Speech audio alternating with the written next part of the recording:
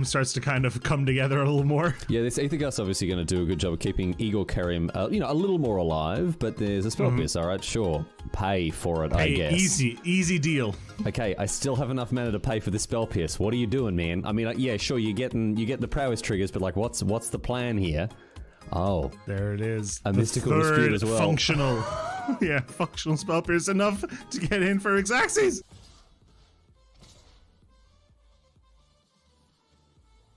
Settle the wreckage. I'm glad you asked. Oh my god!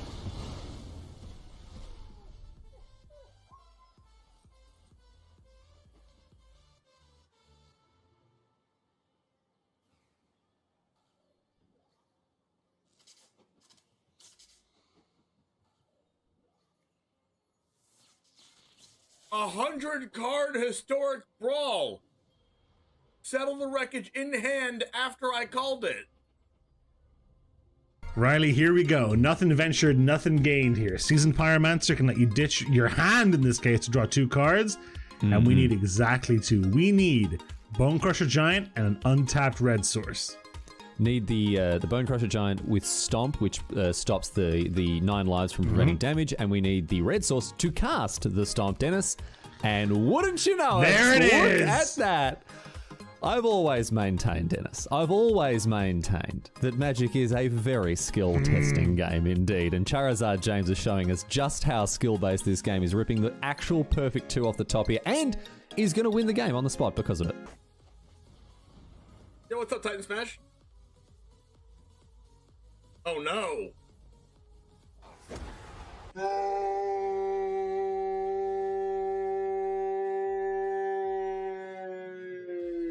If this was the only way Tybalt's Trickery had ever been used, Riley, I think it would have been balanced the way Wizards intended it. I think this is actually Magic as R&D intended. Tybalt's Trickery. Getting rid of an eye twitch? Why are you scared of an eye twitch? Now you have to deal with the lolth. What was that? I'm terrified of an eye twitch, dude. Like, if only it had been something like a lolth, you know?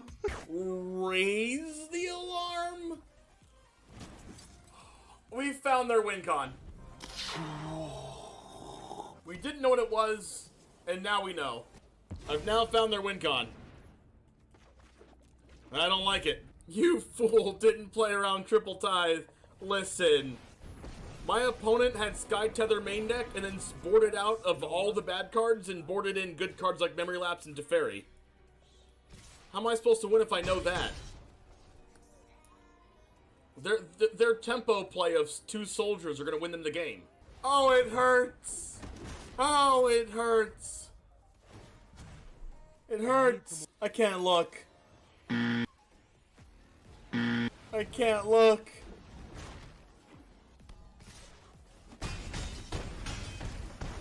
Ow.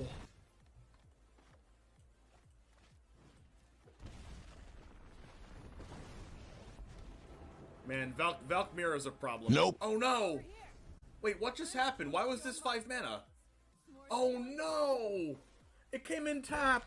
Oh no! It came in tap.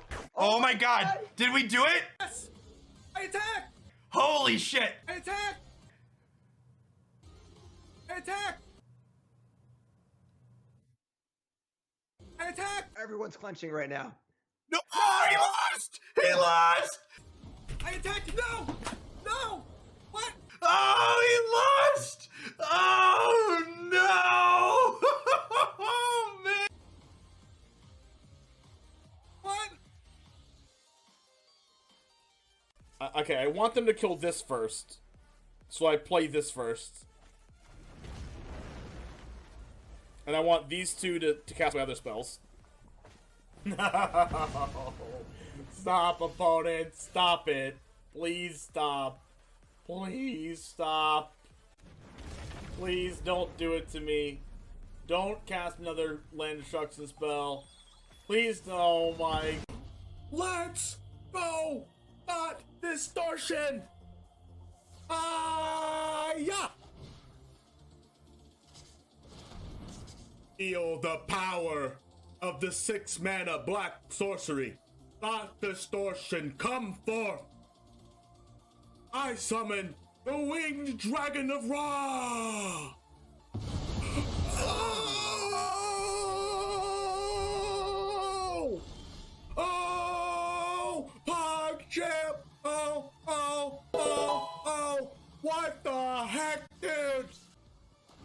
exaggerating. Oh, Royal Russian again! Oh my god! Kicker! Base!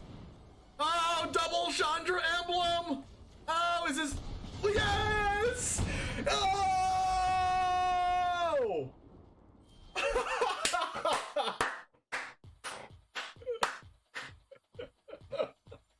Oh! I guess I should just use this anyway. Wait, is this game? Oh, face damage! Oh! No freaking way!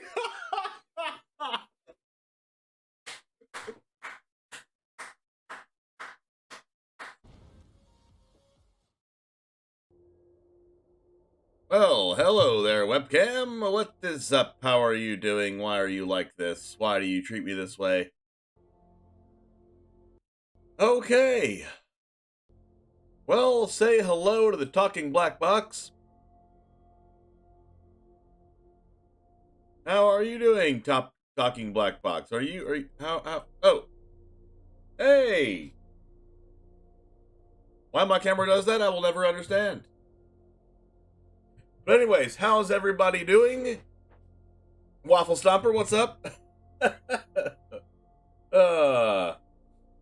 Nimble Sloth, how's it going? We're gonna play some enchantments today. But first, happy Valentine's Day to you, and happy Super Bowl Sunday to you as well. Not all the time do we get to have, just kidding, Valentine's Day is tomorrow.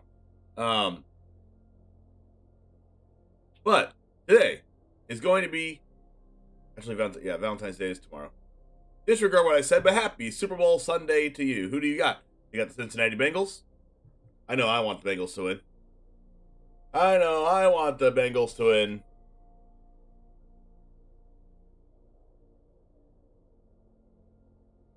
You were just shouting at me on YouTube. Are you James? Waffle Stomper? Waffle_5 Yes! Yes! How did you get your YouTube name to be James, by the way? Is it just James?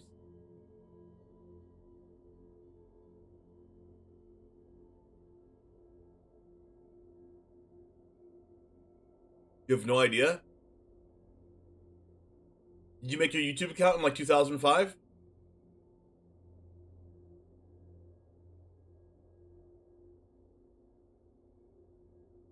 Oh, actually, yes? Oh. Oh. Yes is the answer. Okay, yeah, I know it's a Google thing, but like, you can't take someone else's name, right? Especially on YouTube.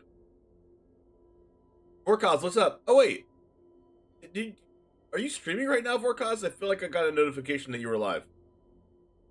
If your YouTube is connected to Gmail, it'll take the name connected to the Gmail. My YouTube name was my email address for a hot minute. Not my YouTube name, my Twitch name. Huh.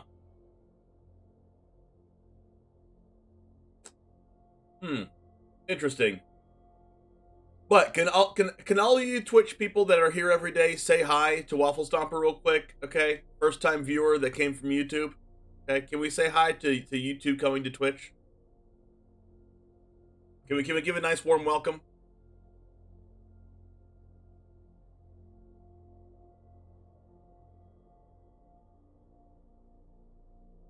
Oh, also, if you want to catch all of the Magic the Gathering talk and all the other type of talk, you can join the Discord by typing in !Discord in the chat. And then we talk in there every single day. Every single day. More people to laugh at me live? Listen, that's why we want more people in here, so that more people can laugh at my stupid things. Okay? I'm not sure. For those of you who don't know the conversation I had with Waffle Stomper, we were talking on YouTube, and he was like, "Yo, James, why don't you show the matches that you lose?" And, well, from time to time I do actually. I usually try to show one match that I lose in every YouTube video. That I feel like it's just a really good match where we just happen to lose. But, hey, James, why don't you show your losses, and why don't you show your sideboarding? because I'm one of those guys that likes to watch sideboarding. And I'm like, hey, what's up, Waffle Stomper? I'm happy that you like to watch that, but the majority of YouTube people hate to watch sideboarding and also hate to watch losses, because I can see those analytics and I can see when you stop clicking on the video. I can see when you click out of the video, and I'm not stupid. So I track all of those things and I understand what you guys do. I know you better than you know yourself. Okay? I know you better than your mother. But anyways, because I know you better than you know yourself, chat, and YouTube viewers, if you're here from YouTube, okay? I know when you click off my video, and I don't want you to do that, okay? And the way I trick you into not wanting you to do that is to make sure that every single match you see is a win.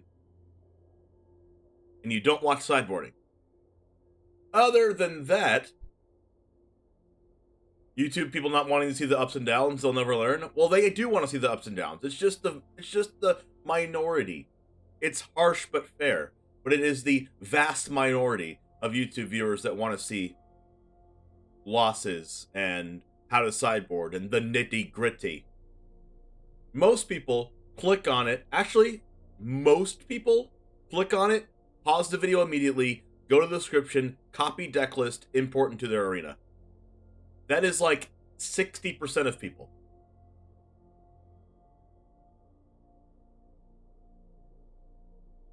I mean, I guess the general public wants to see only the good things. That's true. That's true. Feeling the love, Waffle Stopper? Good, good. No sadness allowed on YouTube? Zero sadness, unless you're MTG Malone's YouTube audience. Then you only watch sadness. No, need to see the losses so we can figure out what to work around. No losses is sort of misleading. I do show losses from time to time, but it is literally people stop watching the video. Literally. Actually, maybe there's a point to this. Maybe the first 2 or 3 matches in a row are wins, just to satisfy the people that love to watch the win. And then afterwards, I can just show, like, wins and losses, it doesn't matter. And, like, stuff like that for the people that like to watch all the way through. But it's really hard for me to know who watches all the way through unless you post a comment in the video saying that you watched all the way through.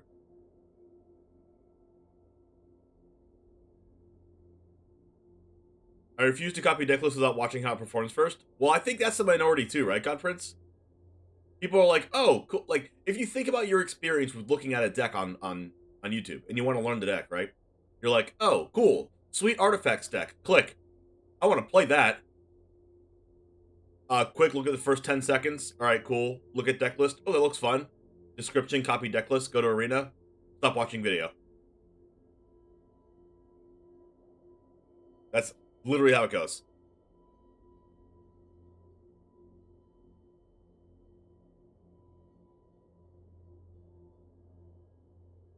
Dad joke tribal? By the way, speaking of dad jokes, we have a new thing on the bottom to use with our rare candies chat. It is called Tell Me a Dad Joke. So you can pay 1,000 channel points to have me just read off one of these dad jokes from this class, or look up one online to show you, to tell you, or find one from my memory bank in my mind.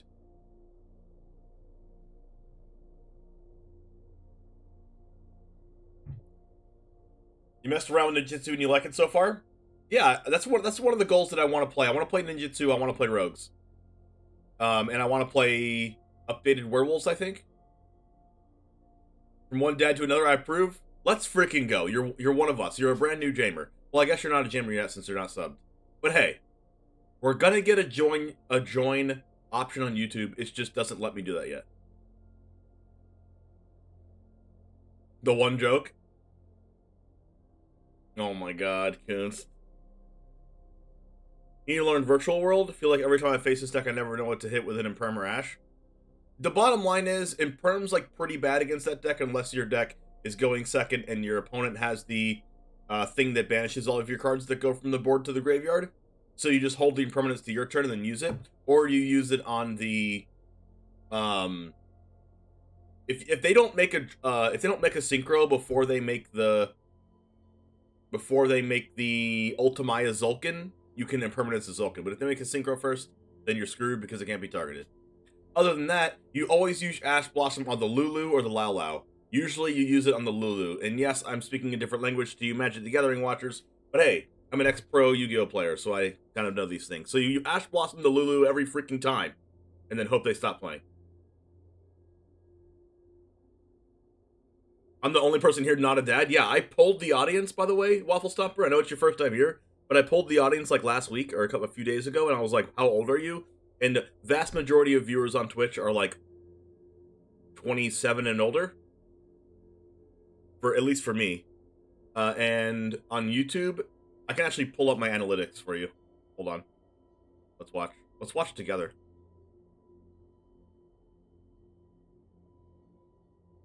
Are you guys ready to actually get really, really bewildered?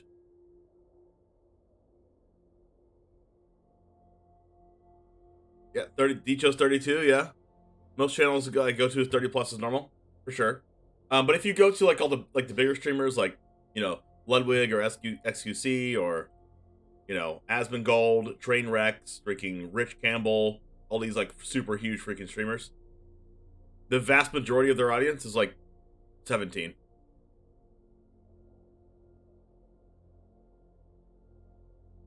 But I want to show you something. You feel like a child, God Prince? Because you are. You want to know something very interesting? Let's just go ahead and show you real quick, actually. Alright, watch and learn, chat. This is what I look at. On the plus side, you're flat through a Tri-Brigade Zoo. That's like probably the second best deck in the game. Griff's 20, not even old enough to drink in the United States. Wait, you mean to tell me that you're a tier 75 judge and you're 20? I don't trust you anymore, God Prince. I don't trust it. Anyways, watch time from subs. Not subbed, 50.1. Subbed, 49.9. You know what this means to me? People should subscribe to the channel more. Age and gender. Really, really... I know I'm not alpha male, okay? I know for a fact I'm not alpha male, okay?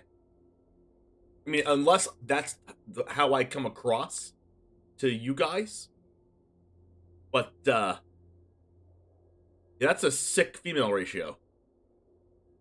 Crispy 0.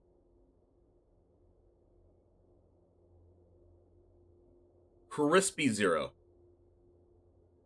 You feel old, soon to be 34? I'm 29, so the math checks out.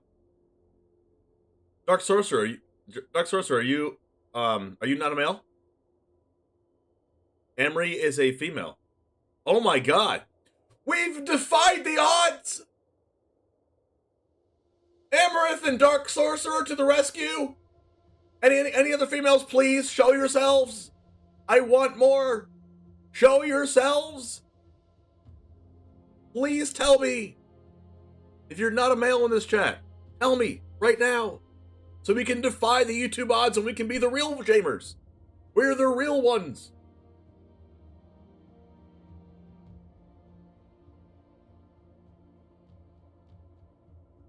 Oh my gosh, no, I don't mean it like that, Codes. I don't mean it like that. I mean, tell me who you are. Finax GG with the Barney emote. Wait, Dark Sorcerer, are you 56? Oh my gosh, you're like the person that I go to at the at like a random pre-release where I'm like super excited to play my cards and I thought I made the best deck and then I get stomped by someone like Dark Sorcerer. I'm like, oh my gosh, I got destroyed. How did that? They were actually like descended down from heaven to play this match against me. I got demolished.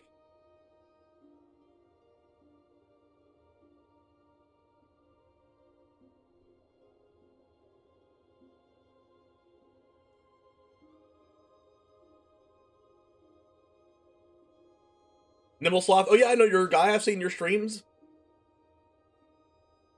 Nimble wins today, for sure.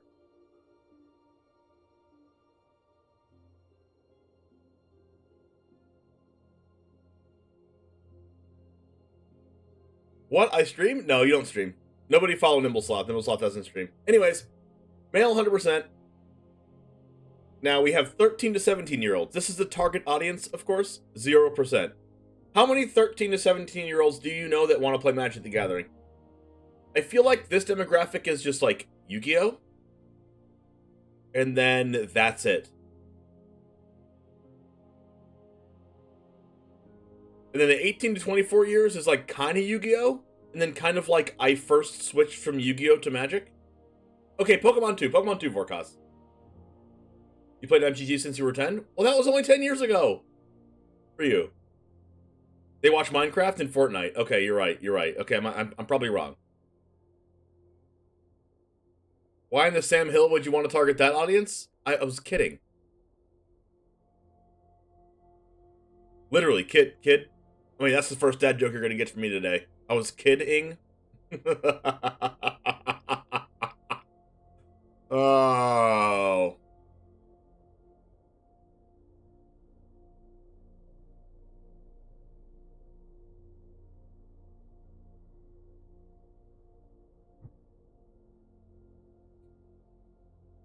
You're to keep their attention? You don't think I have enough energy? I have more energy than any 29-year-old I know on Twitch. You have a link for YouTube, !YT. In the chat.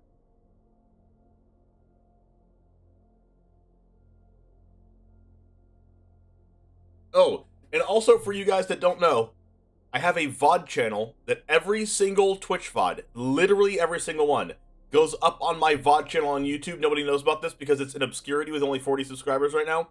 But hey, if you missed a stream and you want to watch it, the best thing to do is watch it on YouTube. Don't go back and watch it on Twitch. It doesn't actually support me at all. If you do that, because Twitch doesn't monetize that. YouTube, on the other hand, does help me if you watch my VODs on YouTube because it actually does help me out, literally. So go check out my VOD channel, !VODs in chat to find that channel. It is The One Jim VODs on YouTube. 25 to 44 range is pretty much the people who played Magic from around the start. That is probably true, right? Which is why it's, 89.7% or something crazy.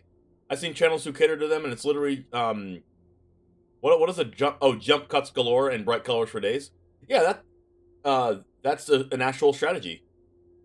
Because they're used to watching TikTok content. So you gotta make the jump cuts and colors galore to cater to the audience. But yeah, !VODs in chat if you want to rewatch my stream from start to finish and skip around or whatever you like to do. You can check out my VOD channel. Do that. Anyways, so this is the thing I was talking to you about. 45 to 54, 8.5%, 35 to 44, bunch of percent, 25 to 34, bunch of percent. And everybody else is like literally everybody's in that range. Oh, sick. Some stuff. By the way, I'm on a streak of how many days in a row? 1, 2, 3, 4, 5, 6, 7, 8, 9, 10, 11, 12, 13, 14, 15, 16, 17, 18, 19, 20. 21, 22, 23, 24, 25, 26, 27, and that is, what video is that? I've done 28 videos in a row. 28 days in a row. We're almost approaching a month in a row.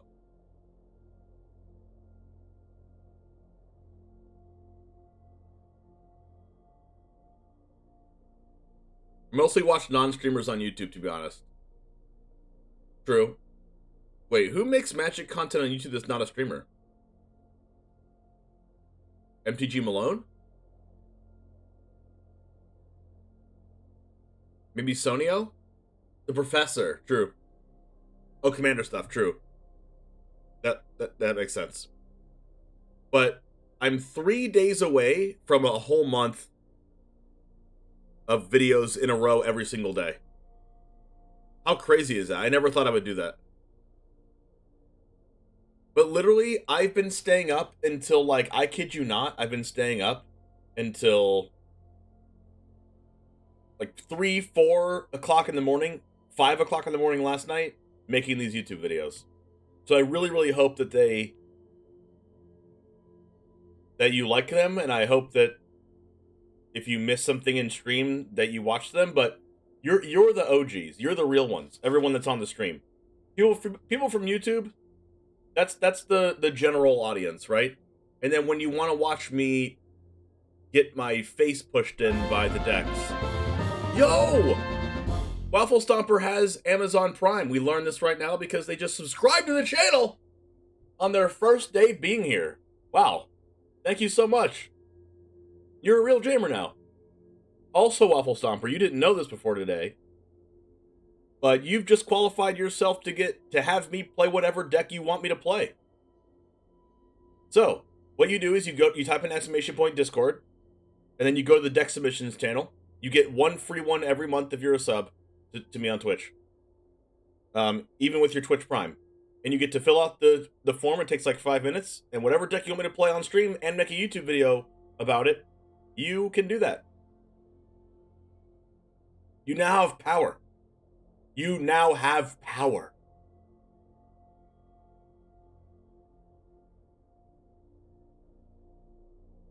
Listen, I don't know what you guys do in other channels, in other Twitch channels or other YouTube channels, but when you're a sub here, you have power, actual powers, to get me to play what you want on stream for free every month. There is a cat going absolutely nuts in my house. And their meow goes something like, meow wow, meow wow, super loud. Can you calm down?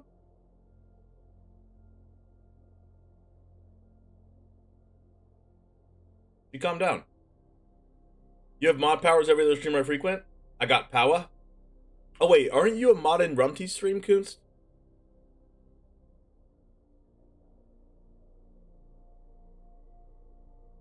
True. Alright.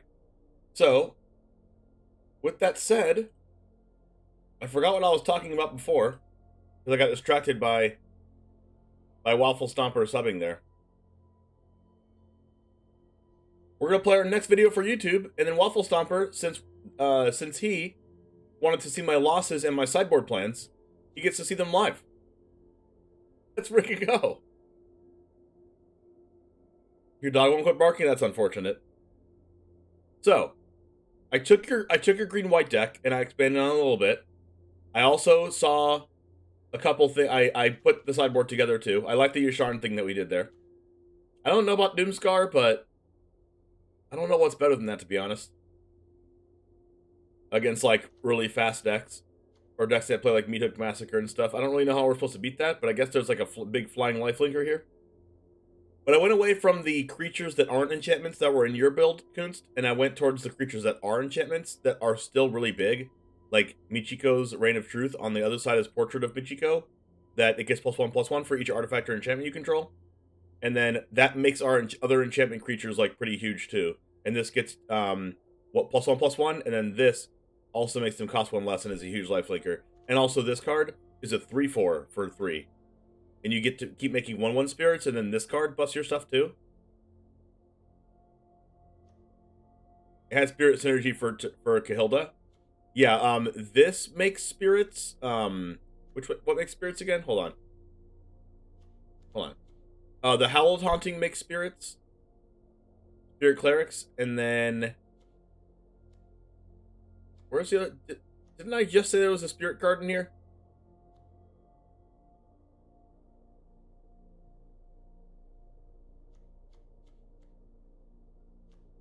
Where's the other spirit card? I know I had something else that's not Catilda.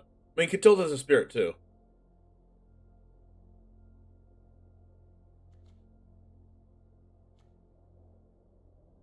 Oh, the Architect of Restoration.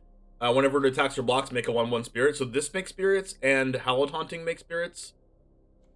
So it increases the power of Catilda. So this could be like a freaking huge lifelinker. If you see anything in here that you really don't want me to play with, Kunst, tell me and I'll take it out and put something else in.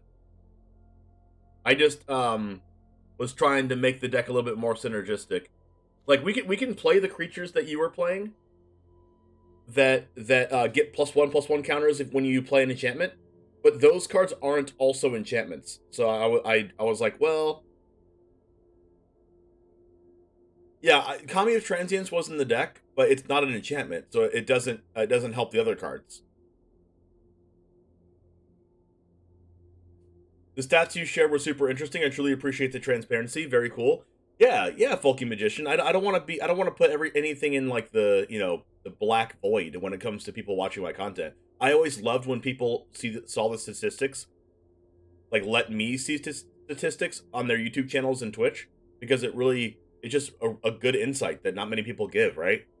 That's why in every single one of my YouTube video descriptions, I put the untapped profile of the deck. I put my untapped profile so they can see every single deck I've played, every single stat, every single loss. And that's another thing you can do, Waffle Stomper, is you can go to my untapped profile. It's in the description of every YouTube video, and you can see all of those things.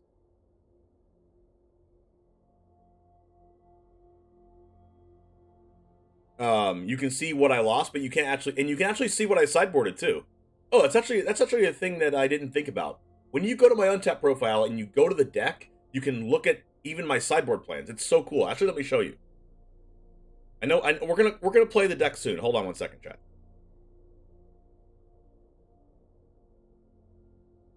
So this here, you can see that with my enchantment deck that I've been playing, or let me just go to what the link has here.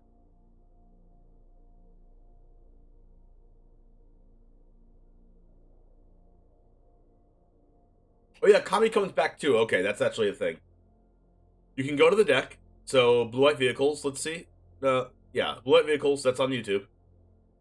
You can see that we went 2-2. But you can also see, against the Izzet deck, you can see what we won game 1, then we lost game 2, and then we lost game 3. But you only see this game in the YouTube video.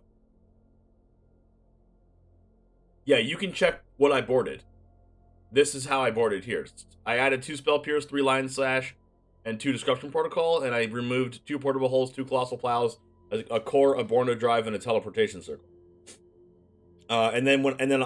Once again, I added back 2 Colossal Plows, a Teleportation Circle, and a Surge Hatcher mech on the play. And then you can see that this match against Naya, you'll only see this game and this game on YouTube. But this game, you won't see. Because I know that if I show it, people will leave the video. But you can check all my sideboard changes. And even in decks that I've played more than 4 matches. And I'm like, my YouTube channel is more for entertainment purposes, but it does have the element of learning how to get better at Magic, and learning different, synergies and making better decisions. And that's why I explain a lot of things that I do on my YouTube videos. And obviously I'm just ripping them from the stream, full transparency. I stream it, and then I rip and I download the stream VOD, and then I edit the VOD. Because it kills 2 birds with 1 stone. I can stream it and record it for the YouTube at the same time. You do like my YouTube videos? That is like the #1 comment that I want to hear. I mean, just lie to me, even if you don't watch them. If you don't like them, just tell me you like them. I'm just kidding. Don't do that. You're the only Magic streamer I sub to on YouTube? Oh my god, are you lying? Thank you so much. That means a lot to me. Like, there's so many people that are sub to, Crokeyz and CovertGoBlue and HelloGoodGame and, the Professor, I Hate Your Deck, all these different things, and it means a lot that you want to watch me on YouTube. All right. They're too hip. You're the one, James. So am I less hip, and that's a good thing? You did sub to CGB, but he rubs you the wrong. I mean, I think he's. I think the thing that is good to point out about him is that he's super genuine. Like, he wouldn't have gotten as big as he is now if he wasn't super genuine. And he's one of the smartest creators that I've ever met. He's so smart. Oh my gosh. I was talking to him in Las Vegas for the MTG Vegas, and he is he just like blew my mind on like the things that he thinks about for his channel and stuff. It's yet to be square.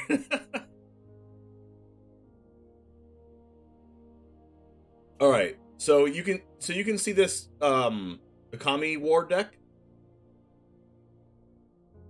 5 and 6, and you can see that I lost to the control matchups, right? I lost to Dimir, I lost to Esper, and I lost to like a really fast mono red burn deck. But you can see my sideboard plans, you can see every time I play the deck, and you can see how far I played the deck even after I made the YouTube video. Like, this match that I played was after the YouTube video. This match that I played after the YouTube video. And, like, there's some that I played before the YouTube video, too, that you can, like, watch, you can see all of that. So, really, really good. And I don't even think, like, the decks that I do for YouTube aren't even, they're not complete, they're not done. They're for entertainment value and to show you how, to show you like a quick snapshot on some cards that I like and cards that you can think about playing. It's not like that it's the most competitive thing ever. Like, yes, I've done very well in tournaments, and yes, I think I'm a pretty good Magic player, but it doesn't mean that every deck I play is going to be like amazing or groundbreaking or whatever. But one thing I do have to say, one thing that I am going to say here is that you'll see me post videos on YouTube that have titles like, is it too good? Or are they the real deal? Or it's wild? Or it's unfair? Things like that. Because those are just buzzwords that people like to click on. And I would be actually hurting myself if I didn't do things like that. And you can think that it's clickbait or whatever. But that's just the reality of the situation. That is just what I have to do. It's not actually, there's two different kinds of clickbait. There's bad clickbait and good clickbait. Bad clickbait is saying undefeated mono black snow. And then I don't go undefeated. That's called lying. Or best tier 1 vehicles deck. And I've only played 4 matches with it. Like, that's lying. If I say that something's actually tier 0 or tier 1, it's because it actually is, based on the statistics. Like this, where I write tier 0 werewolves, it literally is the best deck. When I write tier 1 partners, it's because it's a tier 1 deck. This is the mono white splashing for partners deck that's like everywhere in Alchemy. When I say 75% win rate dungeons, it's because I actually had a 75% win rate. If I said tier 1 whatever in the decks like tier 4, that's lying. That's bad clickbait. Good clickbait is doing something compelling, like, are these enchantments too good? Well, you can find out for yourself if they're too good, but I personally really like the Spirit Sisters call card, and I think it's really, really good and criminally underrated. So, and you'll get to see me do some really cool things with Spirit Sisters call on this deck that I think you should definitely watch. That's the difference. But anyways, let's go ahead and go back into the arena and play some green-white enchantments.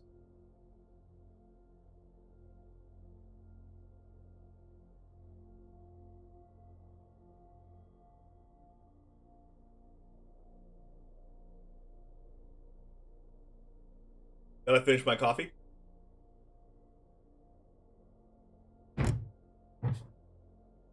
Now we're on to Diet Mountain Lightning. So we can go.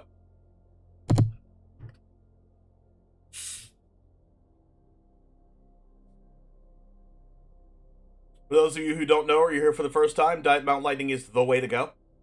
It's also 69 cents nice at Walmart for an entire 2-liter. And it's actually cheaper than water. Whether it's good for you or not, it's a completely different story.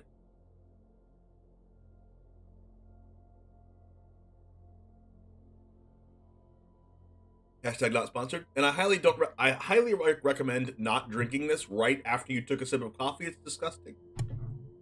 Why did I do that? Oh, that was bad.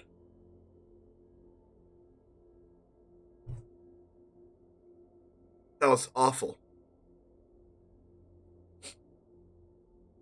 Imagine drinking coffee right before you drink soda. Anyway. So, Kunst, we're talking about Kami of Transience.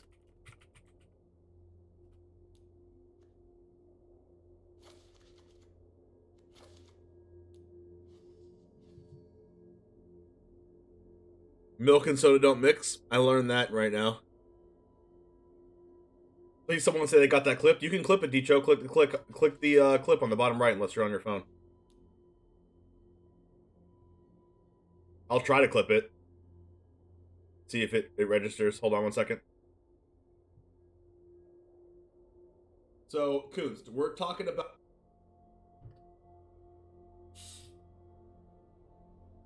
Hold on. For those of you who don't know or you're here for the first time, Diet Mountain Lightning is the way to go. It's also 69 cents nice at Walmart for an entire 2 liter. And it's actually for an entire 2 liter. Hold on. Hashtag not sponsored. And I highly recommend not drinking this right after you took a sip of coffee. It's disgusting. Why did I do that? Oh, that was bad.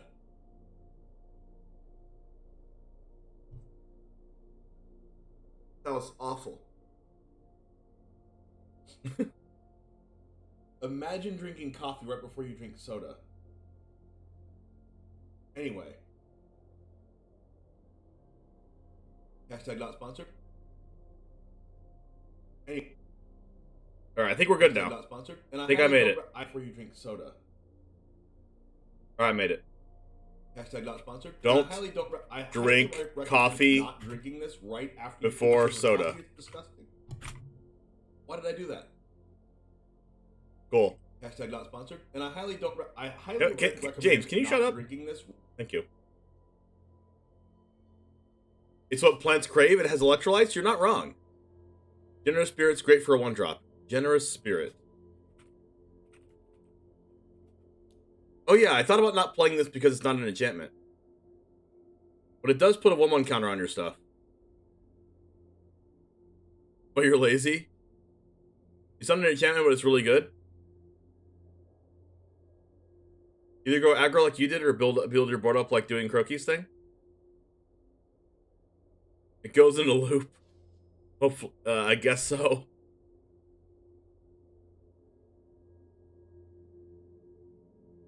Alright, I gotta post it on Twitter now. Pro tip. Don't drink soda right after coffee.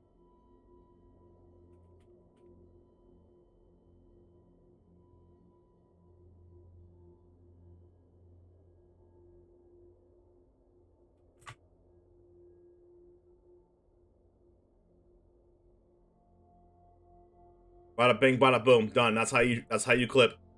The single best thing you can do to promote my content if you want to do that thing and you're interested in that sort of thing is to clip my stuff. That's the single best thing you can do. Because then I can just click the clip and then I have the clip. And then it's amazing. No enlightened tutor creature to search for enchantments, not worth it? Probably not. I mean, we'll probably only be searching Hallowed Haunting or Borrow Time with it, right? Everything else is just not good enough to draw on turn 4.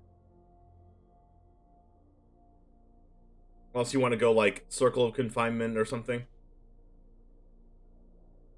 Are you playing Generous Visitor?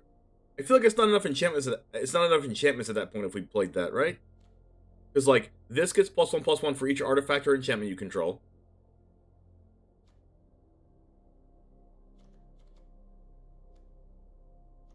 This makes enchantment creatures get +1/+1. This makes enchantments cost 1 less to cast. This gets +1 for each enchantment. And then this says when you cast enchantments, it makes stuff.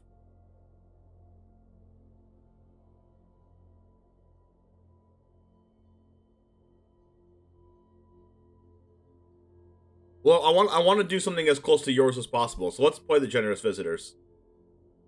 And then we can we could not play the Hallowed Haunting or sideboard them.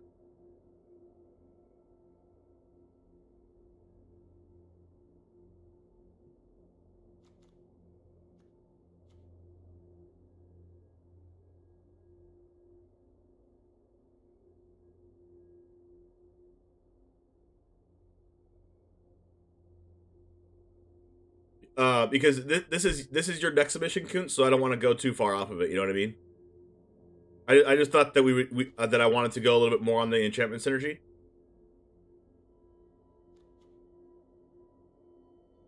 And this card actually does a lot of aggro. Also on +1 till end of turn for each artifact or enchantment you control. This thing can make like a 11/11 creature. I think Michiko's Reign of Truth is actually pretty good in aggro.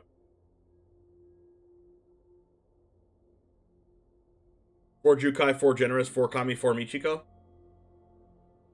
Wait, 4 Generous?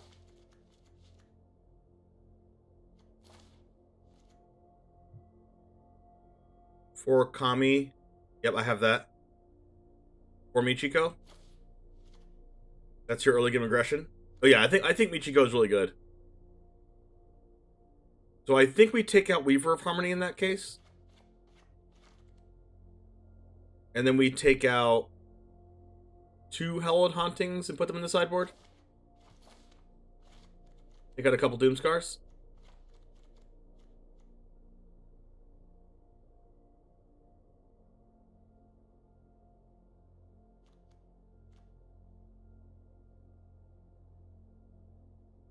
The 1/1 Death Touch makes an enchantment. That is true, RK. That is true. Maybe that's better than Doomskar against aggro decks. Actually, I think it is. Death Touch, enchantment.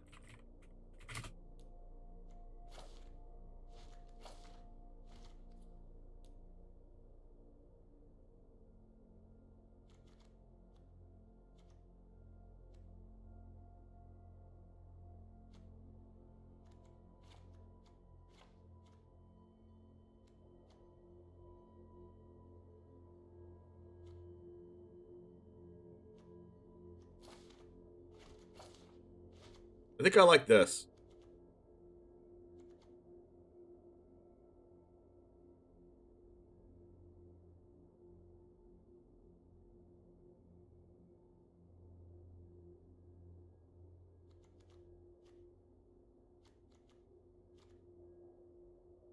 Tameo's in main.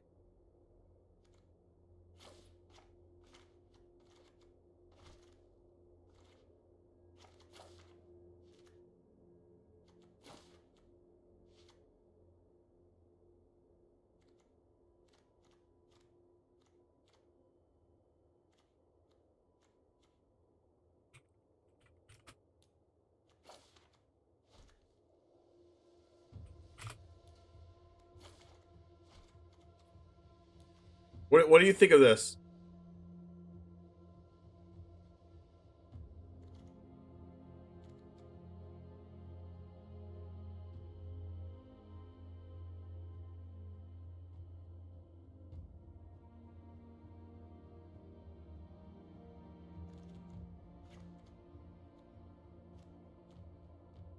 What does Haunting do? Permanent enchantment. As long as you control 7 or more enchantments, creatures have flying and vigilance. And that happens a lot with this deck. Whenever you cast an enchantment, create a white spirit with this creature's power and toughness are each equal to the number of spirits you control. What does the Cranky Scotsman say? Oh, do you watch him on YouTube too, Waffle? All right, can I do a good Crokeyz impression?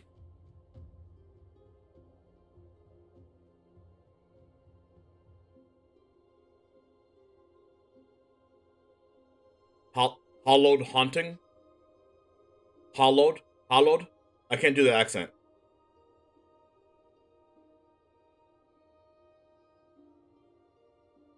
I'm unsure of that one, especially versus board sweepers. Oh no, this is good against board sweepers because it lets you come back against them. Cast an enchantment, make a 1/1. Cast an enchantment, make a 2/2. Like the board sweepers is the reason to play this.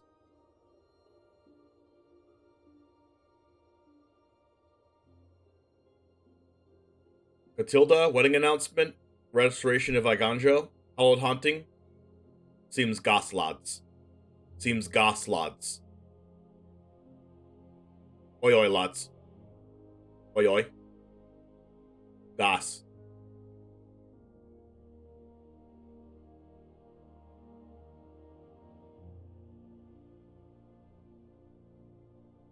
Yeet. What's Restoration? Oh, this card's really good. 3 mana Saga, search your library for basic planes, reveal it, put it in the hand. And then you can discard a card, and when you do, return a permanent with mana value 2 or less from grave to the battlefield tapped. So you can ramp by searching planes with this and then discarding planes and playing it tapped. Or you can search the planes and then discard like your Circle of Confinement and then play it back from the grave tapped and then trigger it. Or any other of these cards, or this, or the Generous Visitor. Whatever you have in your hand, it's just free value. Search, discard anything of this, and then play it tapped. It's really, really good.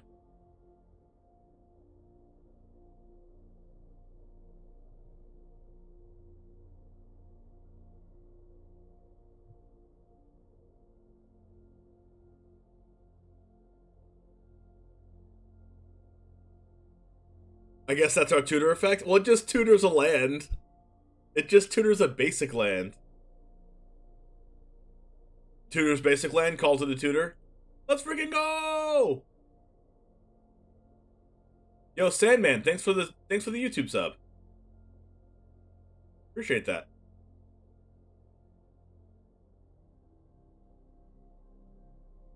By the way, full transparency. Since I've gotten monetized like a week ago, maybe like 6 days ago, 5 days ago, something like that, I've made $15.87. Yes! That's like 3 whole Twitch subs. $15.87. That means we're rolling in the dough. We're the next CGB.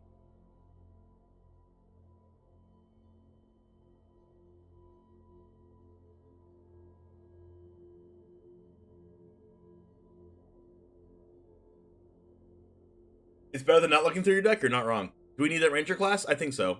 It's more value. And it's an enchantment. I also would never play Circle of Confinement. I replace it with Stance. It kills big guys, save your guys from stuff. Yes, but Circle of Confinement's an enchantment. And so it's more synergy with our deck. And it deals with Reckless Stormseeker in like every 3-drop. Like, we're probably going to have a little bit of a hard time with, like, Goldspan Dragon, right? So you probably might need something in the sideboard for that. For Gold Spoons.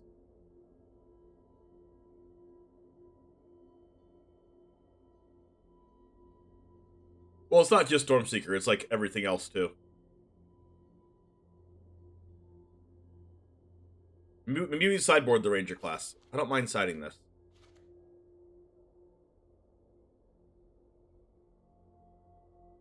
Two seats.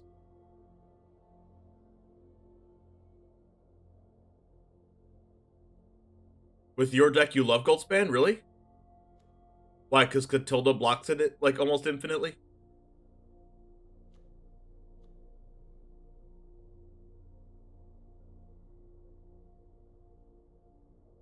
You haven't lost any games versus it. Oh, that's broken. So I guess we don't have to worry about Goldspan? Alright, let's play this. Are you okay with this build, Kunst?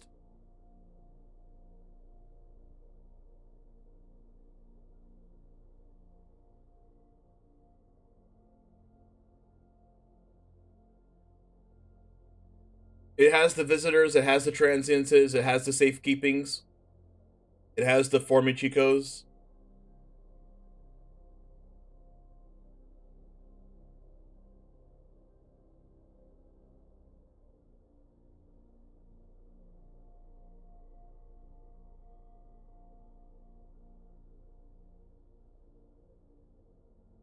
Goblin Engineer. Still needs stances? What are you killing with stances, Kunst? I guess a Seaga's Chariot? So I guess we can take a Fang out.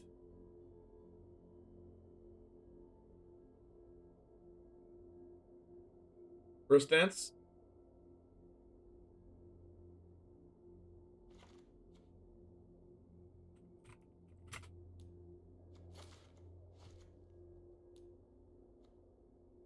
Alright, let's go with this. To kill lobsters in the 7/7? Also true. I mean, I guess if they have a lobster, you're already there. and you didn't already win already, you're kind of dead already.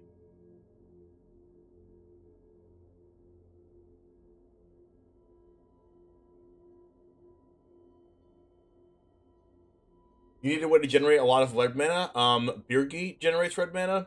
Let's see.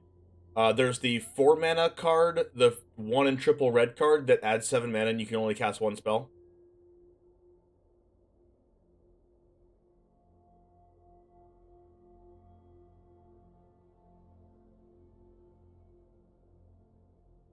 All right, let's go ahead and do this. I'm going to Valentine's dinner with my fiance today. So I'm going to be stopping stream at 4 like always. And we're not going to go past 4 today.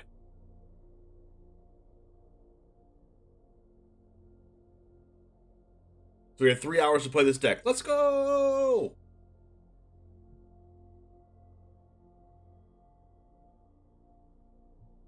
Bring me a Valentine's cake.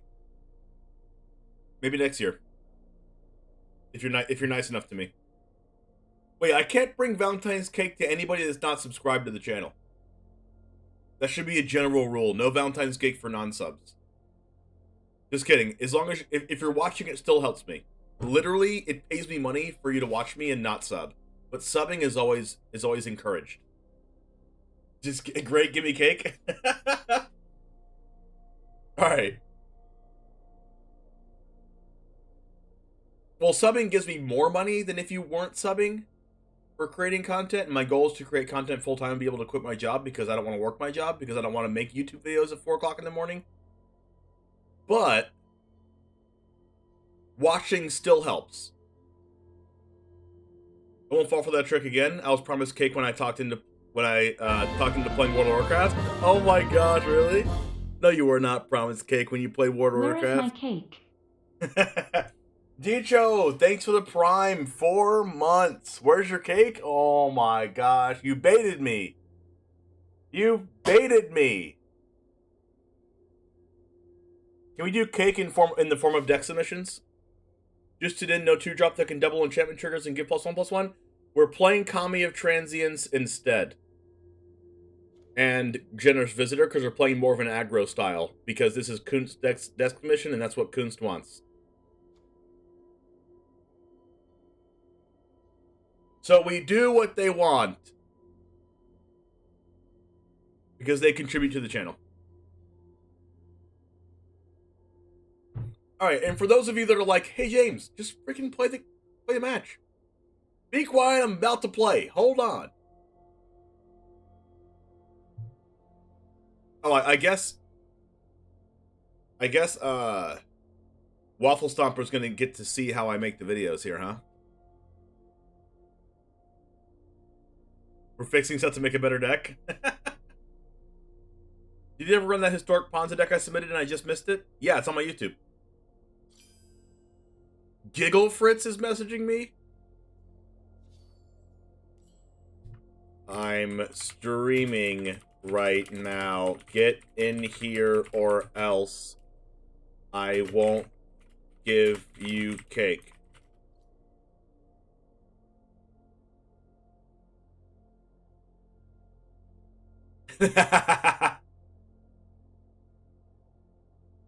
There he is. There he is. More times better than confinement and sideboard?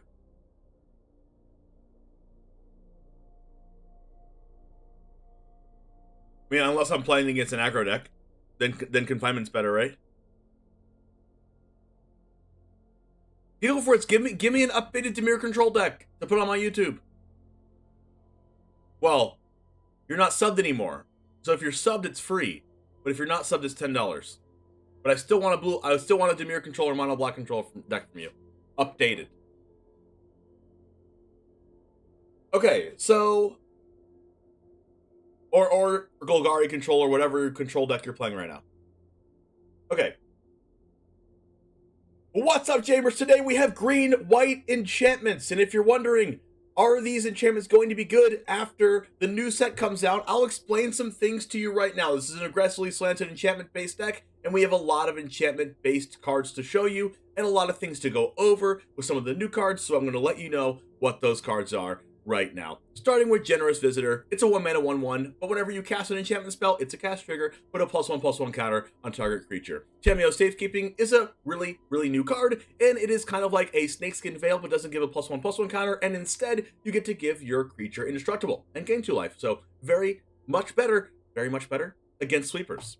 We also have Michigo's Reign of Truth, which is a target creature gets +1/+1 until end of turn for each artifact and or enchantment you control. So that makes our creatures humongous. We also have Spirited Companion, which is an enchantment, and it is a creature dog. It's the best dog, the best boy, Spirited Companion. It is a 1/1, and then it just draws a card. But it is enchantment for our enchantment synergies. We have Jukai Naturalist, which is a 2-mana, 2/2 lifelinker that makes our enchantments cost 1 less. And yes, that means 2-mana Restoration of Alejandro, Wedding Announcement, and Catilda. Now, Kami of Transience says whenever I cast an enchantment spell, put a 1/1 counter on Kami of Transience, and it also has Trample. The cool thing about this card is that during each end step, including your opponent's, if an enchantment was put into your graveyard from the battlefield this turn, you can pick this right back up from your graveyard back to your hand, and that includes all of your enchantment creatures. So if you have a Spirited Companion, a Kami of Transience, a Jukai Naturalist, and then your opponent sweeps the board with a Doomscar, you get the Kami of Transience back since Spirited Companion died. Now, Restoration of Alejandro, I'll go ahead and explain this one right now. 3-mana card. I think this is one of the best cards in the deck. Search your library for a basic plains, reveal it, put it into your hand, then shuffle. That's not the good part, even though that is pretty good. Discard a card.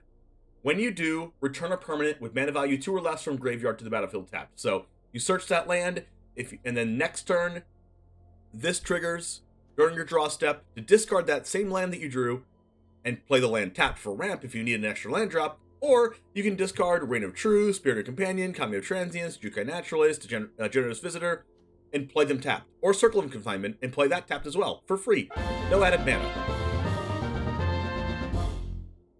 You go first, thanks for the sub. On Twitch. And speaking of Twitch, if you want to catch this live, catch me on Twitch at twitch.tv/TheOneJame. Moving on, Catilda, Dawnheart, Martyr, Flying Lifelink, Protection from Vampires, and then its power and toughness are each equal to the number of permanents you control that are spirits and or enchantments. And since we're an enchantment deck, this is going to be a 9/9 lifelinker or higher. Let's try to get it to 9/9 in this video, shall we? Also, Hallowed Haunting is an enchantment as well, but if you control 7 or more enchantments, which we probably will, all of our creatures get stutter. All of our creatures get Flying and Vigilance, and we win the game. Whenever you cast an enchantment, make a 1/1 spirit. And the spirits have power and toughness are each equal to the spirits you control. So, with that said, we have some creature lands, Cave of the Frost Dragon, Lair of the Hydra, some new lands in Beseja Who Endures and Alejandro's Seat of the Empire, and some sideboard cards like more Tameo Safekeeping, Feign of Shigeki, which is a 1/1 Death Touch, really good against other aggro decks, and it's an enchantment.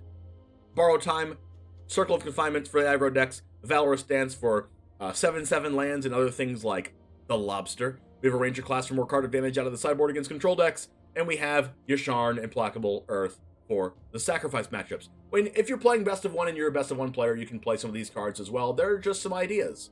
Well, let's go ahead and get into the matches, and it all starts right now.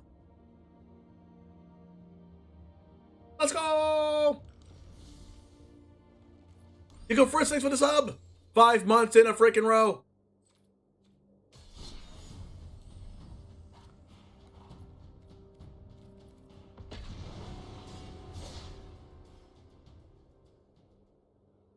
Not just creatures, any permanents? Yep. I like discarding a land to that card and then getting the land back for some ramp.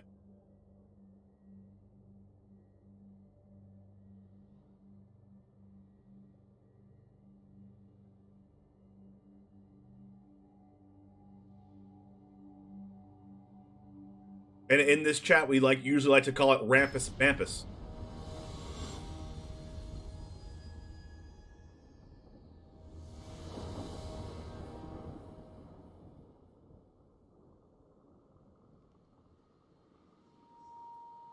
Working for a deck list for you right now? Perfect. Put it in the stream submission form.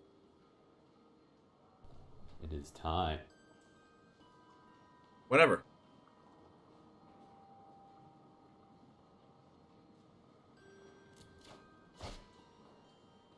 I would love green mana.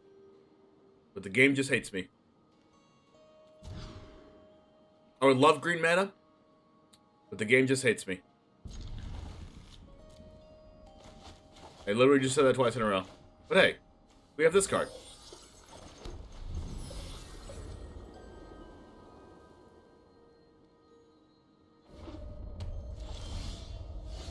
I guess we can try to draw for green.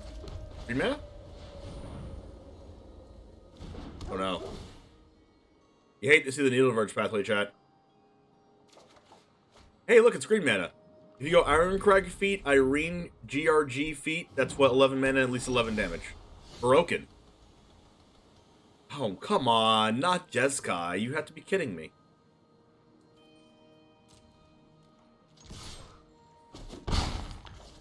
You're actually kidding me.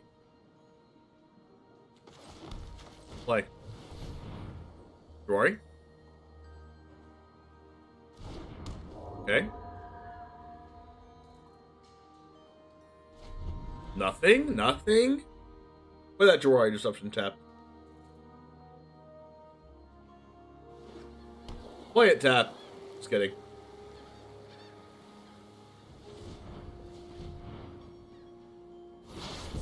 Ooh, Demon Bolt. Tameo's Safekeeping.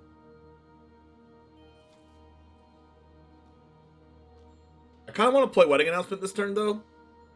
It could be Doomscar. Let's just play this.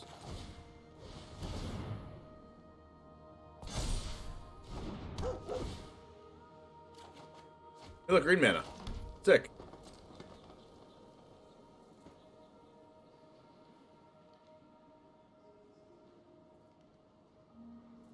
Would you like to Demon Bolt me? Ah, no Demon Bolt.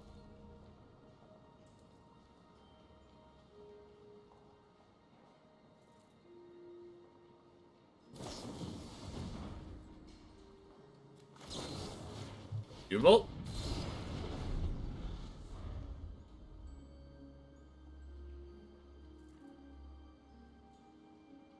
Sometimes it's better to know what your opponent's playing before they play it, chat.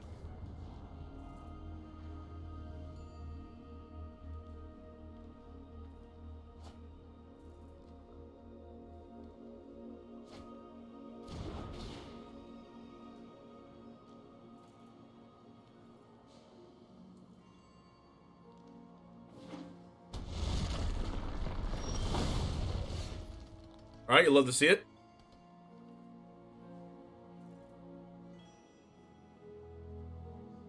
I think we go Wedding Announcement here.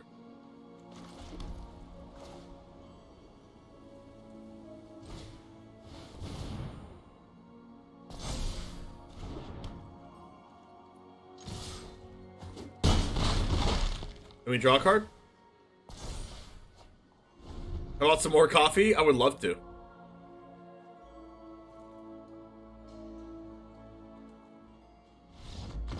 And they scoop. Things you love to see. Things you love to see. Toski, Ranger class, Tameo, Safekeeping.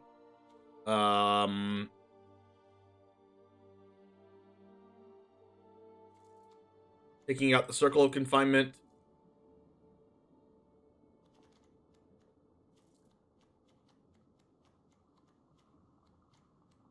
Guess we take out the Hallowed Hauntings. I mean, Hallowed Haunting is hard for Control to deal with, so we probably just need to keep it in. Valorous Dance.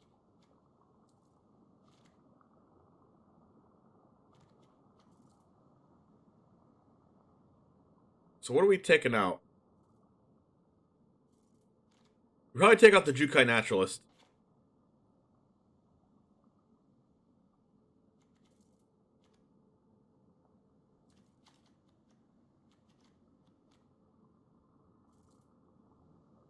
And one Michiko?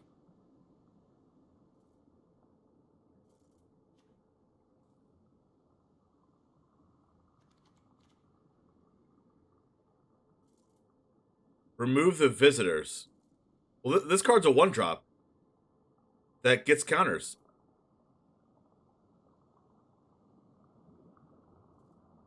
I'm just gonna do this. Blasphemy.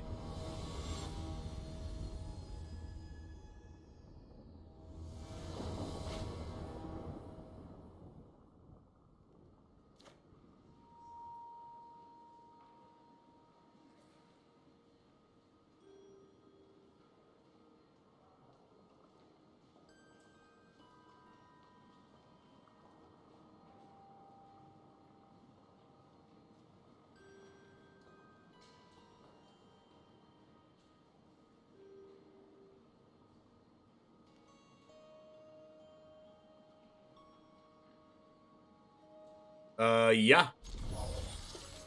Whoa, did that thing just walk over there?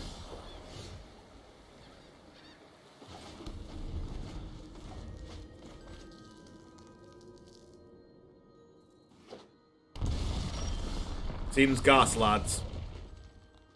They bolted that?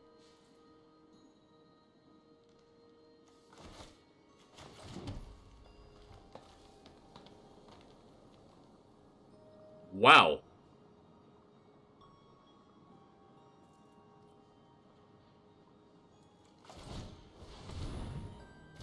I'm okay with this going to the graveyard because when one of our enchantments dies, it comes back.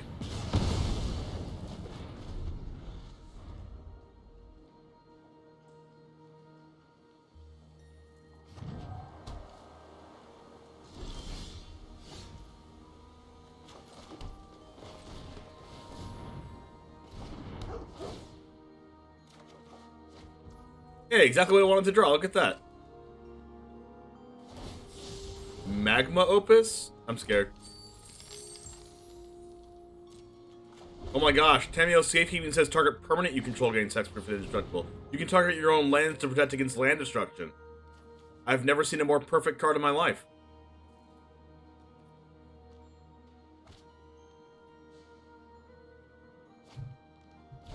I guess Valor Stance kills Sonata, right?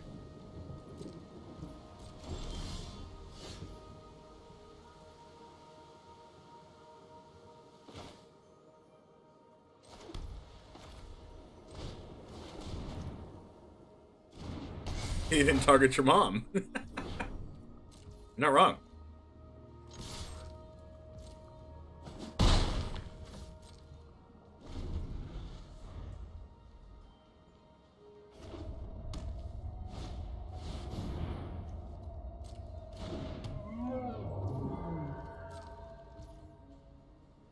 How does Valor Stance not kill this? Oh, it costs one more. Oh. Oh. That is not good for me.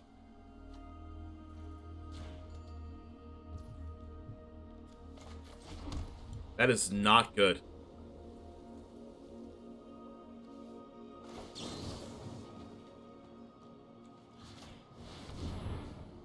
It doesn't die. They probably just like bounce it back to their hand.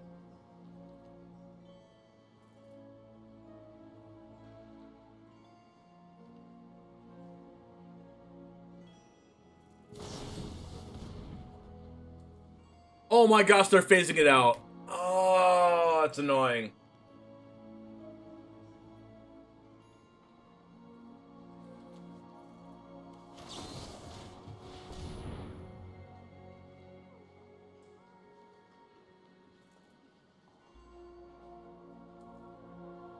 Wow.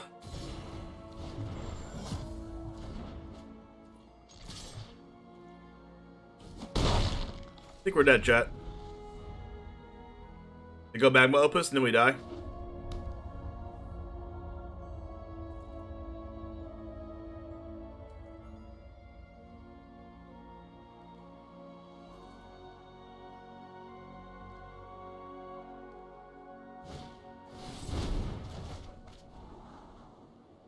Well, that does make that cost less, doesn't it? He made this cost 2 less.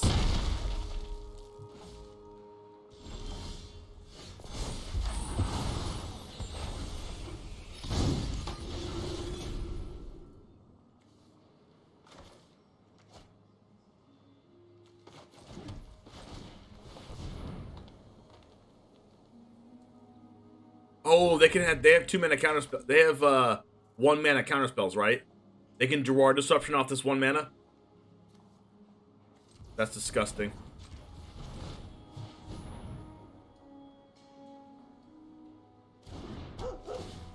Gotta play around that crap.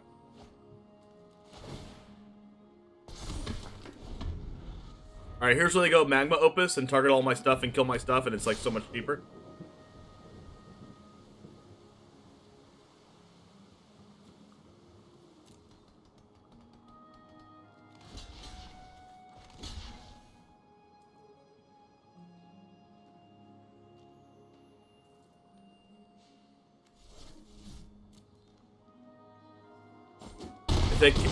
Well, I mean, unanswered Hanana is so good, but it's also guaranteed unanswered, right? Because we can't, like, they phased it out.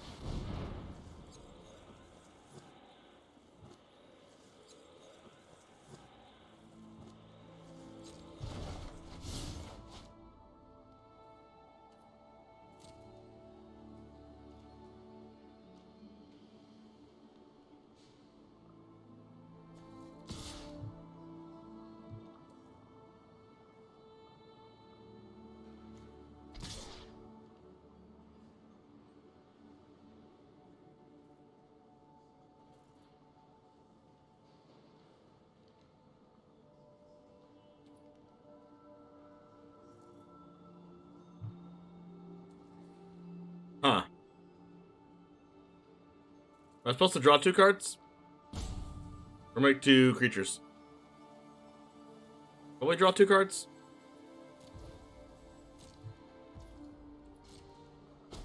Okay, are you ready for this draw disruption that we've known about the whole time?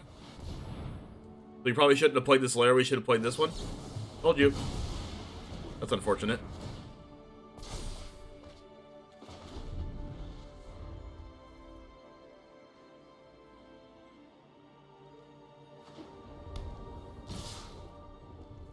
Alright, this gets my Kami of Transience back.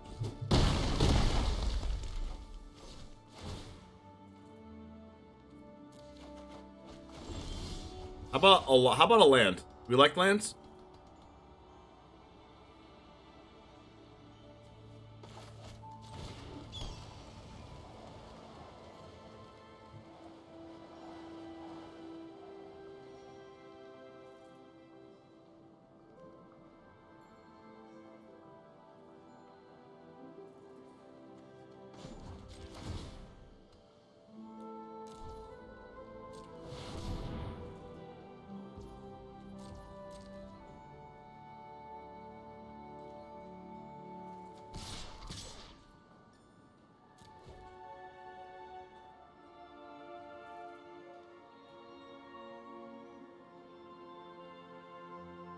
Attack him for lethal?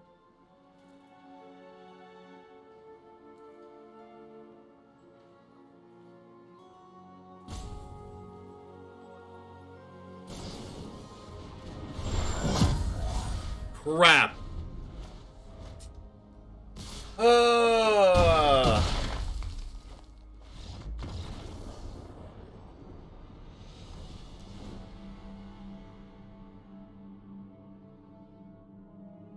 Wow.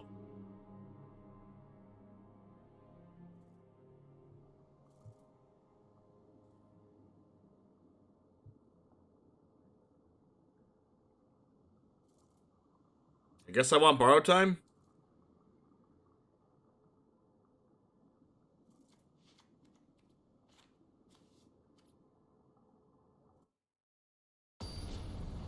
Get the 1-drop back in? Oh, I've had it in.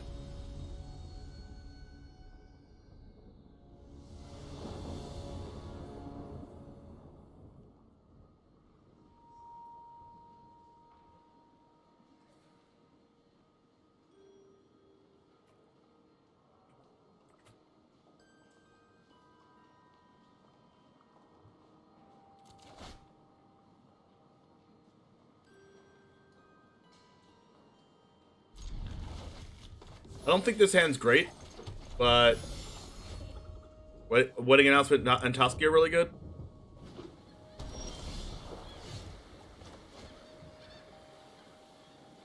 I'm gonna play an untapped land just in case they play an egg.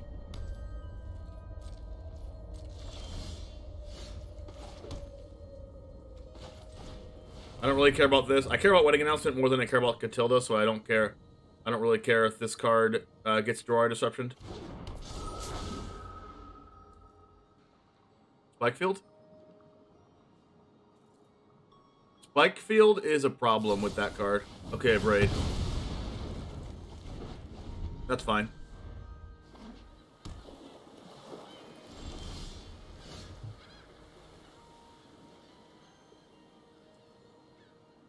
They didn't have Jirari, or else they would have Jirari'd that. So I think I get to play this. Negate. Interesting.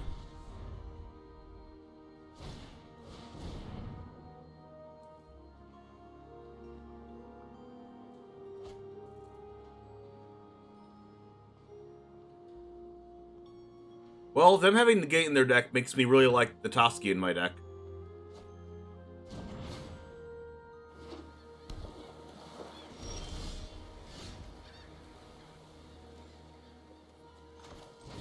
Trying to draw land.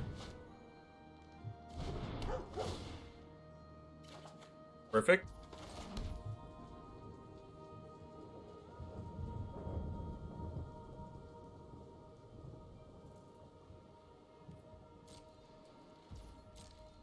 This game's gonna be hard, I think.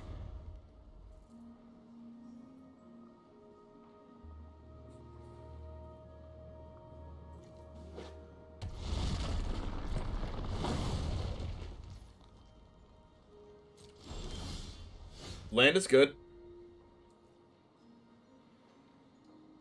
Because they have so many like phase spells and bounce spells.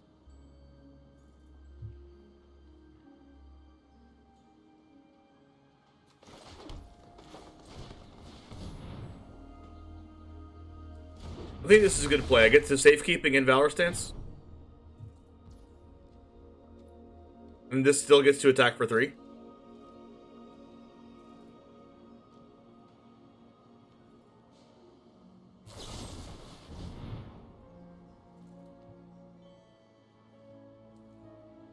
Do I save Valor Stance for their 4/4? Probably. No, I probably should just save my creature now.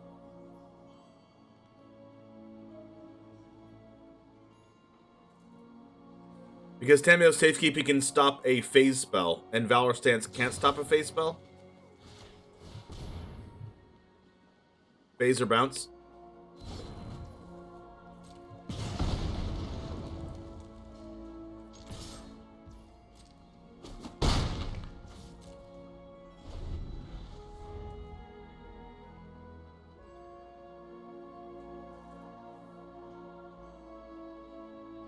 Stance can kill her 4/4. I agree.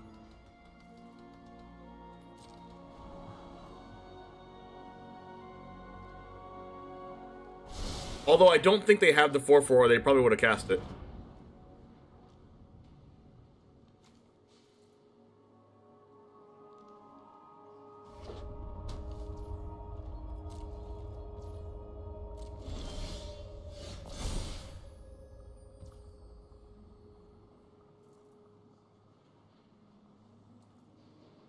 I kind of want a Toski here. But I also kind of want to use this.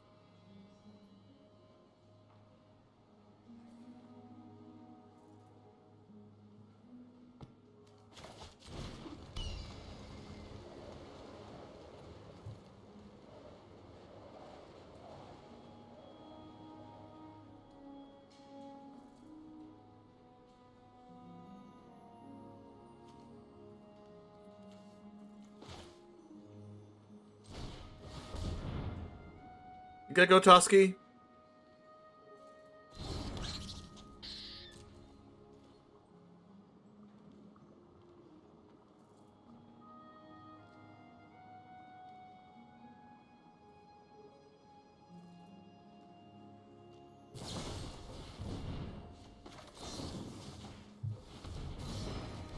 Yeah, if I had Valor stance there, it wouldn't have worked.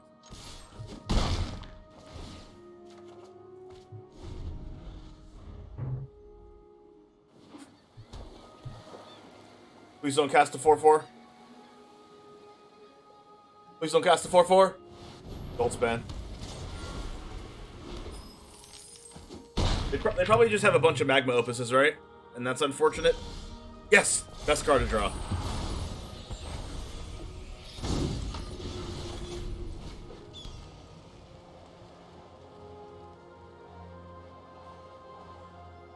Catilda is the best to put on Toski, right? But I could play Hallowed Haunting first.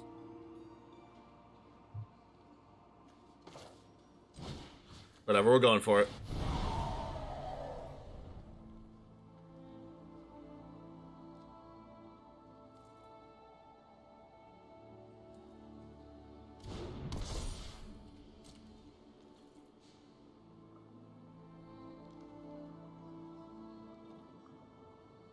They need a negate and a bounce spell. Or a phase spell. By the way, it's build your own questing beast.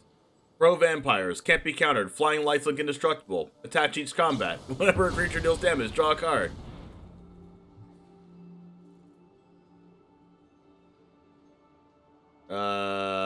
Credit treasure token deals 2 damage to any target.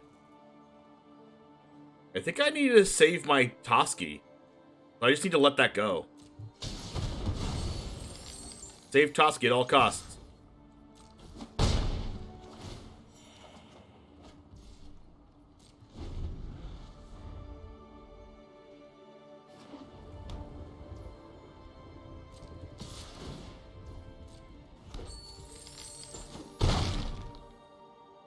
Unfortunately, they get to Magma Opus us and tap our stuff. Then we get to safe keeping our Toski and see if that works.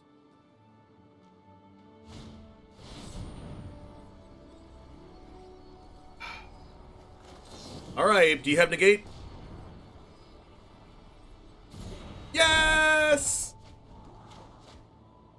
This could be good. This could be good. Hallowed Haunting plus Michigos. Let's freaking go. Please don't draw anything good. Restoration. Alright, land. Haunting. Rain. Buff. Attack for 8.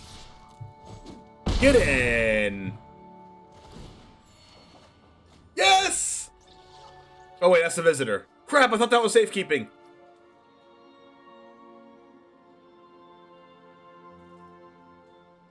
Ride the squirrel!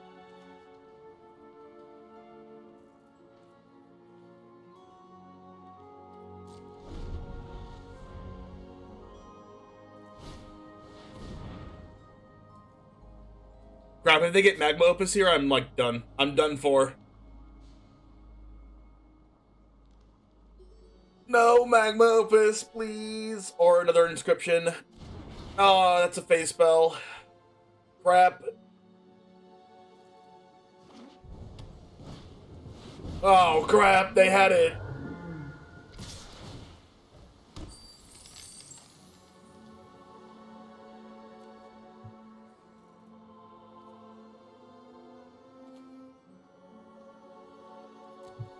I'm not blocking with this 1/1 because I can put counters on it with Generous Visitor. I guess the Fate spell isn't that good, right?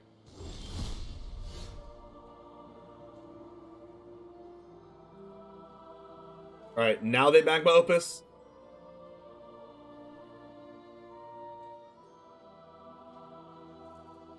Crap.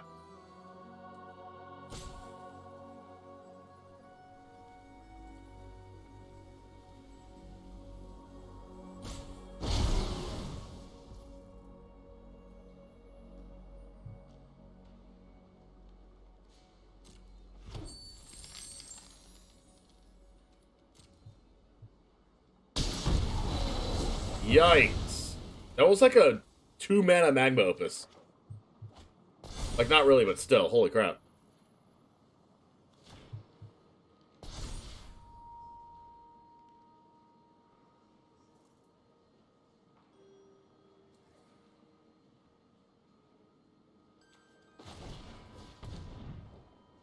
Oh yeah, it was 2 mana. That's crazy.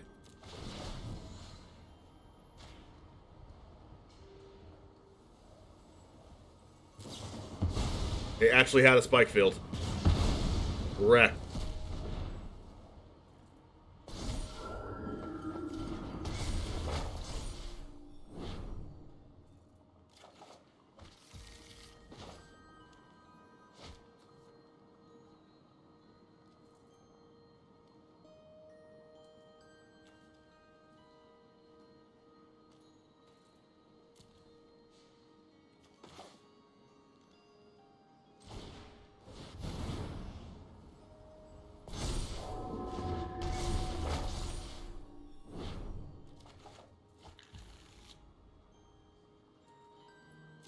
Well, this is the definition of not dead yet, right?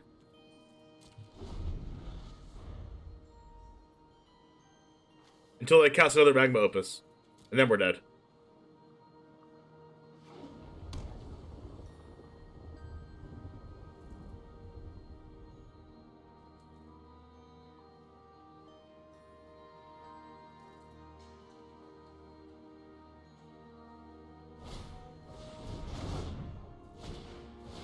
Wow.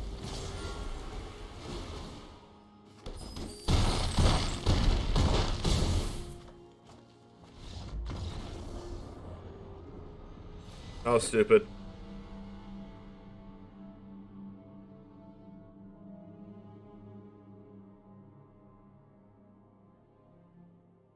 Well, I mean,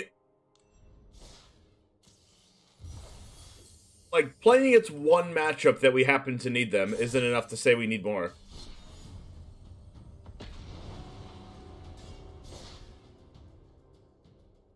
Like, we should definitely play more than one match before we say that.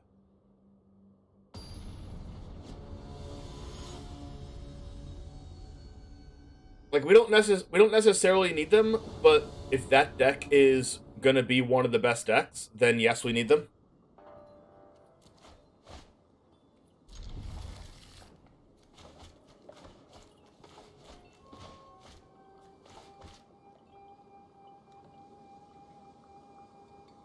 You see that deck 3 times today? Yikes. Like, the fact that Hinata makes your counter spells cost 1 less and makes your opponent's removal spells cost 1 more is just actually insane. Not a fan of Howl Haunting?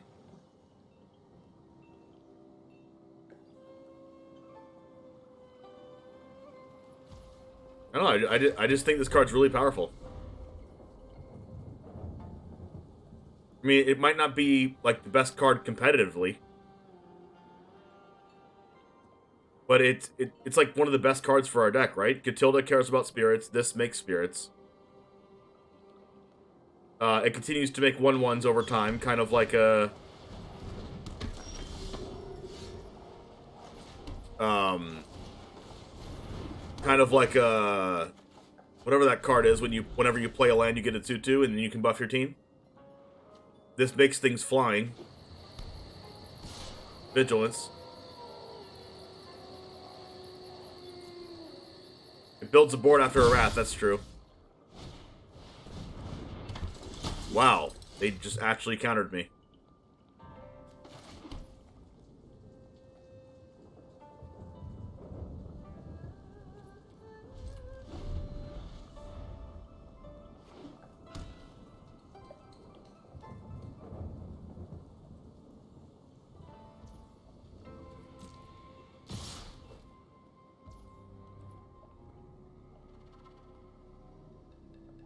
You're probably a Skyclave Apparition, right? I think I'm gonna go for it anyway.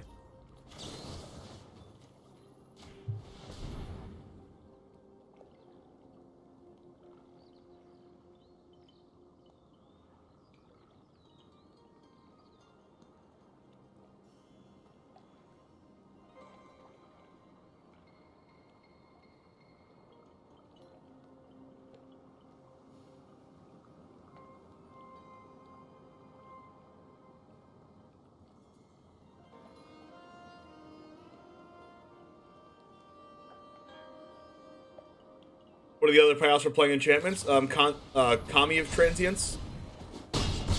I made them use a snakeskin veil though. Pretty good.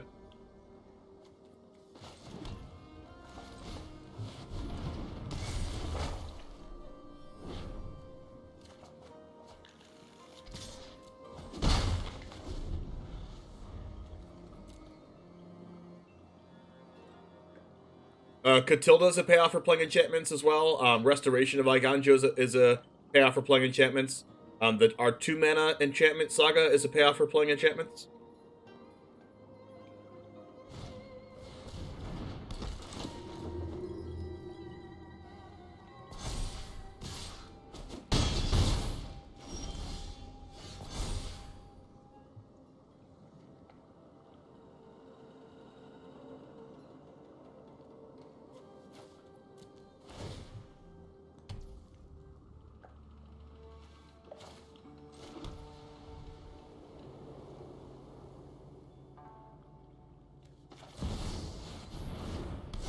Or hopefully they don't kill us here.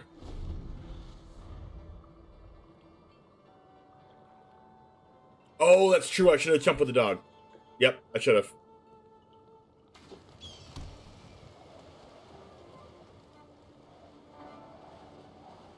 If I jumped with the dog, I could have discarded a land and got the companion back and drawn a card. Wow. That's pretty good.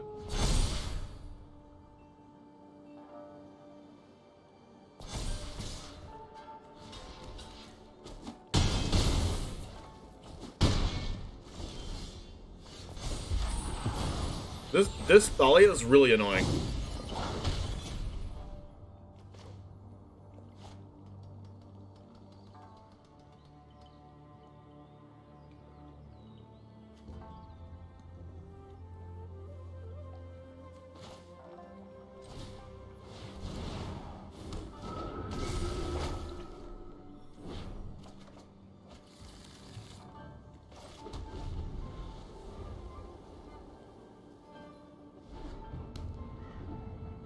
Oh my gosh, they're playing red mana. Oh, that means they're playing the Naya deck that's on my YouTube.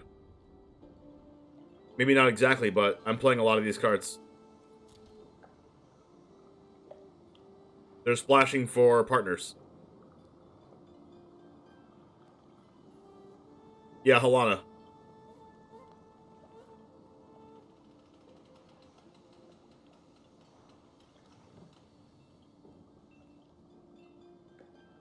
So Architect of Restoration, when this blocked, I make a 1/1 spirit.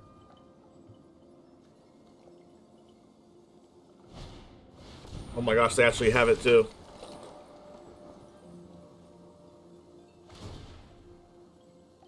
That's really annoying.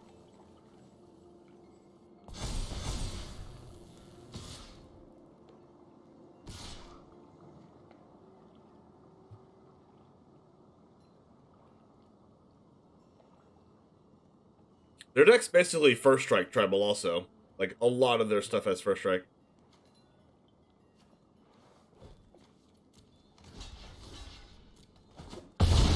Alright, can I get a removal spell, please? How about a land?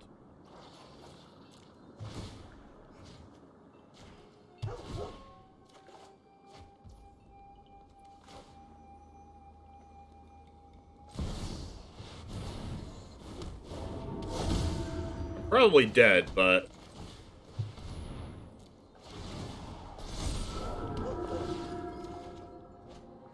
Maybe I can take this to distance? I mean, they don't have flying, right? So maybe Hallowed Haunting can really pull me out of this. I mean, they probably play Skyclave Apparition. So we'll see if they have that.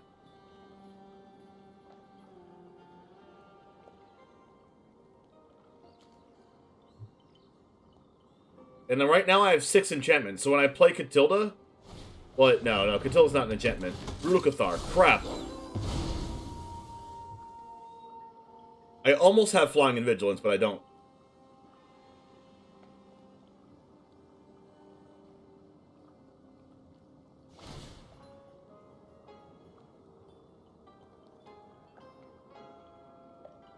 You're gonna get Brutal Cathar Haste. Brutal Cathar was probably the best draw in their deck, right?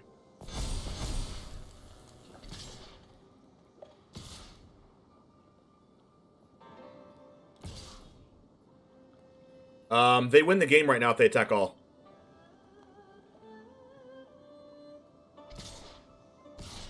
Yep, they're realizing this now. That's unfortunate. Gosh, Brutal Cathar was so perfect. It gave them an additional attacker and got rid of one of my creatures.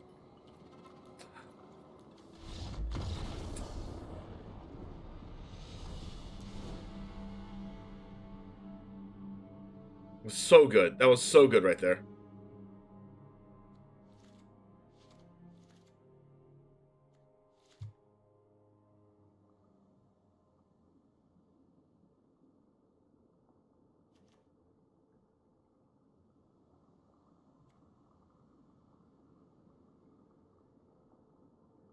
It does accumulate enchantments because the creatures are enchantments. Unless you're talking about the visitor and the transients. Because everything else is an enchantment.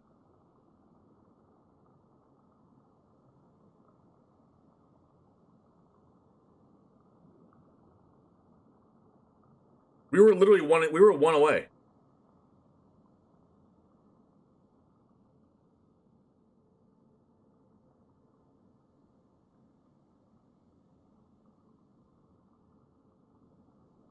What are we getting? What are we taking out here?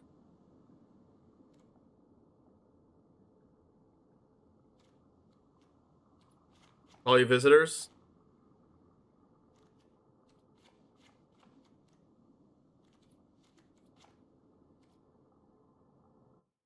You lose the enchantments?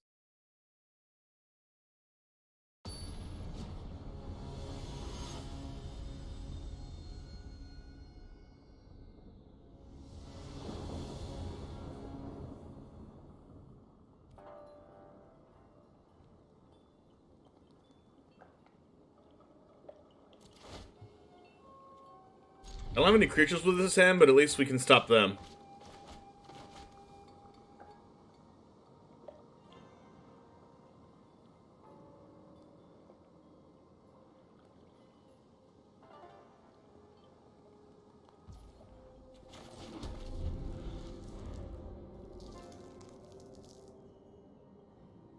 More controlling approach with removal enchantments could help.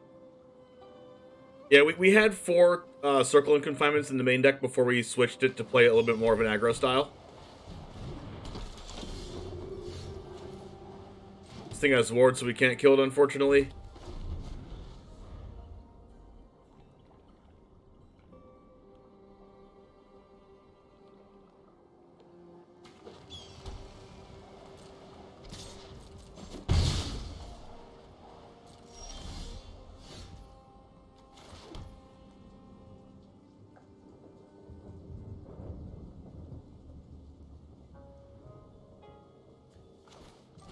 I don't think I need to deal with this chaplain right now.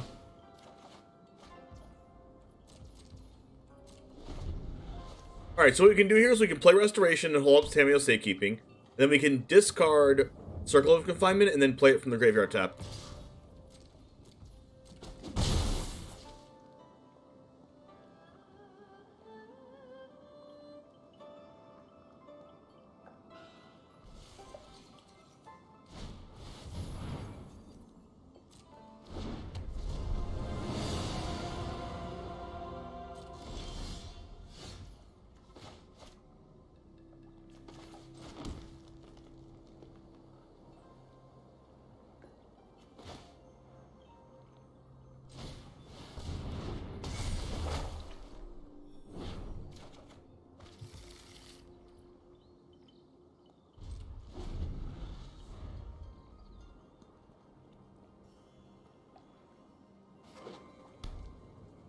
Alright, that's not red mana.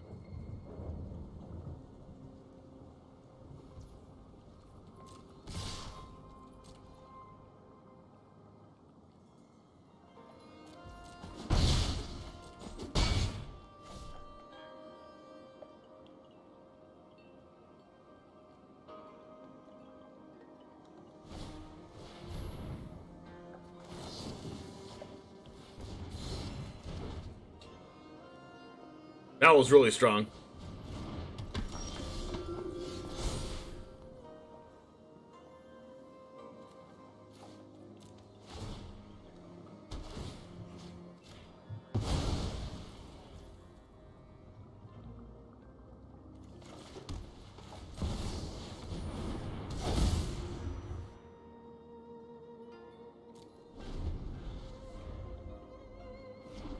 Damio safekeeping it says target permanent. Wow.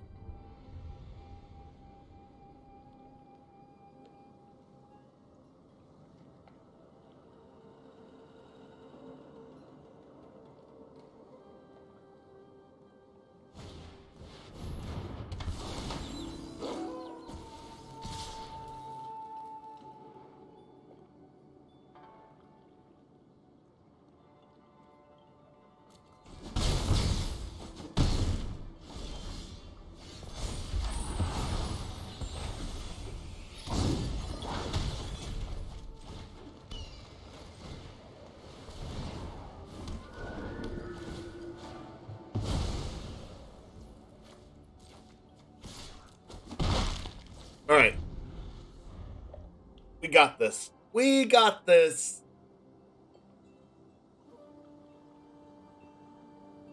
When Architect of the Restoration attacks, it makes a 1/1. Dang it. At least we get to kill the Brutal Cathar with the Circle of Confinement.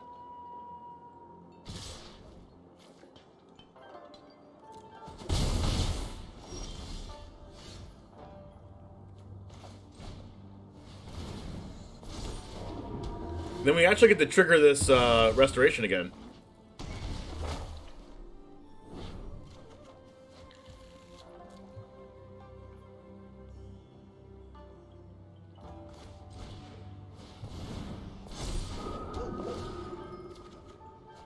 Oh, hey, look, it's flying.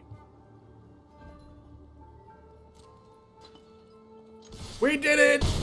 Flying companions!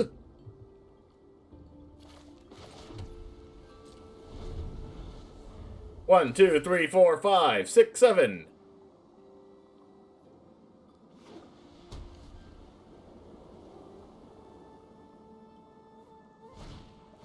Lana?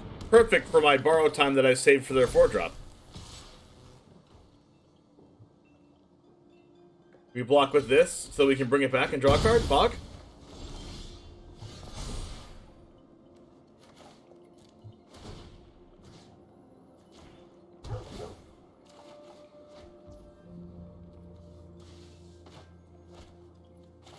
Make more stuff!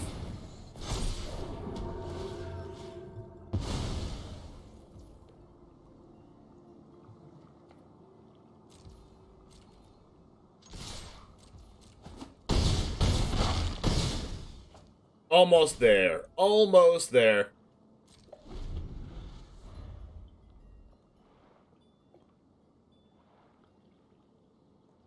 Dude, Hollow Hunting is busted.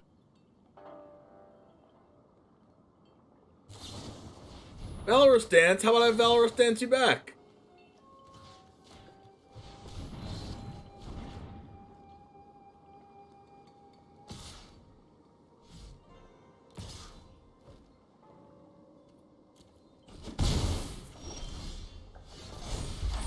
Giggle Fritz in the Discord.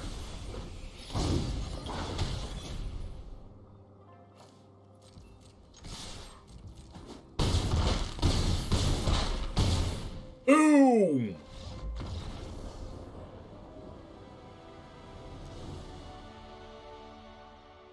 It is in the Discord under deck submissions. And just follow the rules of what it says there.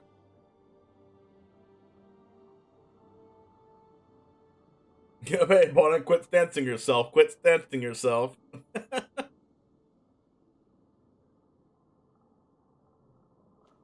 Camio's safekeeping is better now that I know they have Valorous Stance and Sanctify in their deck.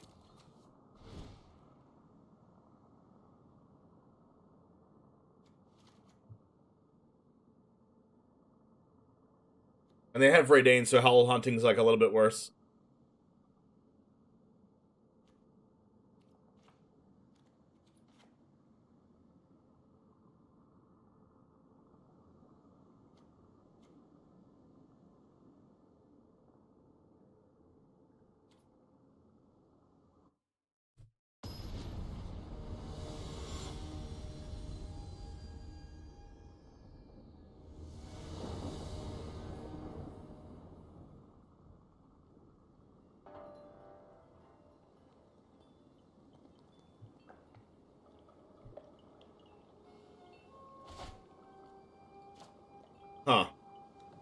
think I'll keep this. I have I have 2 removal spells, 3 removal spells, and then 2 of these whenever I'm ready.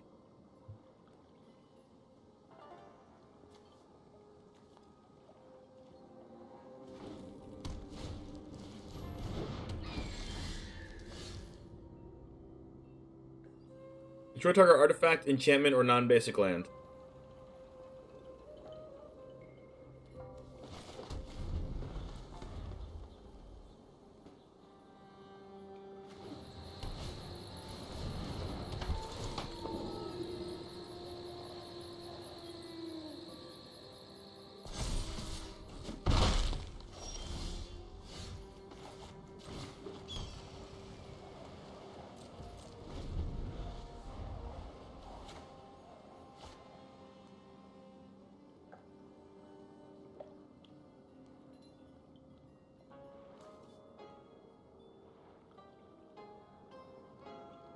If they make the Battlefield Raptor a 3/4, I can Valor Stance it.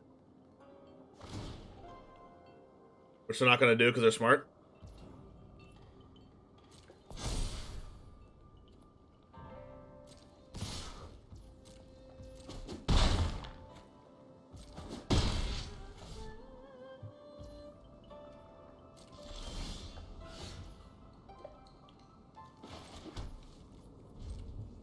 But then I'm gonna channel Iganjo, Seed of the Empire, and deal 4 damage to an attacker blocking creature.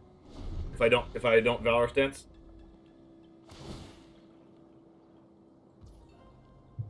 Okay, so now I Valor Stance? No, I Iganjo, right? No, I can Iganjo the Luminarch Aspirant, and then I can Valor Stance the Battlefield Raptor next turn.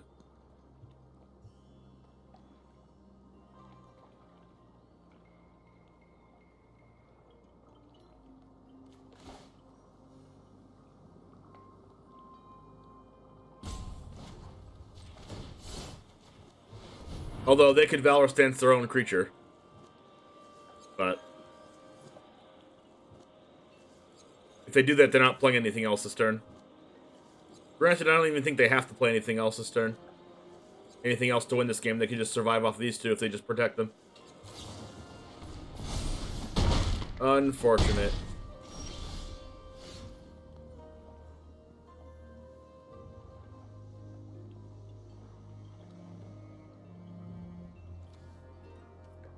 I need to not die to them missing their land drops.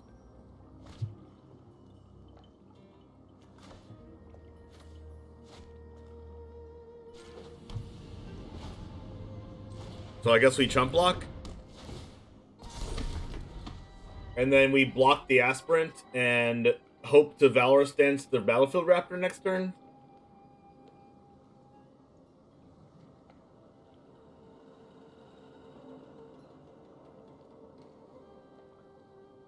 What's the combo, Fridge? Like, if they have a handful of Valor Stances and Snakeskin Veils, I actually don't think we can win.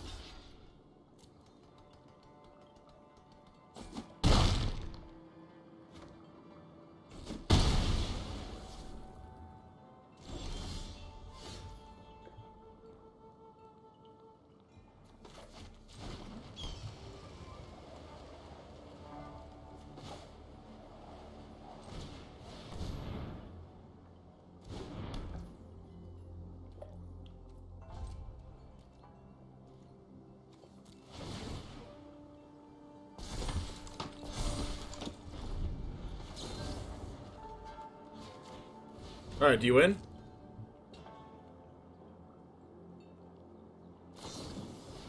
Yep.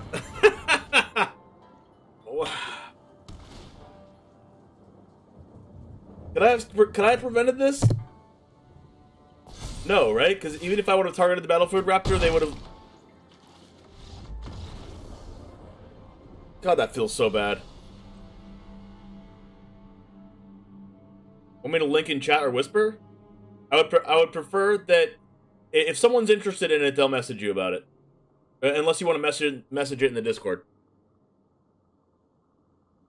But you can link it to me, and then I can look at it. But I'll probably look at it after stream.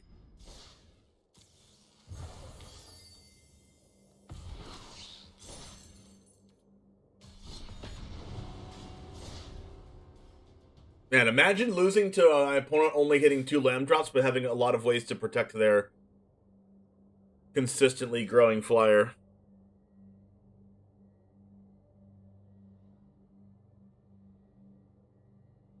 I feel like I did all the right things.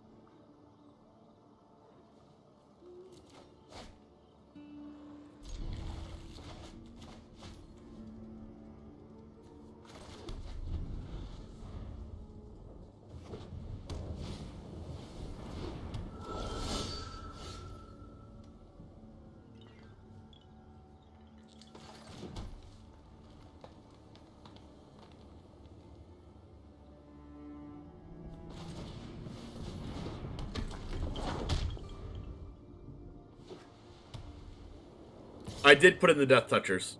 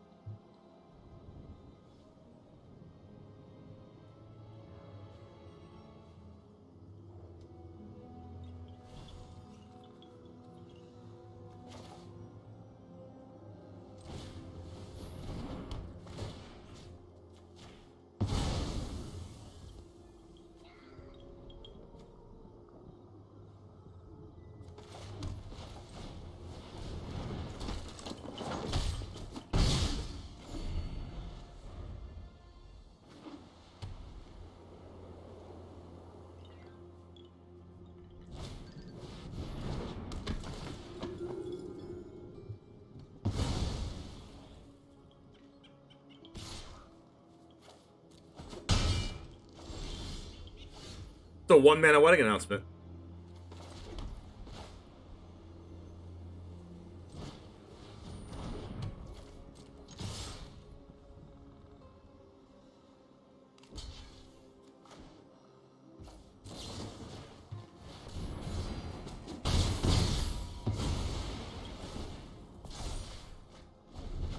Alright, can I not draw any more lands, please? I would love to not draw lands. Please? Just once. Just one time. No lands. One time. Adeline. Okay.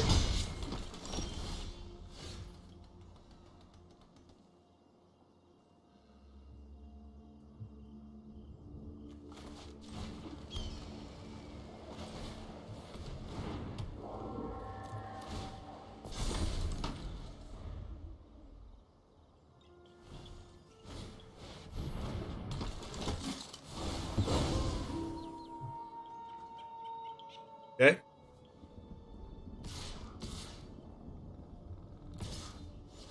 I'm gonna go double Naturalist into Adeline, I think.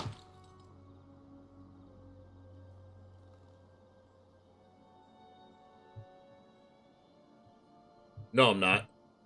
That'll be really dumb.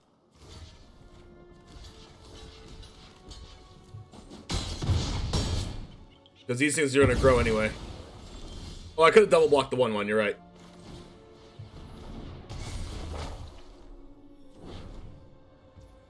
That's a 7/7.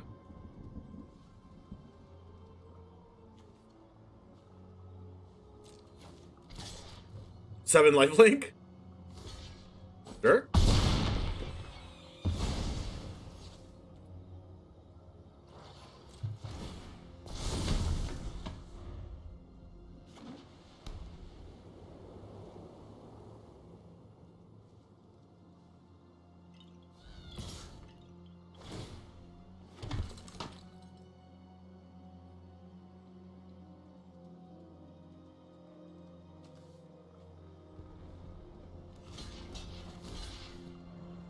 Alright, what if they have a removal spell or another Adeline? They probably have another Adeline if they're okay with doing that. No other Adeline.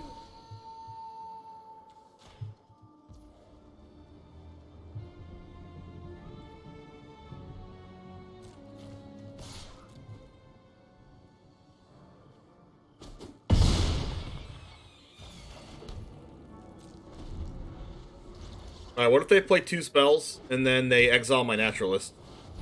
Imperial Recovery Unit. ETB, return a creature or vehicle with mana value 2 or less from grave to hand. Okay. Crap, they double spelled. Ow. That hurts.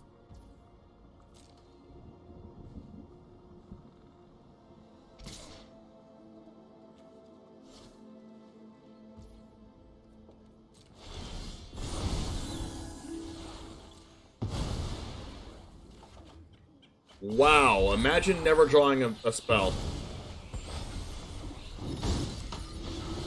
If I drew a spell there, it would be amazing.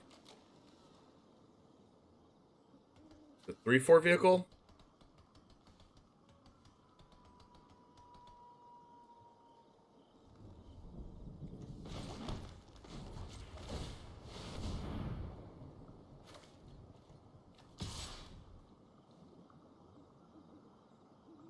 You can probably attack with this too. It gets rid of that 2/2.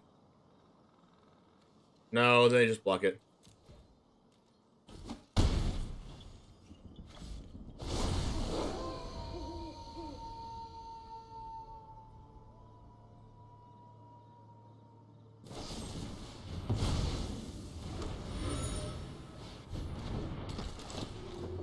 They have a flying blocker, which is not good for me. Do I need to worry about dying?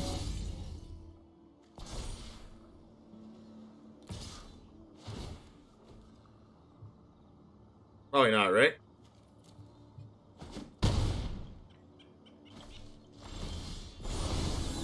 Oh, I should have blocked with that. Knowing that it was going to get exiled.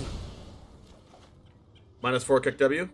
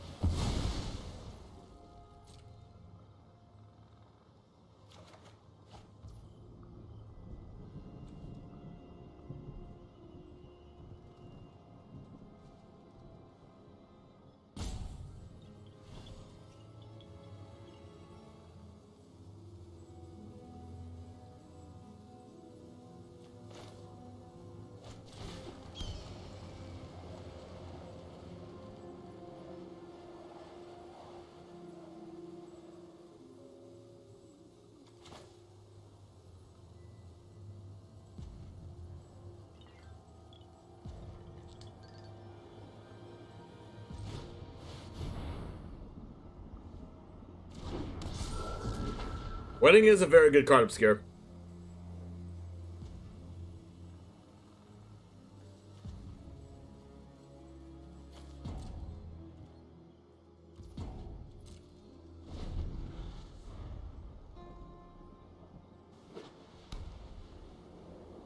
So next turn I have 2 flyers with 4 power, and I can give one of them more power. Oh god. Yikes.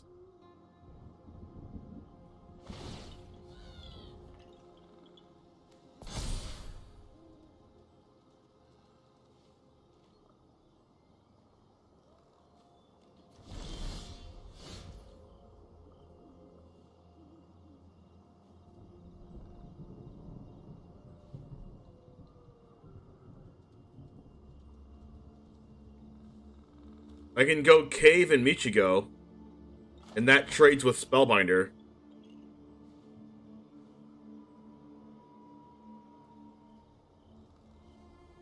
But unfortunately, I don't have 5 power, and they're at 5.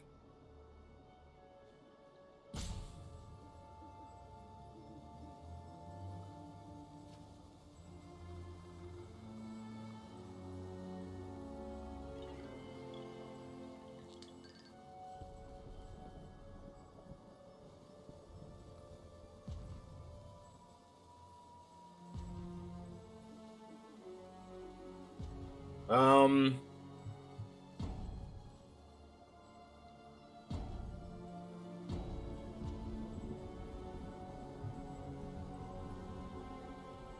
if I go Michigo, they have to trade Catilda with Spellbinder. Which takes their only flyer off the board.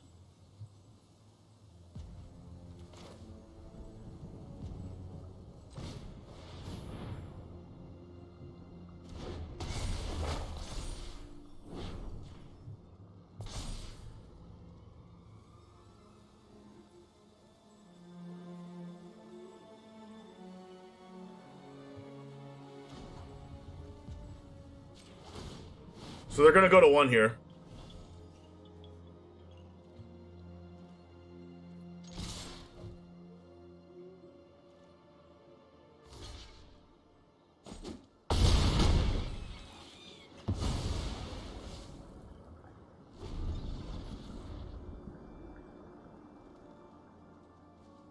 And then they're having Intrepid to go to 5, but Catilda's at 5 power anyway.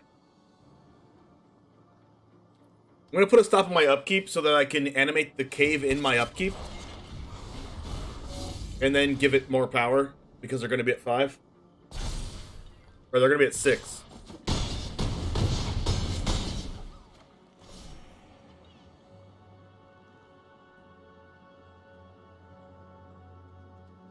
Can they get rid of Michiko?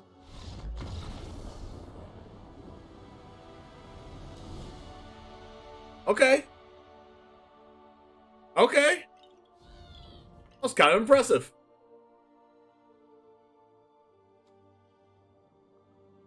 That was kind of impressive. Like, Valorous Stance isn't very good. Like, it's good against the Imperial Recovery unit, but everything else is pretty... I guess Valorous Stance gets rid of Adeline, but... I guess.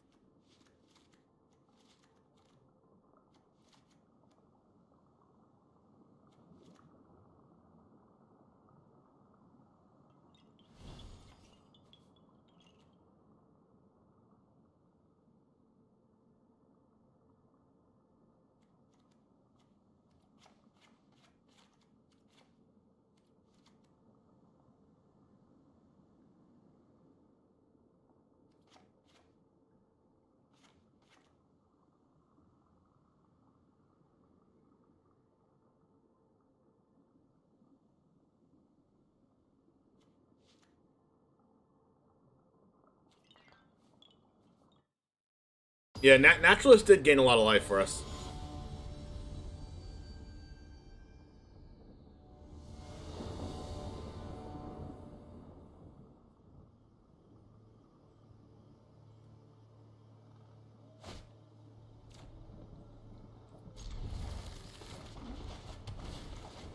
It also made my stuff so cheap.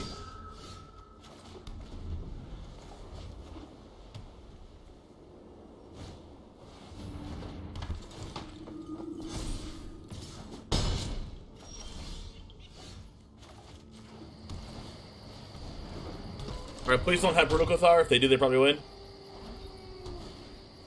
Skyclave. Crap. I need to draw land now. Perfect.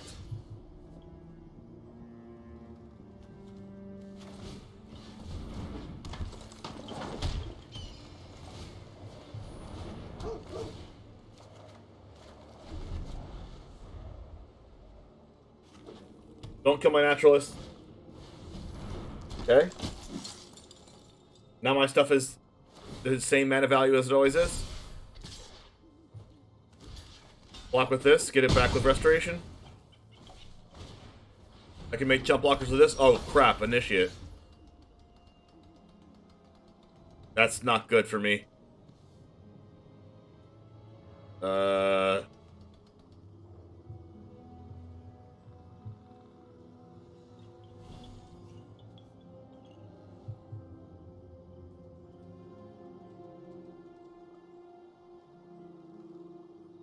Can Borrowed Time the Thalia? And then cast Michiko? And then they just Hopeful Initiate. Do I just need to get rid of the Hopeful Initiate? That's annoying. Maybe I just go Wedding Announcement.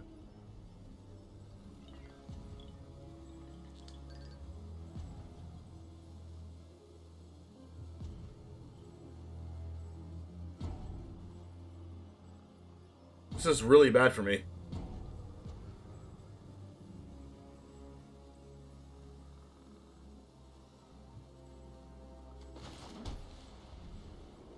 Do I just go Hallowed Haunting and hope I don't die?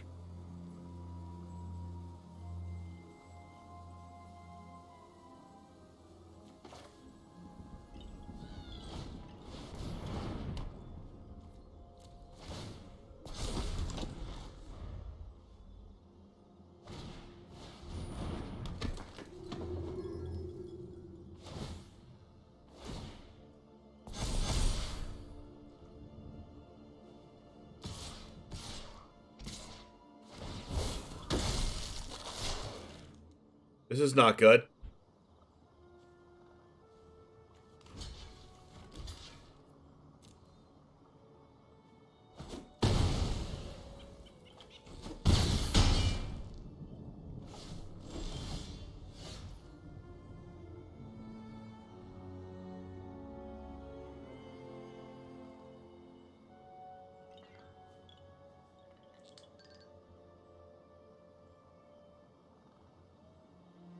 Gosh, Hopeful Initiate's so good.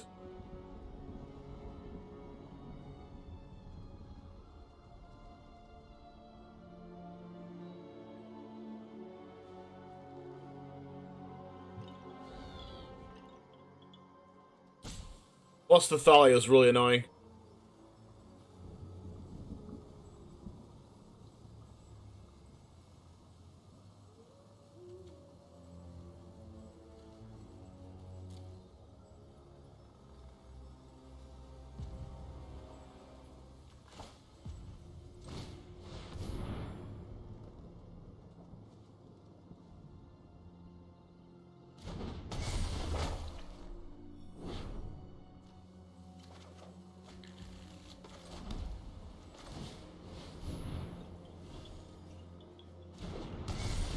I am 99% sure I'm still dead, but...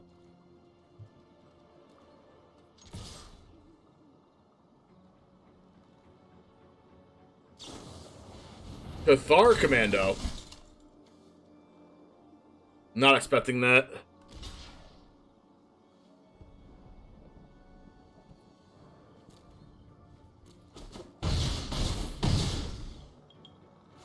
I also wasn't expecting the triple block. Now I'm not dead? Oh my gosh, top deck Adeline? Of course you did. Why wouldn't you?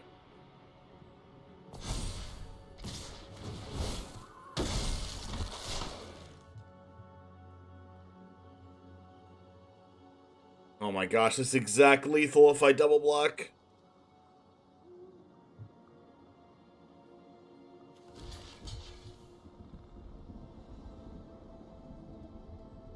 God, how could you... So annoying.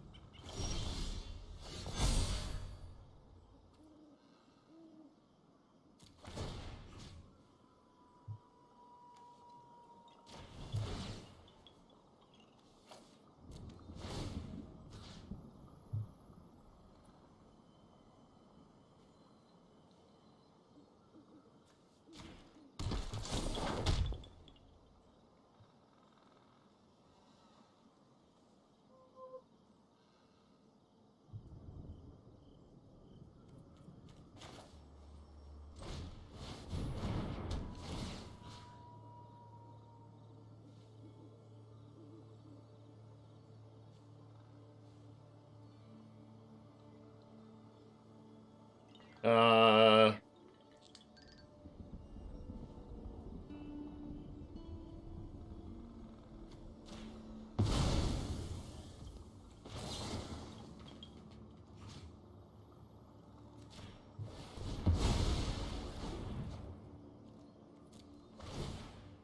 Am I dead? Still dead.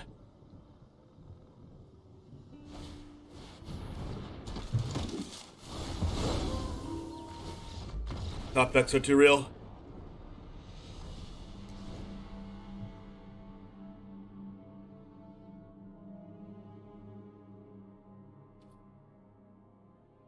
The top decks are too real. Gosh, top deck Adeline into top deck Brutal Cathar. I mean, I was dead anyway without the Brutal Cathar, but still.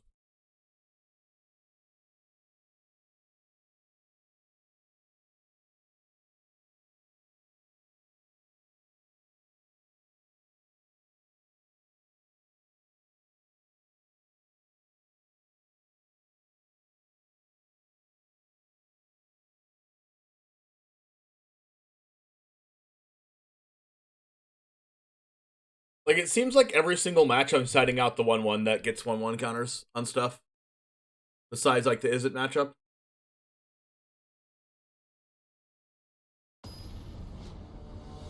Like, I feel like against every Shambling Gas matchup, I also side that out.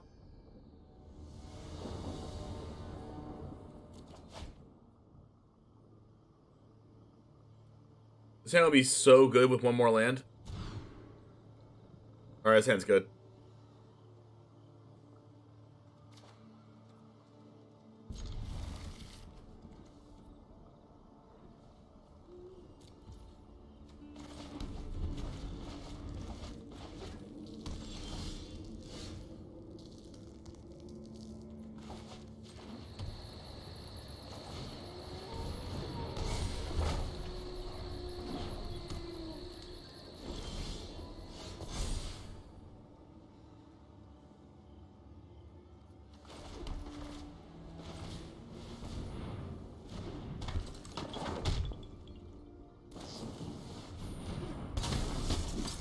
Well, that card's good.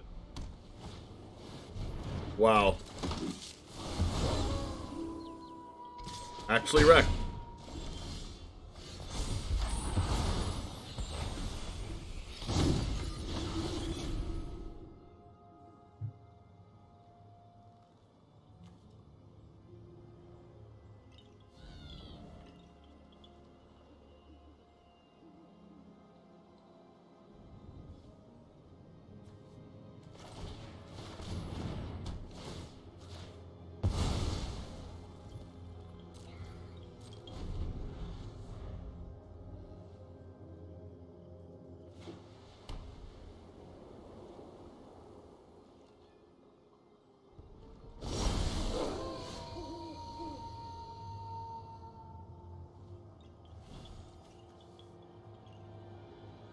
We could have the Planeswalker here.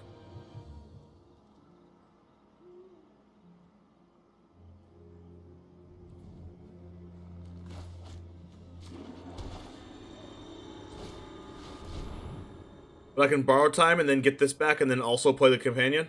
And then attack for 4? No, 5.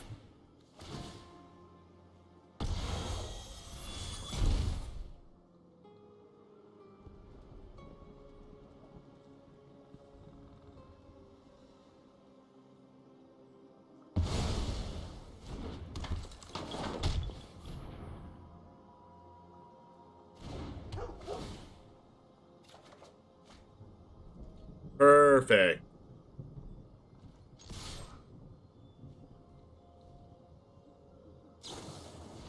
No, stop playing. Why are people playing this card? It can't be because of this deck, right? Because this deck isn't like a tier 0 deck. Oh my gosh, it's so good.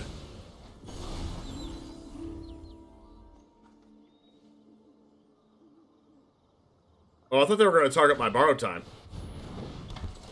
And then use a Brutal Cathar to exile the 5/5.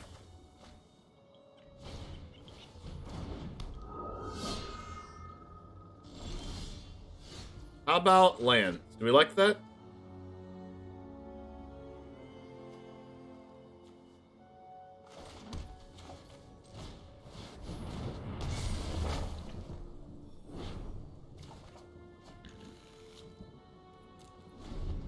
At least I can discard this Plains to get back Michigo. Adeline, unfortunate. Lifelink here. This here. Do I get back the Michigo, or do I get back the companion? Another land, of course. Why not?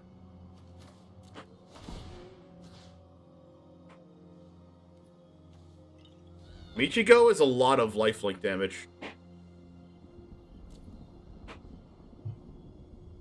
Alright, and I get a creature out of it anyway, so I'm just gonna do it. And we get to attack with this too.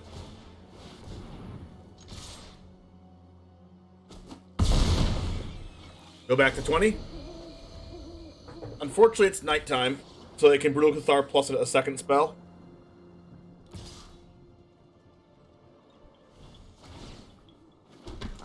I'm gonna put a stop on my upkeep again so I can give my flyer the +1 counters.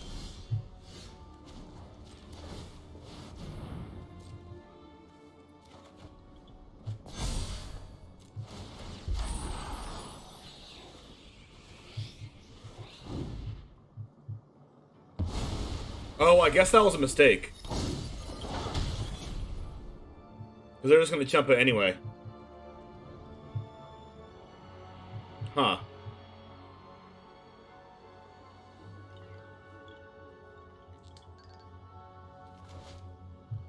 Am I supposed to just wedding announcement?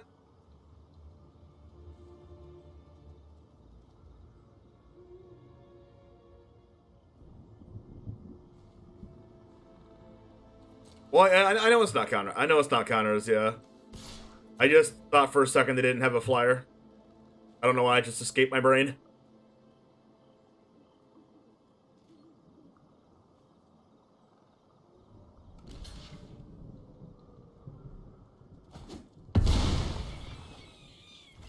But I definitely should have given the...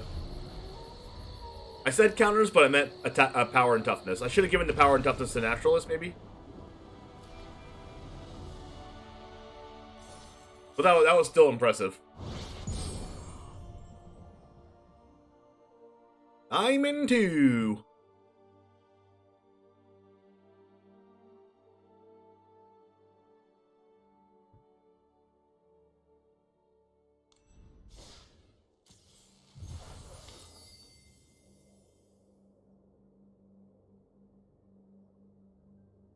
Mythic Rare. Oh, wow. I think I already had all my Asikas, though.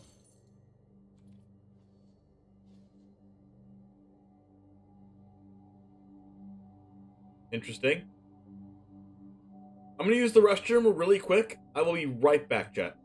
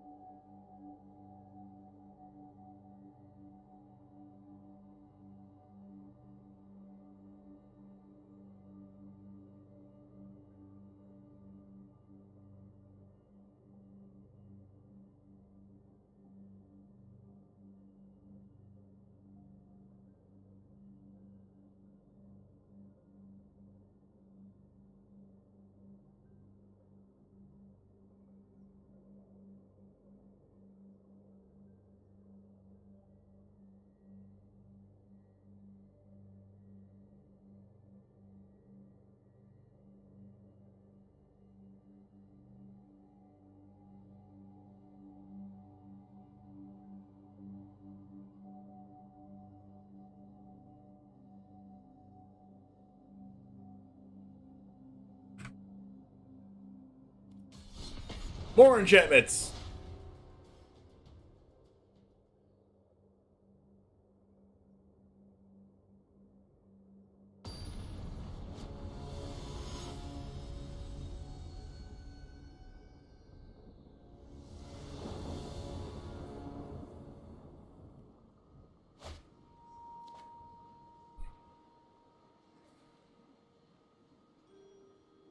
Ooh. That was good.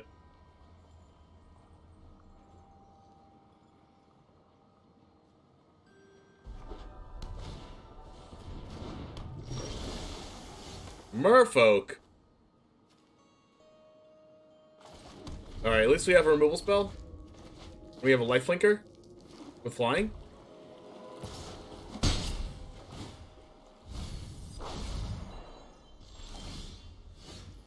How many of transients?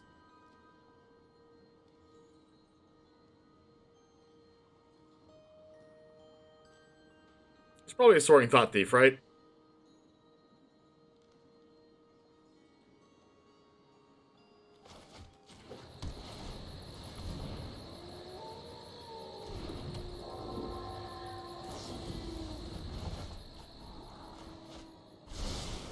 Okay, well, I'm glad I didn't Circle of Confinement then, because then they would have Fading Hope their Wind Robber.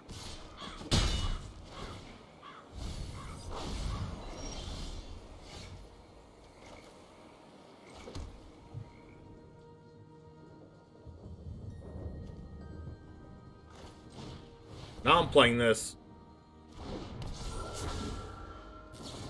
Another Fading Hope. Alright, can you calm down, opponent?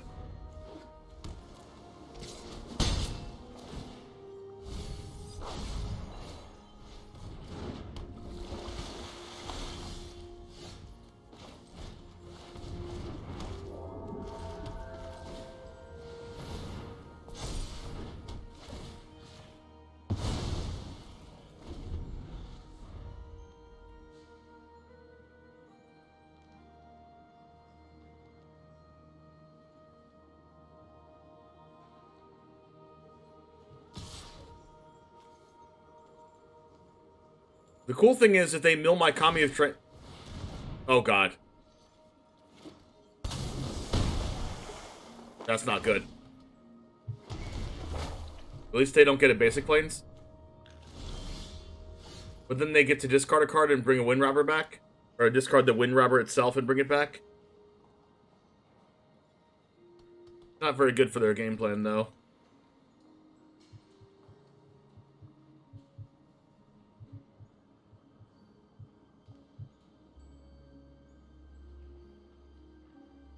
What if I go Kami into Matilda? Then I can Michigo the lifelink?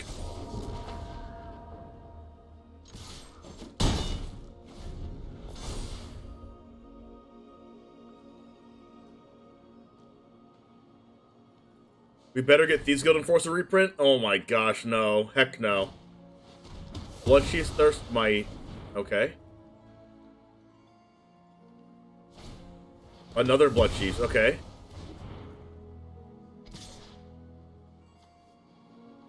I don't really care if they get either one of these cards back. If I draw an untapped land, it's perfect because I get to Howled Haunting into Michigos. Say a dad joke? What did the Buffaloes say to his son when he left for college? Bye, son. Easy. Yo, see, 13 months in a row. Freaking Charizard, dude. Ruin Crab, Kami. Huh.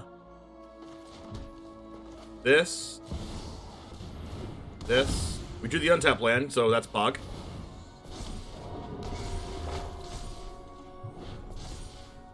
I have 3 cards engraved, so they can't sacrifice that in response, so I definitely gain 8.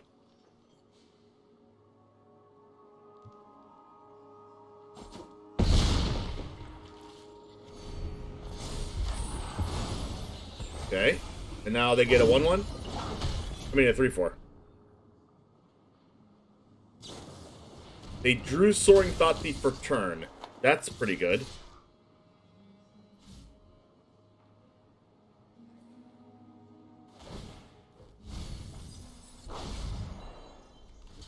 Do I care what they get? I mean, I'm not attacking with this 2-2 anyway. I might as well block. Wedding.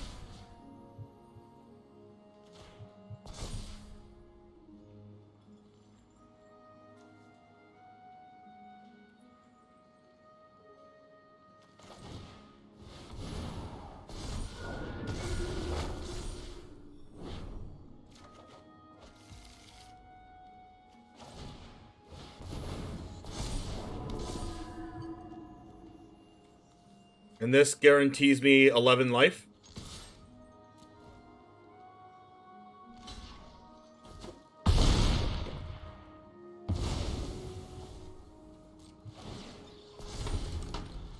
And then I can discard this card to bring back Jukai Naturalist or Kami of Transience or Generous Visitor.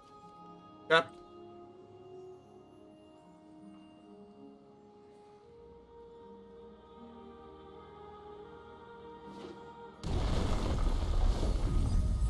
Oh, I get to bring back Circle of Confinement. That's even better. So then I can circle the Lifelinker.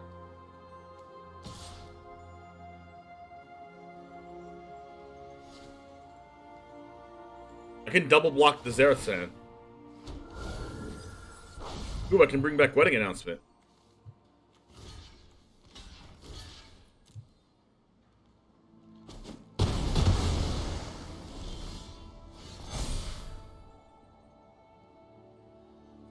I don't think they're dead, though. Yes, they are dead.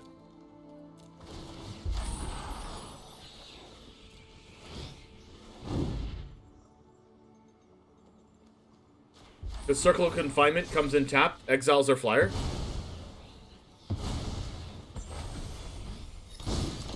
And then I get to pump this, attack for 10 in the air. Sick. Wow.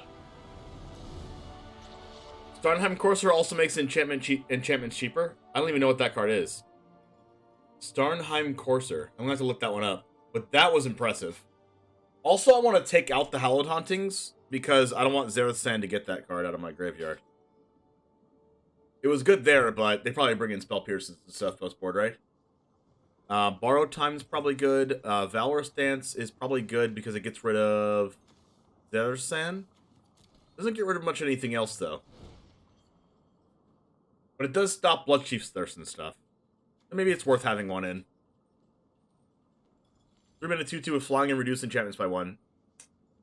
I don't know, Ginthos. It's definitely very close to being playable.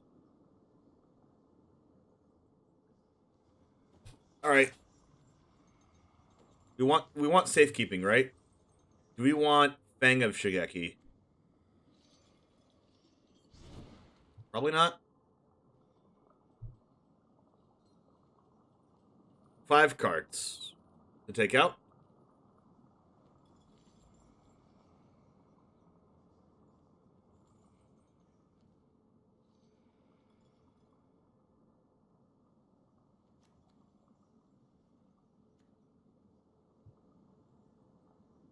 Huh.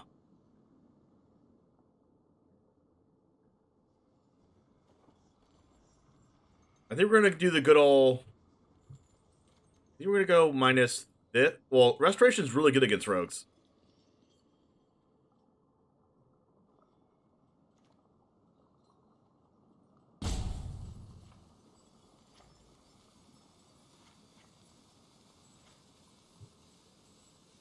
Alright, sounds good, Coons. Hopefully you can watch the rest of it either on the YouTube channel tomorrow morning or watch the VOD on my VOD channel or something. But thanks for the deck submission. I really appreciate that.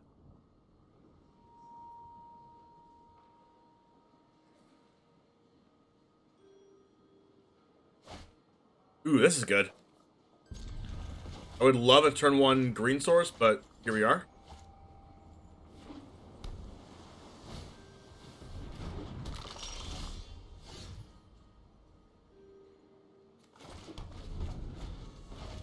Alright, we have Circle of Confinement for Rune Crab.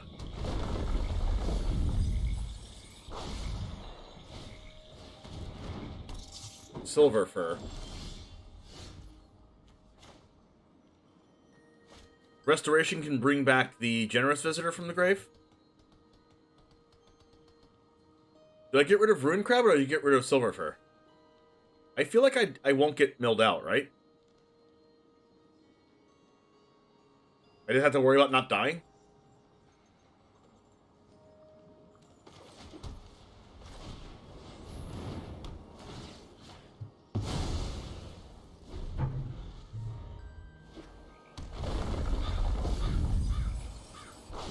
Also, I can bring the cards back with this anyway.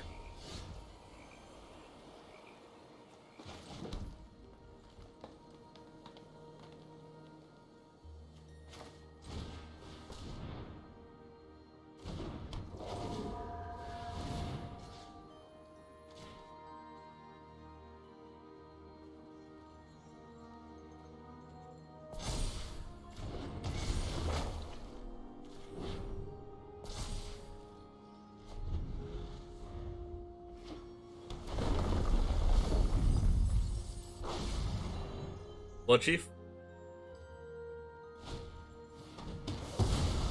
Fine.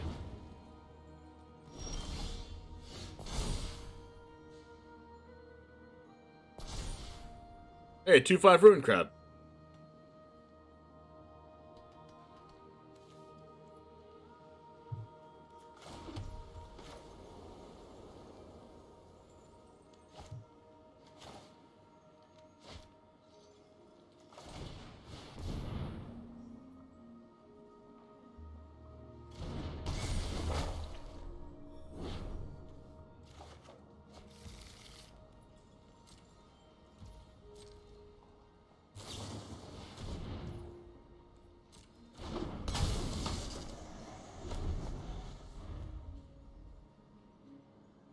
If there's a second Rune Crab, I might get milled out.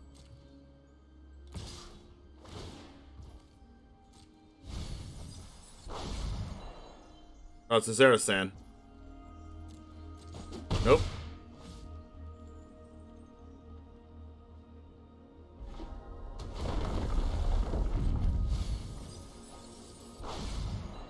Do you have a Circle of Confinement in there? I do.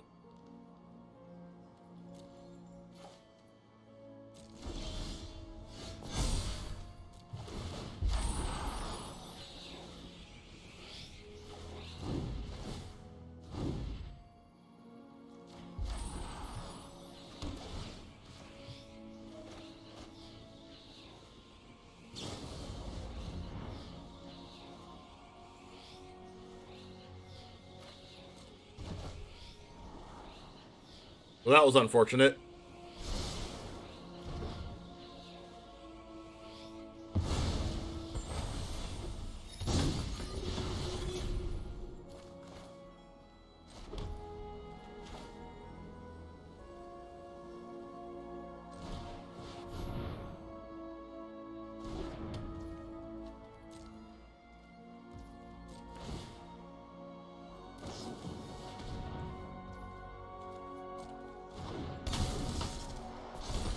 Well, at least our 5/5 can block Zerasan.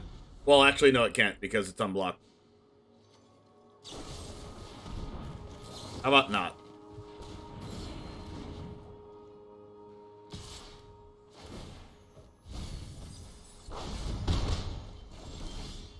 How about a land?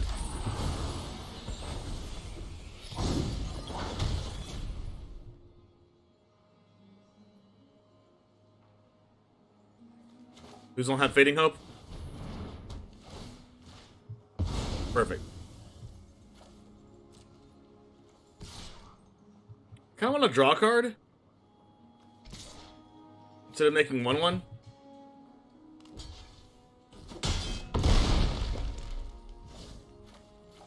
Keep in mind, chat, this card is a 2-mana enchantment. How about a land?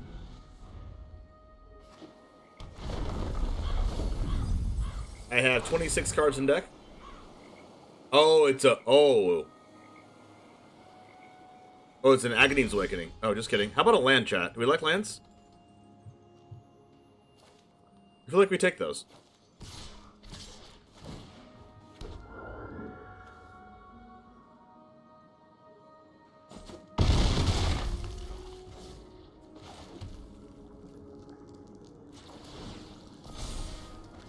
Oh, hey, look, it's not a land! It's not a land! Why are so many people playing rogues? Because it's a very popular archetype.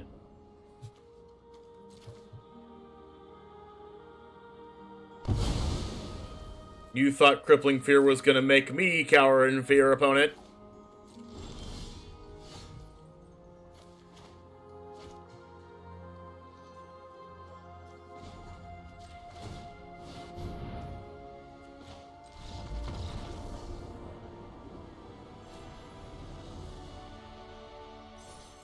Nice. Moving on up.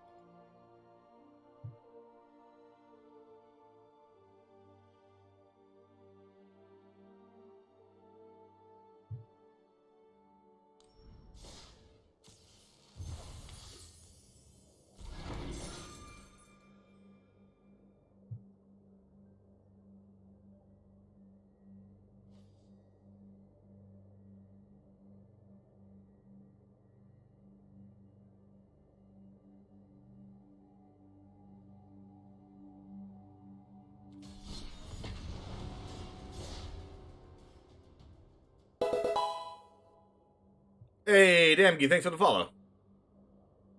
Rogues got wrecked by rotation. Yeah, I honestly think that the Rogues would be a deck if they had Thieves Guild Enforcer.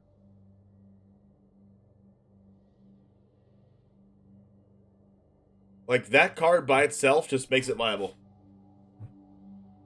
Because Thieves Guild Enforcer plus Soaring Thought Thief was just, like, so good as a 1-2.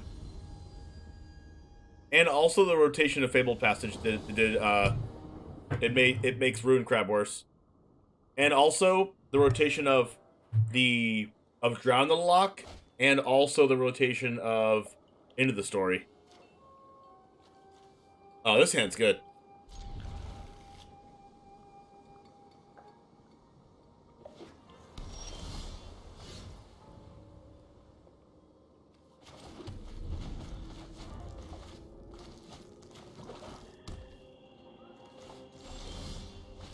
Okay, 2 safekeepings. We're gonna go Land Companion, and hope they don't, like, draw disruption me.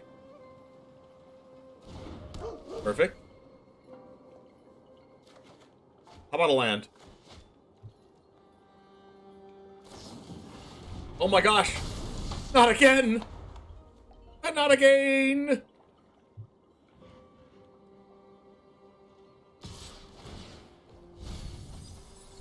Ooh, Comedy of Transience. That means if one of my enchantments die, I get that back.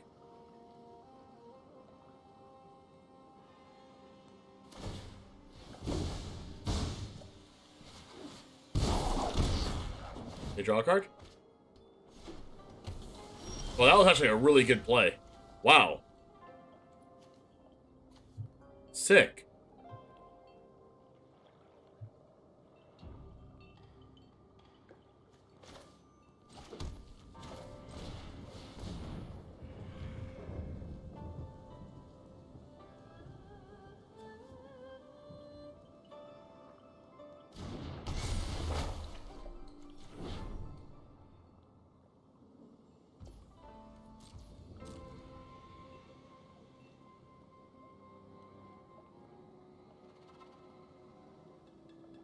They're reading it.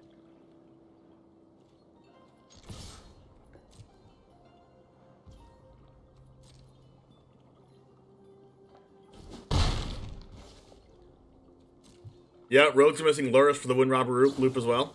Thought Thief, yikes. Contamio Safekeeping, gain 2 life, give Indestructible, and Hexproof, and Reach.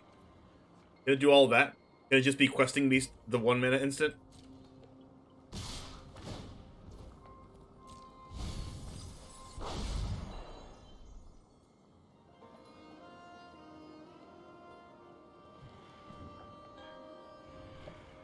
Ninjutsu?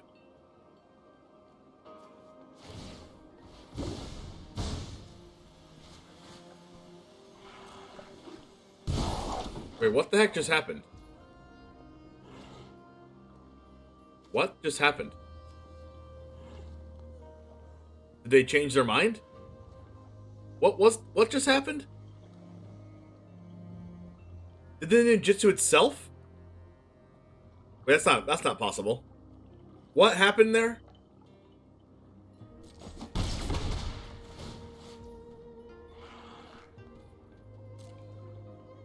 Is that a different copy? But don't you think it would let me see the card in their hand?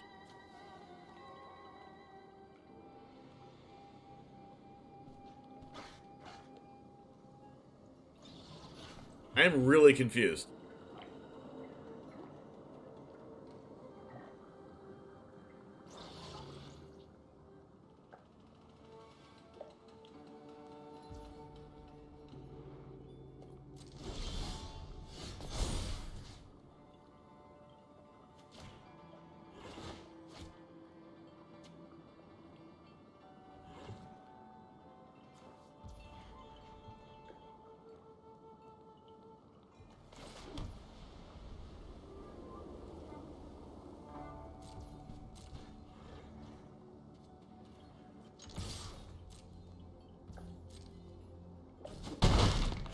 Alright, incoming Fading Hope. Why did it tap both? Why did it tap a green source for that? I literally played the second green source untapped instead of Cave so that I could play double Tameo safekeeping.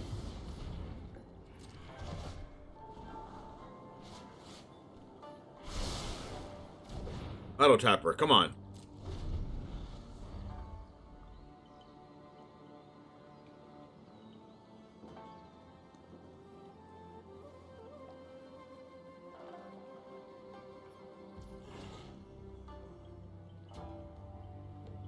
Alright, at least that made it so that they can't flash in another Soaring Thought Thief at the end step. They attack and then they draw a discard.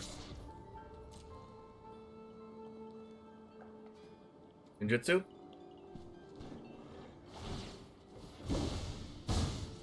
I am so confused. It doesn't show you what you ninjutsu back to hand. So they have two different Moon Circuit hackers.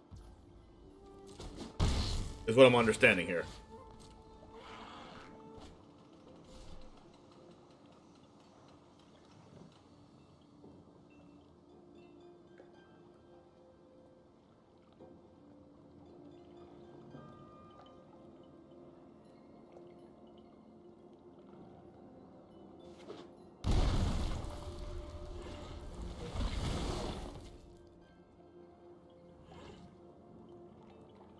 For Marne Huschenbeth's Kaldheim Wind deck, there are only 3 spells legal and standard that are still in Rogues.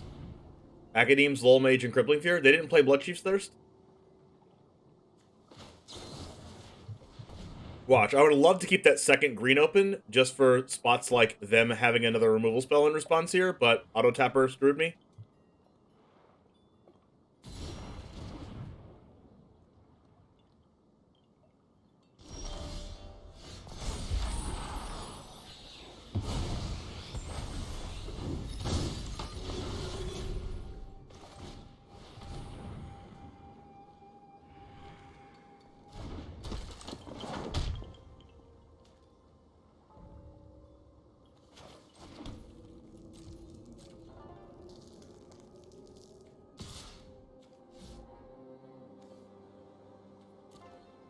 Actually, if this dies, I get Commune Transients back.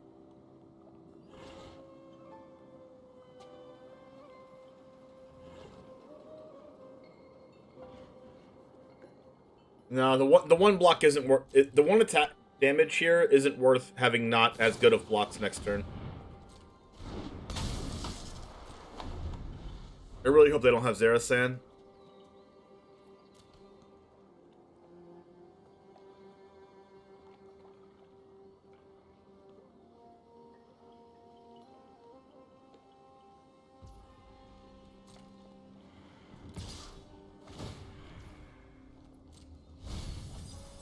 Oh gosh, they have my restoration.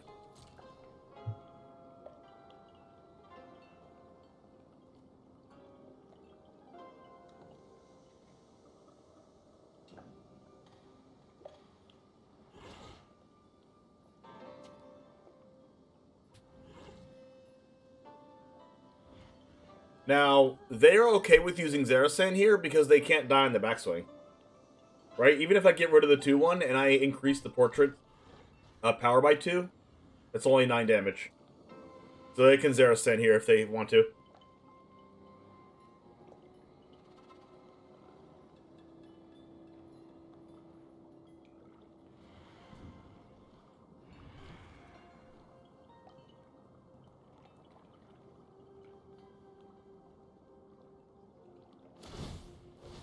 Silver Fur.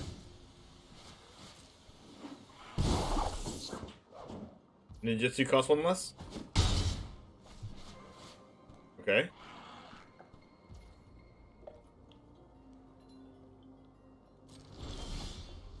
Ooh, confinement.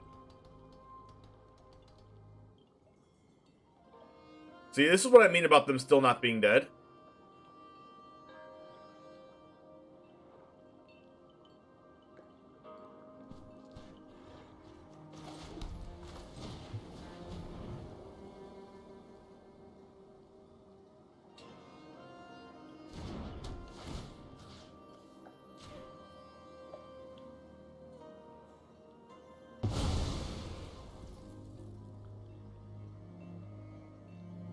The Soaring Thought Thief is a 2/4?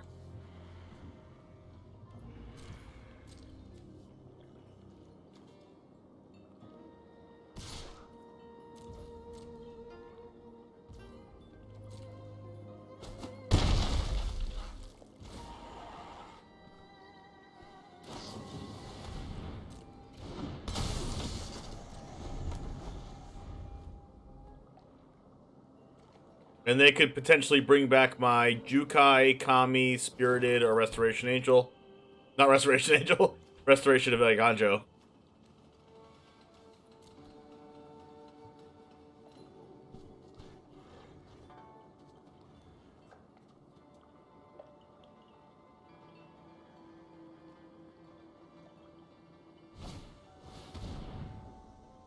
Silver Fur, sure.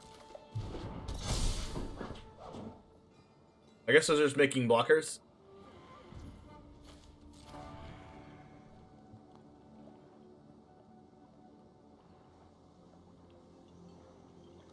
Like, I can't attack with anything anyway.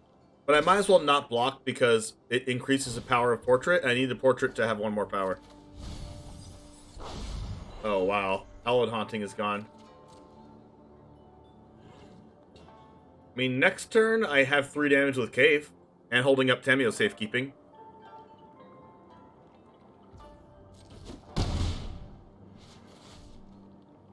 Just depends on what they have in their hand. 3 mana, 5 cards in hand. What do they have? Well, Chief's Thirst, maybe a Fading Hope. They can definitely tempo me out of the game here. If they can remove a creature of mine through the Tamio Safekeeping. Or they have like another Thought Thief. Then they can definitely tease me out of here. Can't believe the rat isn't a rogue. Oh my gosh, it should be. There's probably a reason why it's not a rat ninja rogue, but maybe they didn't want 3 creature types for a card. And they figured they wanted to be a ninja and not a rogue. I don't know. Kaido. Okay, so they're going to either draw a card or make a 1/1. Probably make a 1/1. The powerful won't help. I'll do it myself. And this thing's going to phase out. Wedding.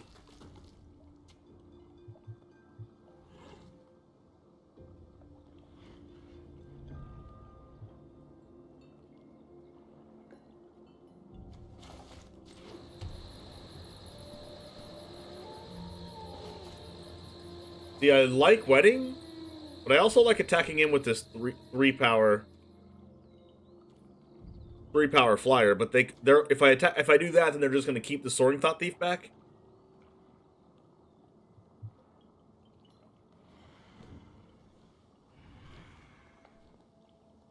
I think... Well, if I also play the Wedding, then it makes Portrait of Michiko 6.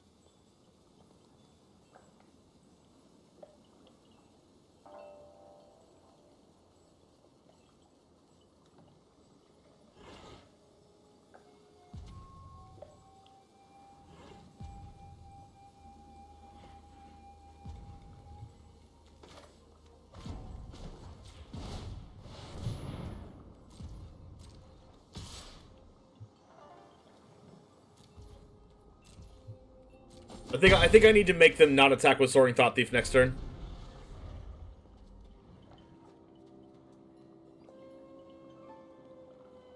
Unless they have another Soaring Thought Thief or another flyer.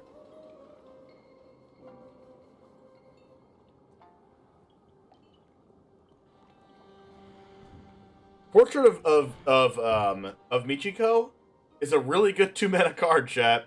2-mana 5/5 enchantment creature. Draw a card, discard a card. They could go for the win here, and the winning line for them could be attack with Soaring Thought Thief, and then remove my cave. And if they do that, I have Tameo safekeeping. Ooh, negate. That would have stopped my Tameo safekeeping. Interesting. Which means they probably have 2 negates. Network, tap a permanent. Okay.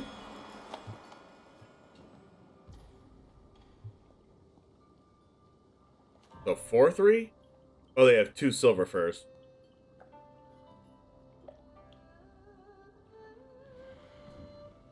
I could save keeping the Jukai.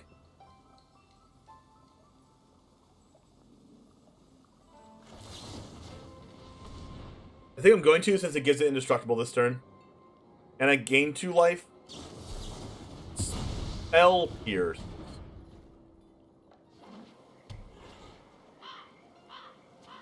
What's yikes? Yeah, I told you they could tempo me out, chat. I told you they could tempo me out, and I definitely did indeed die this turn.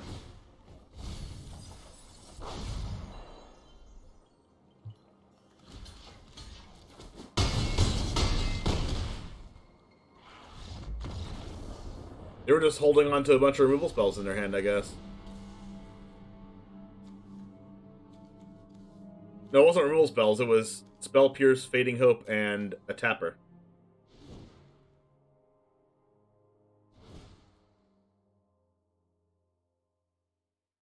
Unfortunate.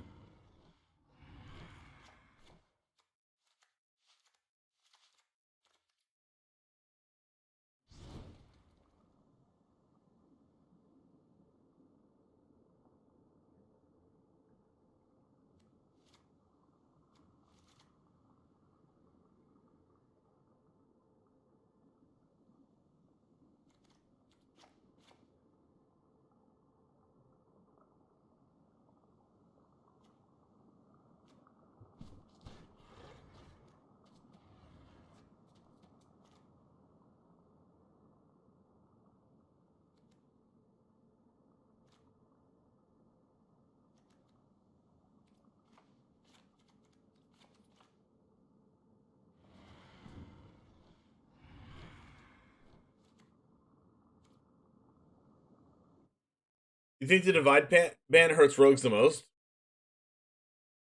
Yeah, it's just like another tempo card, but rogues still get Spell Pierce, which you saw in that last one.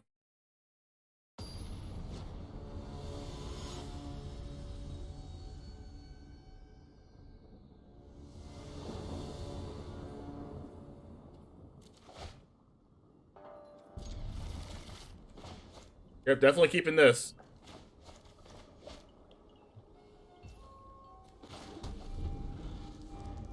Not playing Lair the Hydra first for the auto pass value.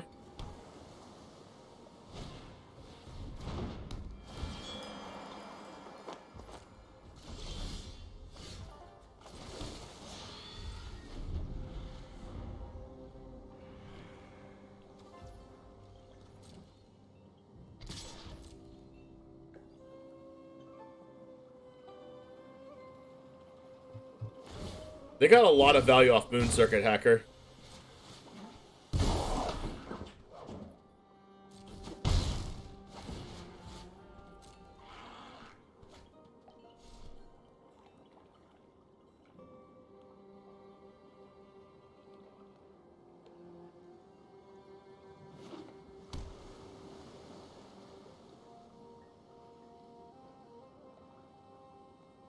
I need to kill this card. This card's really good.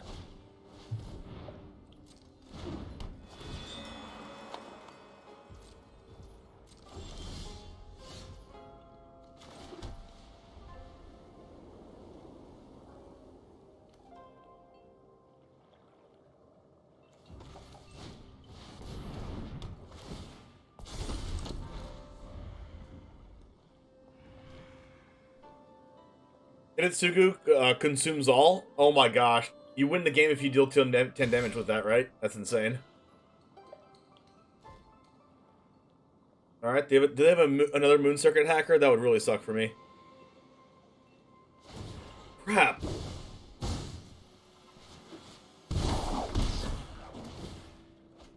Gosh, that card's really good if you can't get rid of it.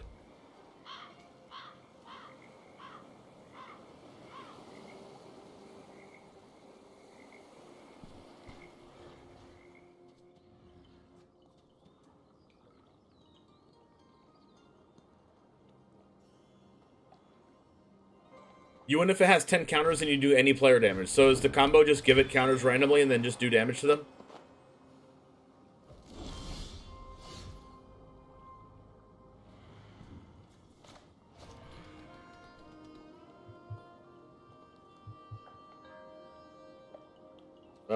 Let's see.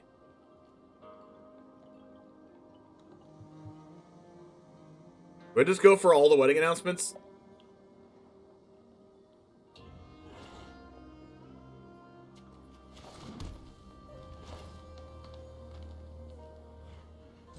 Probably.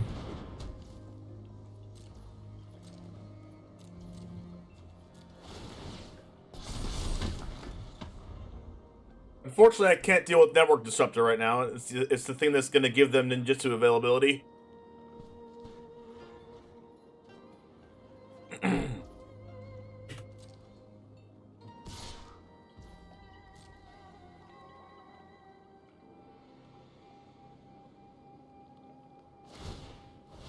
Oh, crap.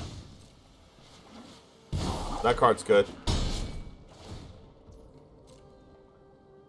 I hope they don't have an untapped blue source this turn.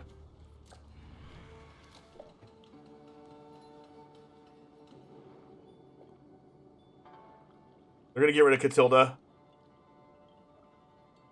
That is unfortunate.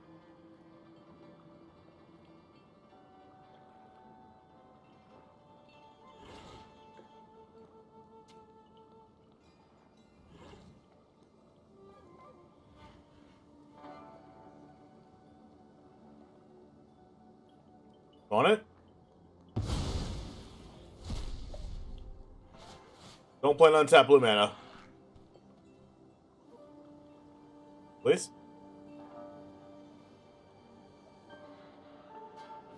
Crap!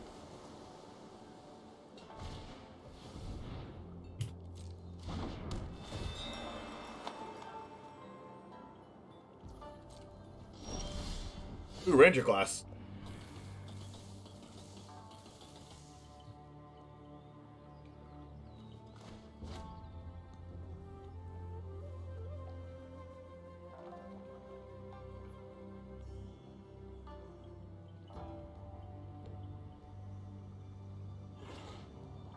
Oh, they have Crippling Fear, so I need to draw cards here, right?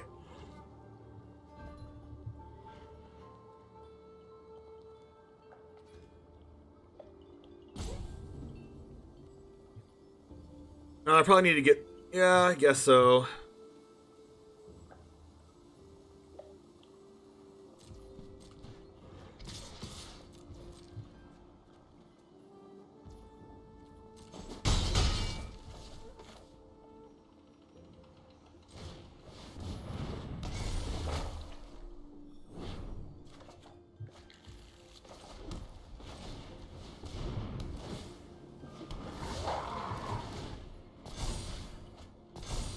Oh my gosh, all lands, you have to be kidding me.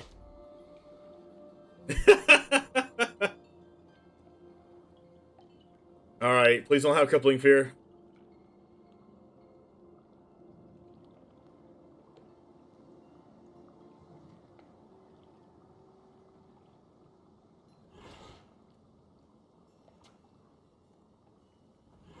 Alright, if they have Crippling Fear...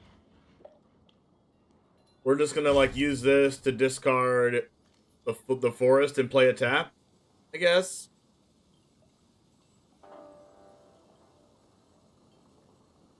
And then we're gonna go to 5, and then they draw 2 cards and discard 2 cards.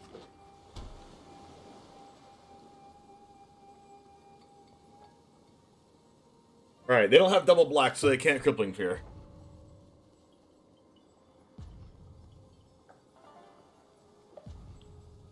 I need to draw my removal spells.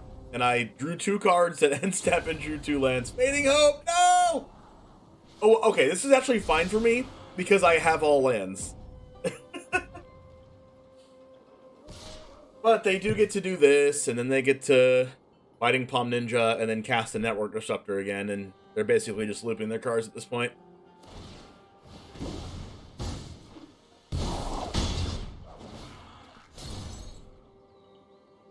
That's a cool interaction of Fading Hope for their deck, though. Is that nice?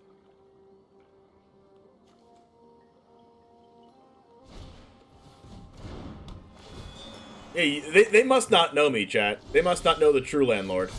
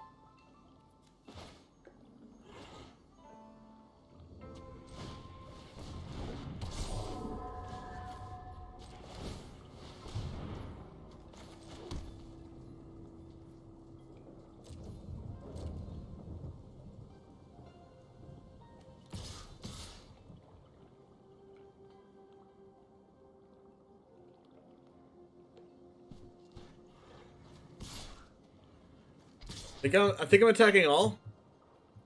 No, I'm not.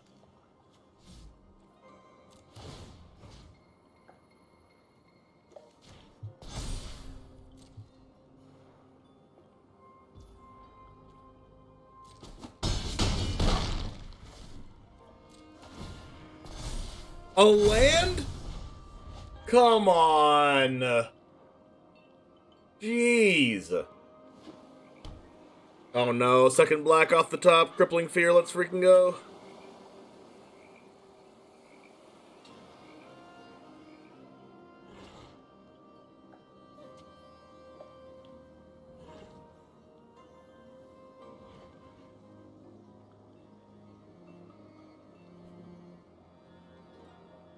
Lands, lands, lands, lands.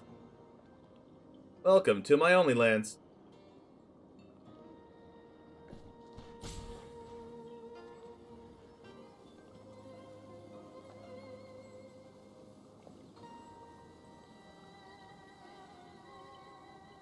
Alright, so my Restoration is going to evolve into my 3/4 creature next turn.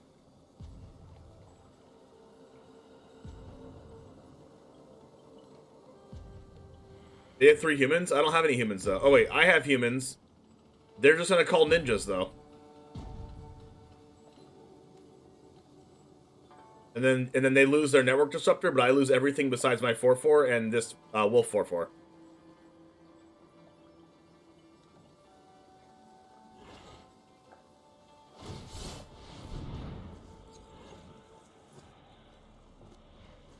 Oh. Okay.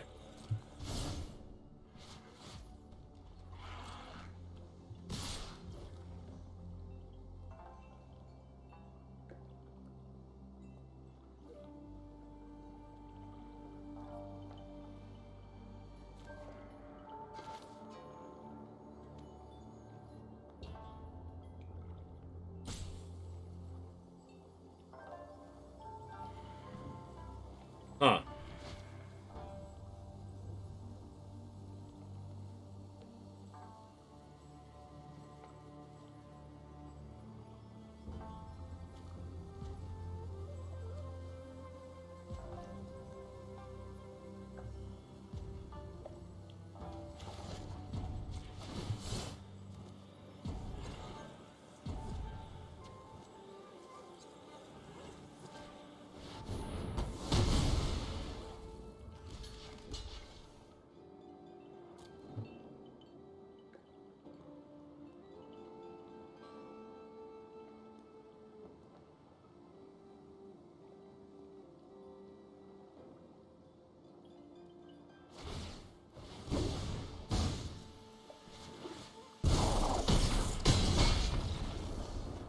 sick.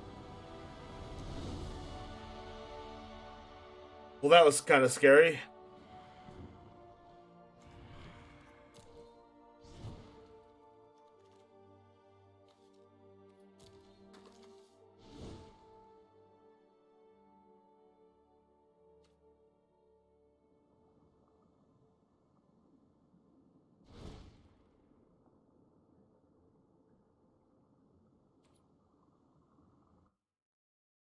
Master Splinter.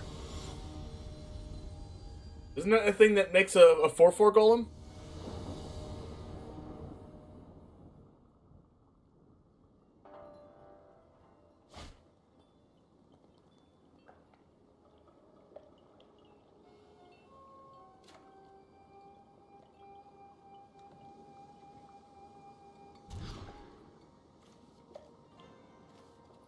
I don't even think I pressed Mulligan there.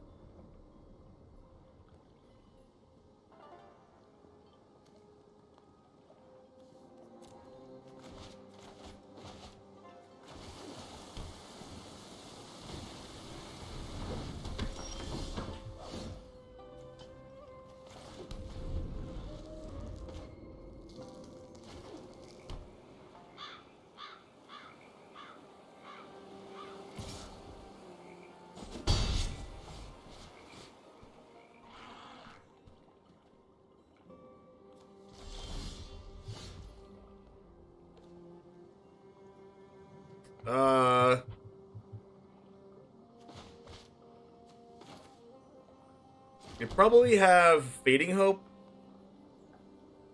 So I think I just want to do this. Well, if they Fading Hope, then they can't ninjutsu next turn, so I guess this is fine.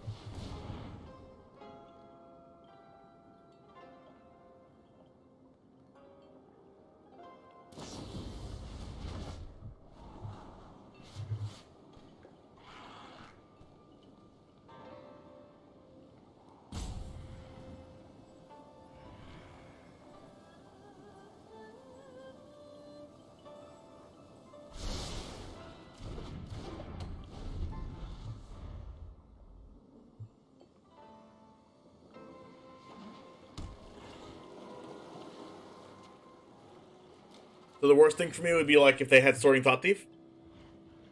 So they can go like that 1-drop plus Thought Thief.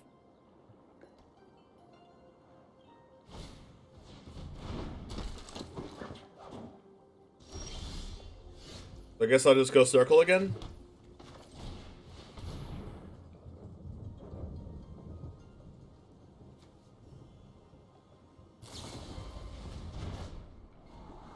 I'm perfectly okay with this, I think. We're still trading 1-for-1, Circle for Fading Hope. Like, they're getting a Scry, but it also stops them from ninjutsuing.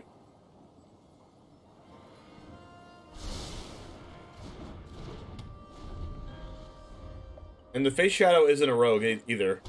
So it's not like they can Zero Sand.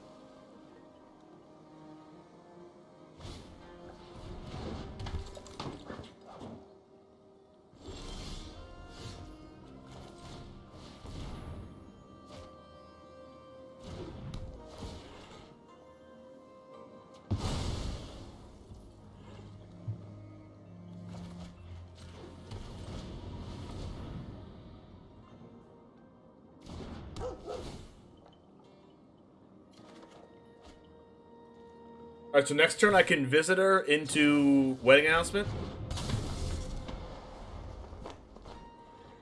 Alright, so they get to Zero Sand me now? Oh, they get to Zero Sand the Borrowed Time, and then Borrowed Time my Circle of Confinement, and get their 1/1 back. That's insane. Oh, just kidding. They get to look at my hand and exile my Catilda again. Or my Wedding Announcement. Probably Wedding, actually, now that I think about it.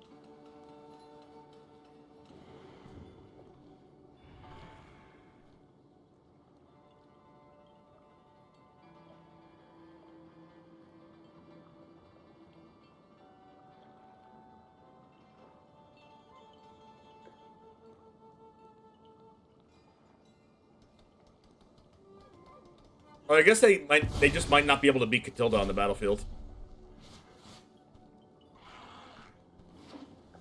Oh, here's the Thought Thief again.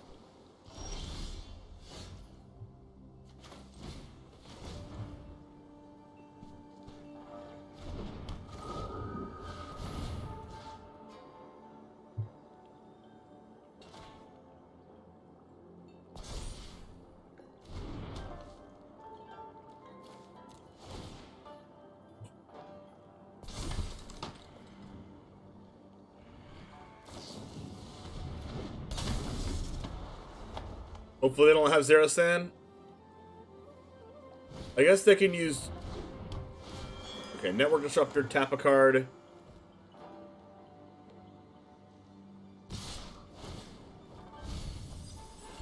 I think I'm blocking with this 1/1.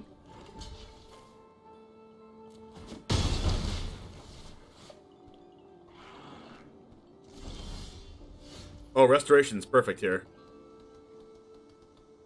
Get to hit my land drops too.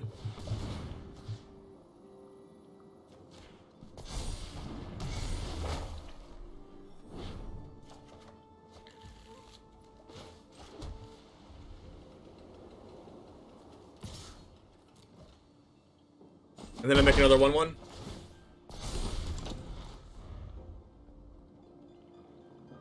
And then I get to discard a card to bring back Kami of Transience or Cave of the Frost Dragon.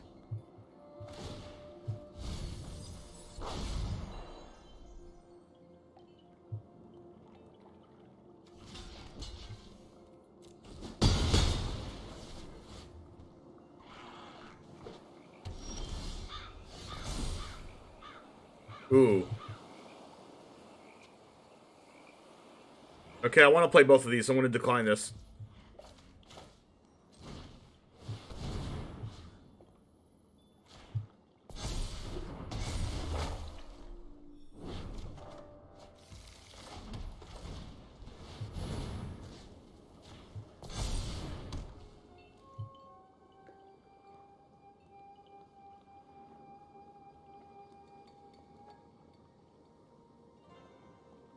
Do I draw 2 cards, or do I make 2 1/1s? I think I draw 2 cards. And I'm gonna keep the companion back so I can add Kami of Transience back to my hand. Oh wait. Whoops. I did the wrong thing. I said the thing and I didn't do the thing I said. I should have attacked with the companion.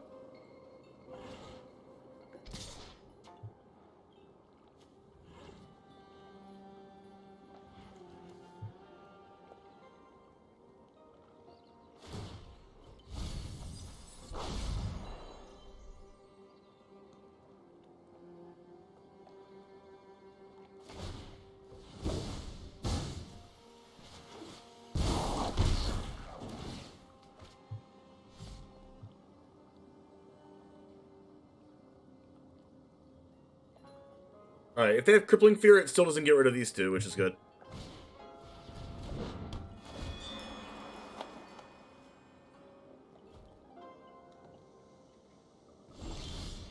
Ooh, that's a card.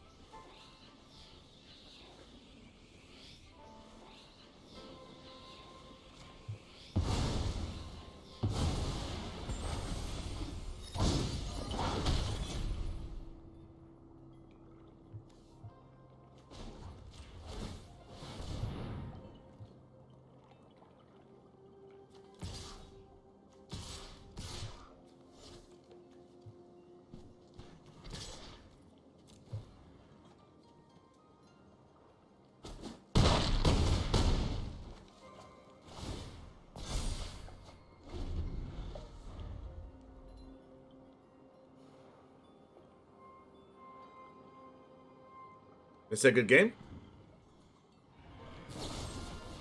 Oh, Inferno grabs their own card!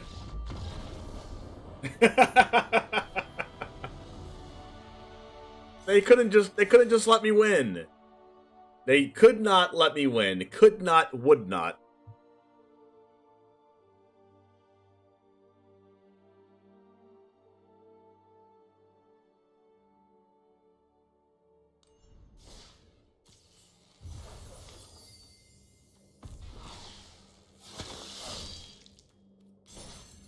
I don't like how you can't just click anywhere and get out of that screen anymore. You have to click Claim Reward. Give me a good card. Mythic Wild card! Wild! Greasefang. Oh, I wanted this card.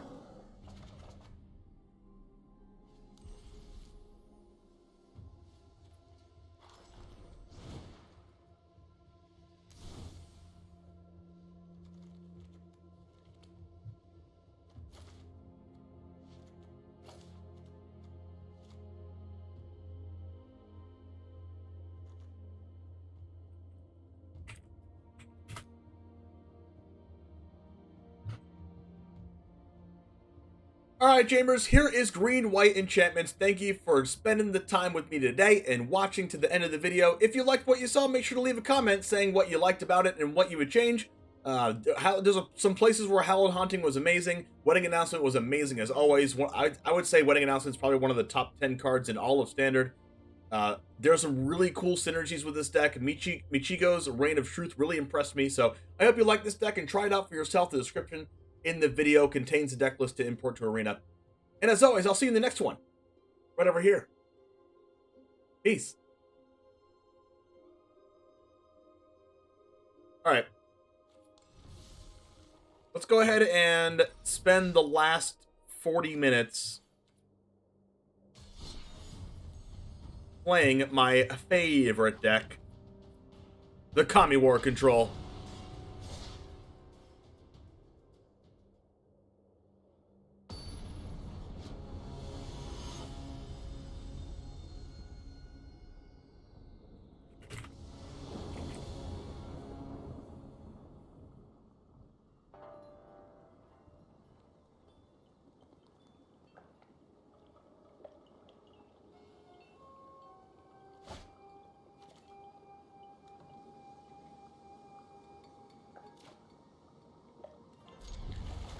Okay.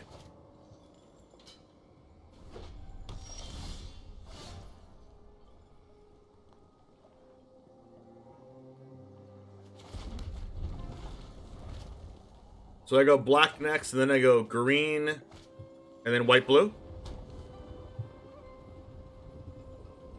Unfortunately, I'm playing against blue-white control, because why not? As soon as I switch to this, I play against control. Just kidding, it's not control. JK. Or hopefully we get to blow them out. They play something, crew it.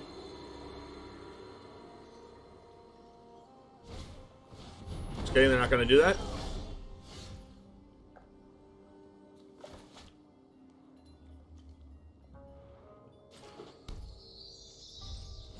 Alright, maybe they do that next turn.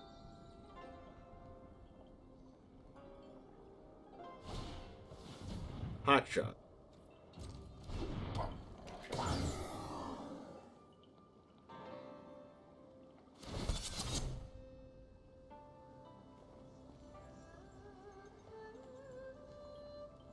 Which means this is going to trigger. When this is crewed, this is going to come out.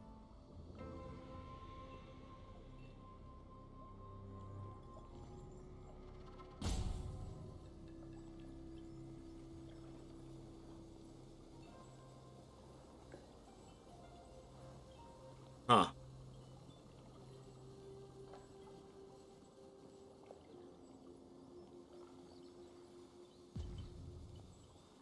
I think I killed the mobilizer mech.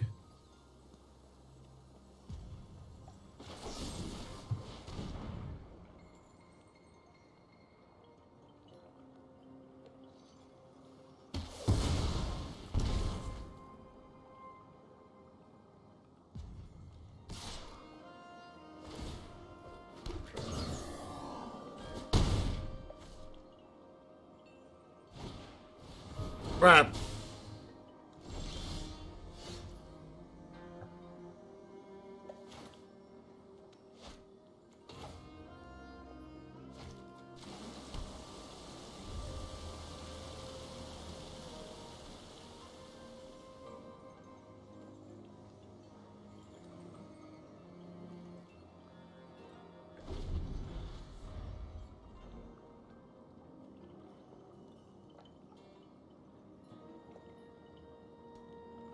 When should I roughly expect you to make a video of my control deck?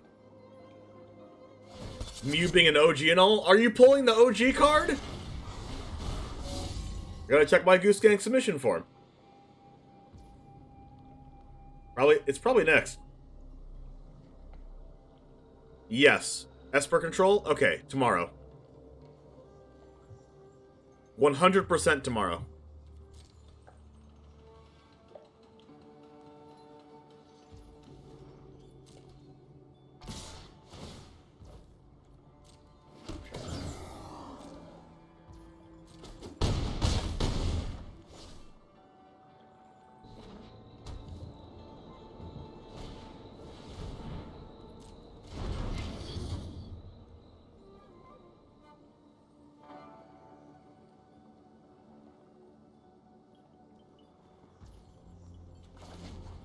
need to draw a sweeper.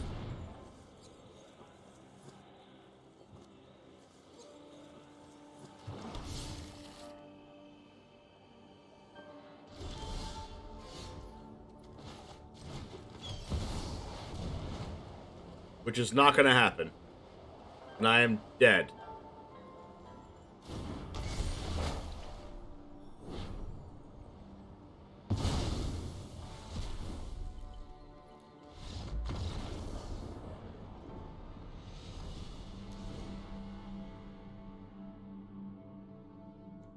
Sleeper? Sleeper? Duress is actually pretty good against them, right? And negate?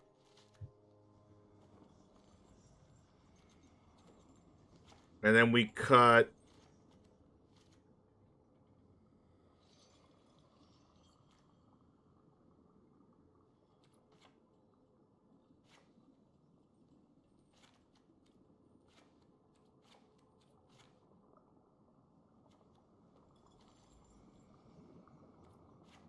like this?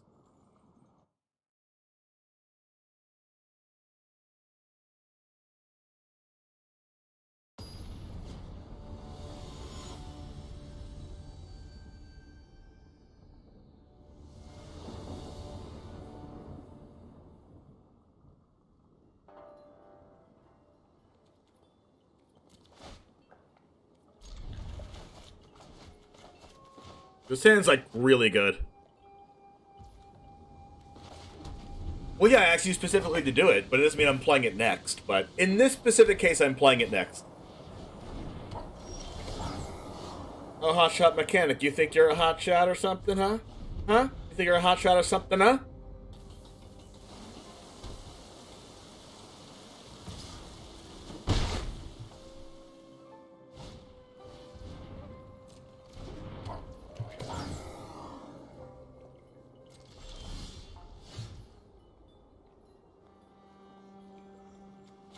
Please don't spell pierce, please don't spell pierce, please don't spell pierce. Let's go!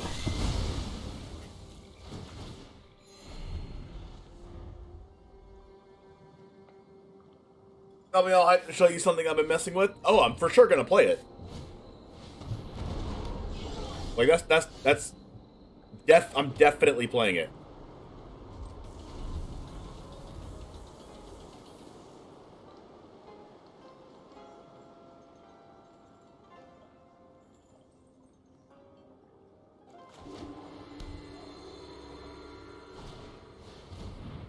Ingenious Smith. Alright, so if they play any artifact, they get to crew the Prodigy's prototype, and then we get to kill the prototype. Or not, or whiff. Lion Sash.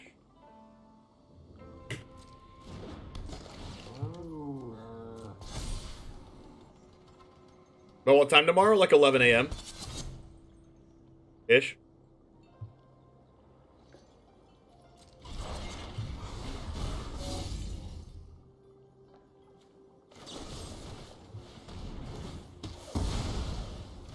$11 a.m. Eastern, I should say.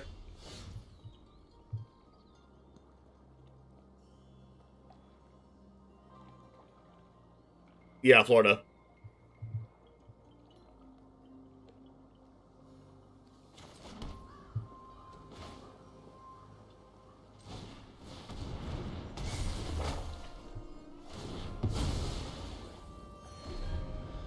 I don't want the Lion Sash to exile my graveyard because I actually use my graveyard in this deck. I actually did a slight thing here where I added Field of Ruin to the deck. You wouldn't think that a 5-color deck would be able to use Field of Ruin, but I have one of every basic in the deck. And a lot of my cards require a lot of colorless mana.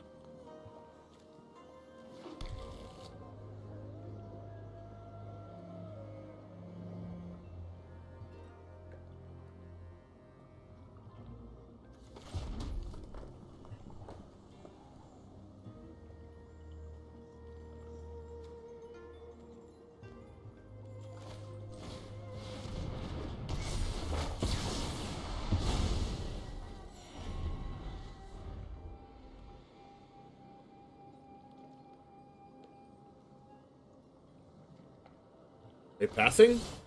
Oh, born to drive. Okay.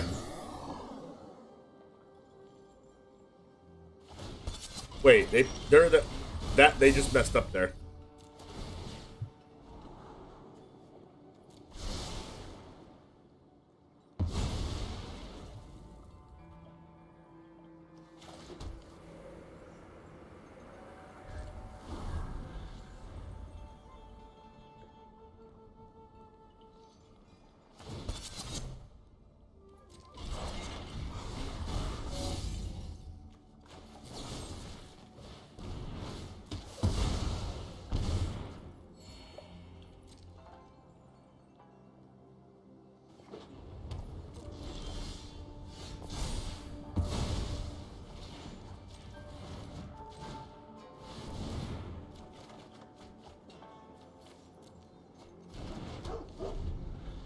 Six-5 Trampler.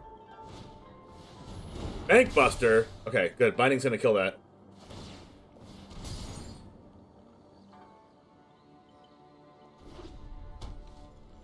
Let's have negate.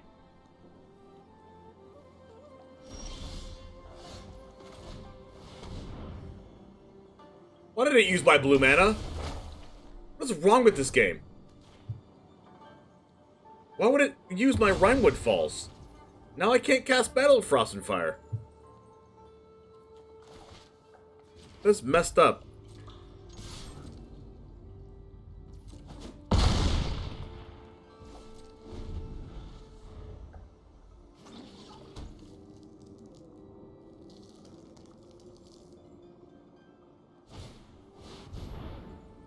Exile all enchantments, exile all graveyards. Yikes.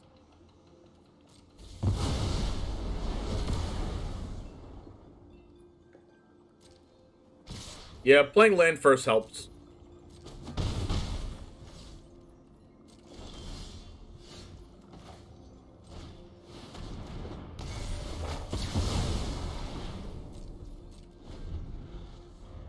I just wish I didn't have to do that in order for the game to listen to me.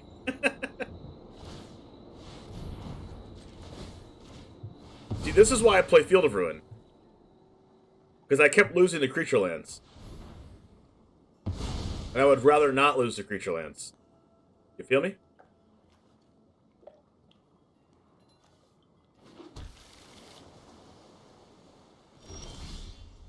Ooh, Spirit Sister's Call. Bank Buster. Give it to me. Give it to me, baby. Alright, so what we can do here is we can... Oh, this is actually more synergy. Oh, it's Field of Ruin so good. Oh my gosh, I keep bringing Field of Ruin back. Why wasn't I playing this to begin with for the whole time? Oh, so good. Oh my gosh, yes, I love it. I love it. Oh, it's so good. Oh my gosh, so powerful. Why didn't I think of that, like, so much earlier? Exile all enchantments, exile all graveyards. Can you calm down with the farewells?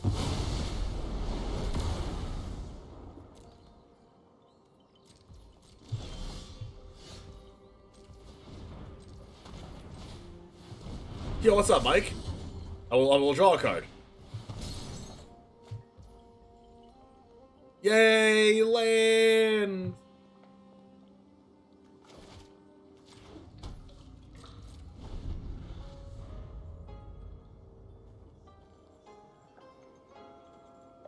That was an amazing draw. No, not your Bank Buster. Why is this card so good, chat?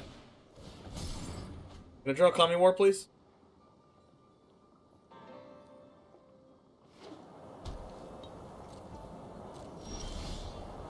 That's good freaking enough. Hey! Let's go!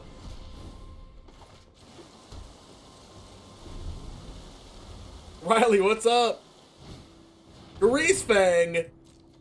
Yikes.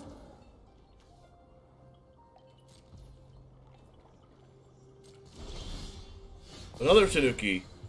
Return that discarded, please.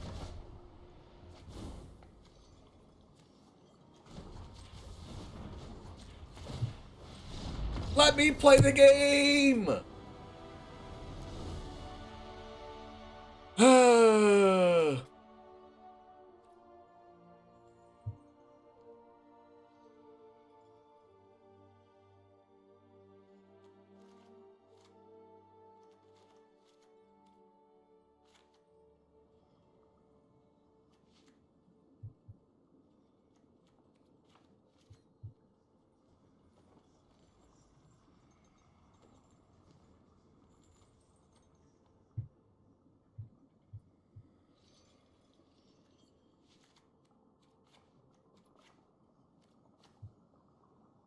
Opponents taking their cards and going home. Yeah, they flip. It's basically flipping the table. Exclamation point, table flip in chat.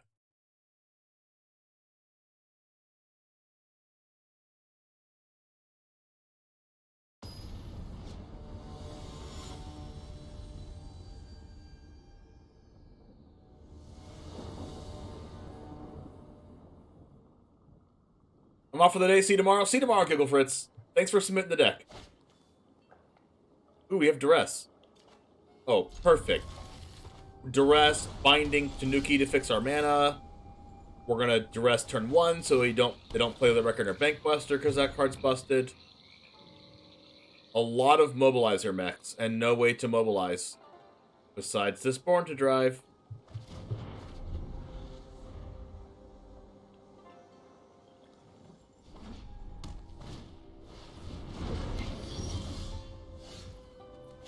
Blue mana to spook them out. And then we go green for white and then red. Bank Buster, perfect.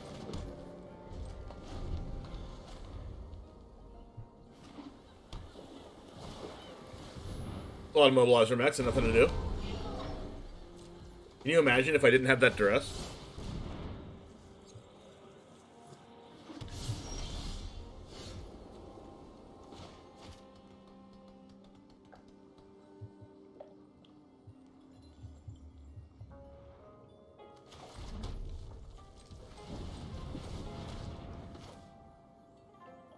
Guess I should start binding these things away. Bindinging.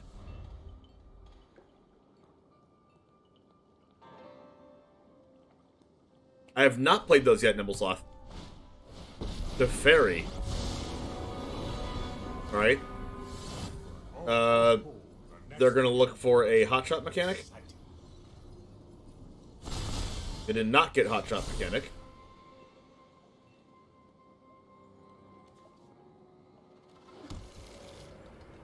I think I am going to Battle of Frost and Fire to get rid of Teferi. This is hardly my worst defeat.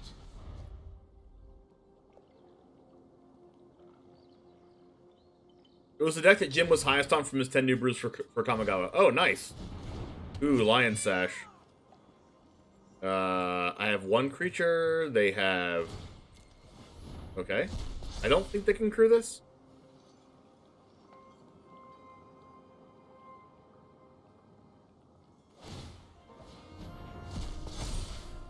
Wait, what? Oh, it's a permanent. Okay, so they can crit. So I get hit for 6 here? Yikes. Yeah, Samsoni's the Rakdos person. Ooh, Meat Hook. Not bad.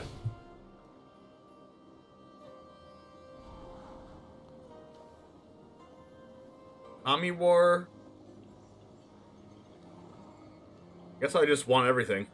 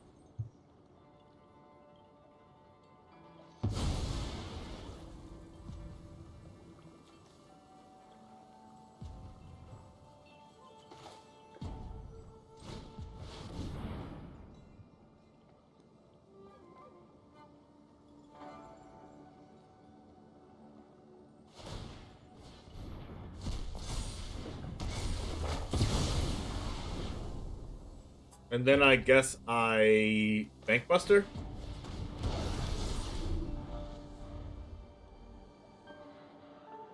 And then next turn I have Kami War plus Scry 3. Oh, crap.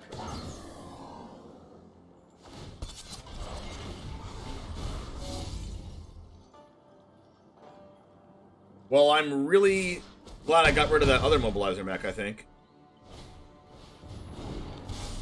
Okay. Yikes, please don't hit your land drop. Crap.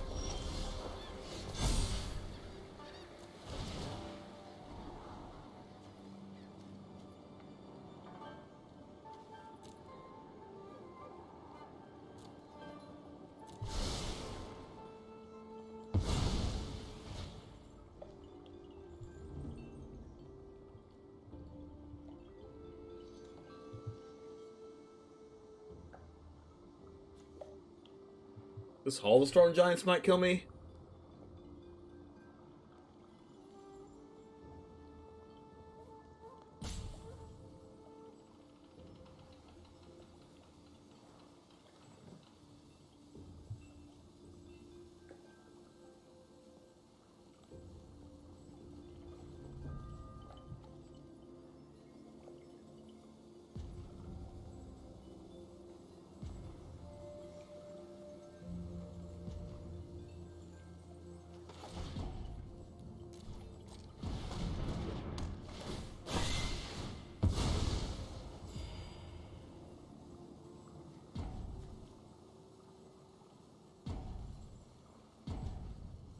I can Bankbuster for negate or something.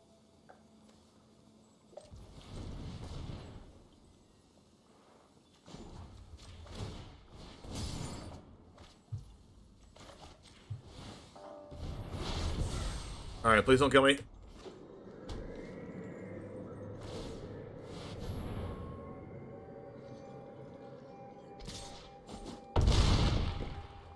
Naya Modify, that's an interesting one.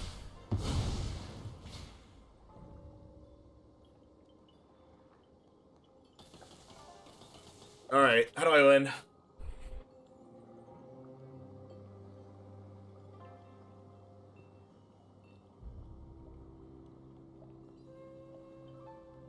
Get Field of Ruin?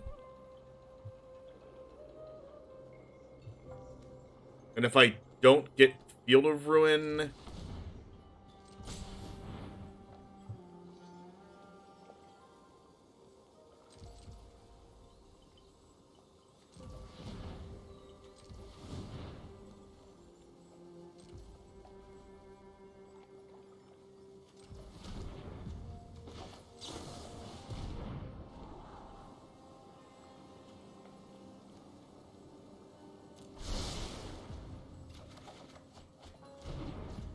Infernal Grass doesn't work.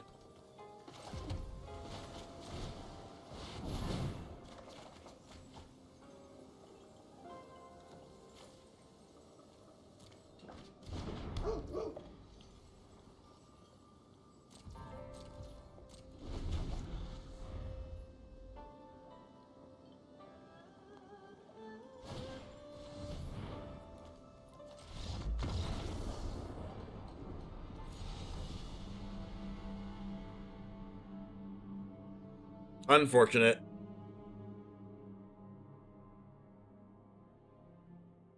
See? Their lands killed me again.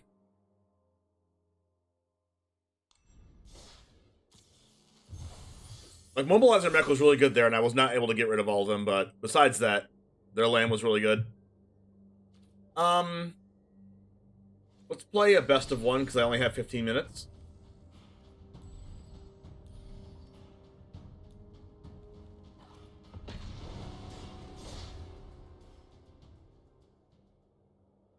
Mardu Parhelion, that's a deck that's only in Historic, right? Yeah, Parhelion's in Historic.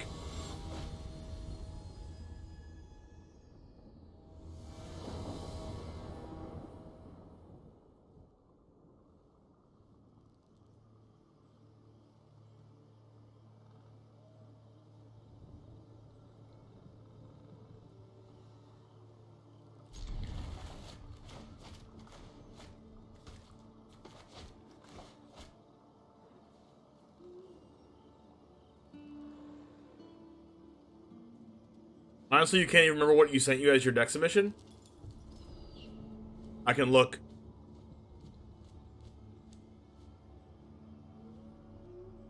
You sent me green-white enchantments.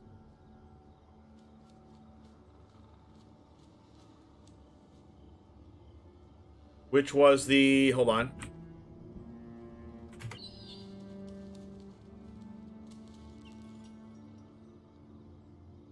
It was supposed to be green-white enchantments, but then when I click the link, it says standard mono-red mid-range. So I don't know what you mean by that.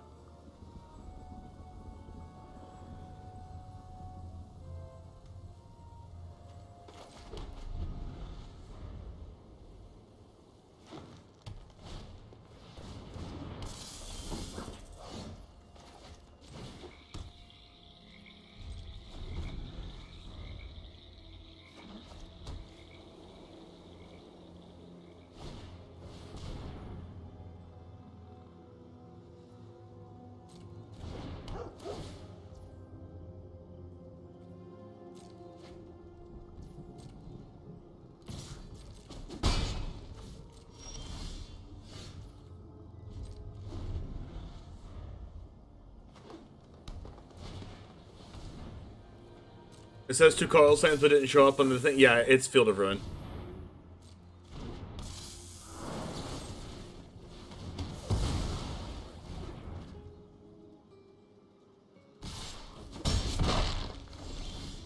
Can I draw, like, a land?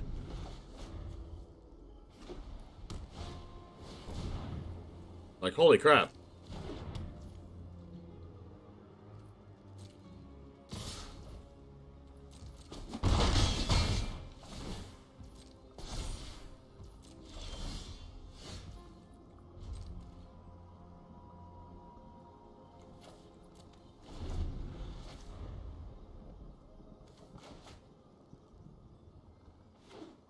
Isn't this supposed to be a hand smoother algorithm? Shouldn't I be drawing more than 2 lands?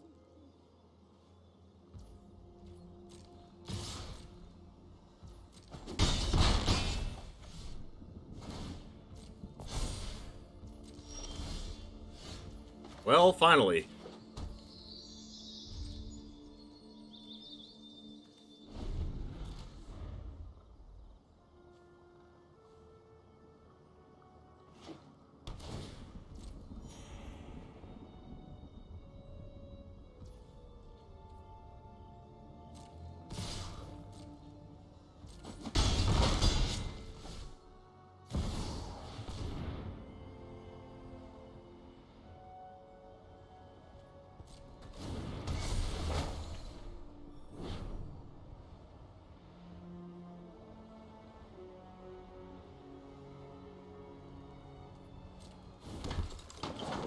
+5/+5 trample, you say?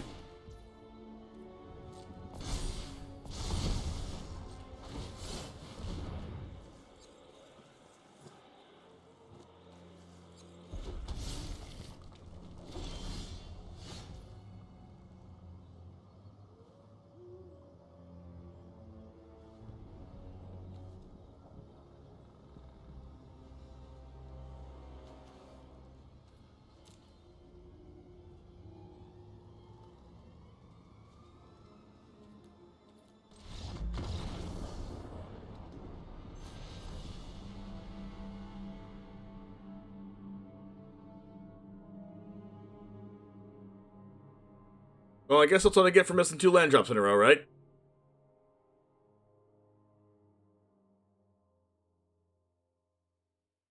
Yeah, you copied the wrong link.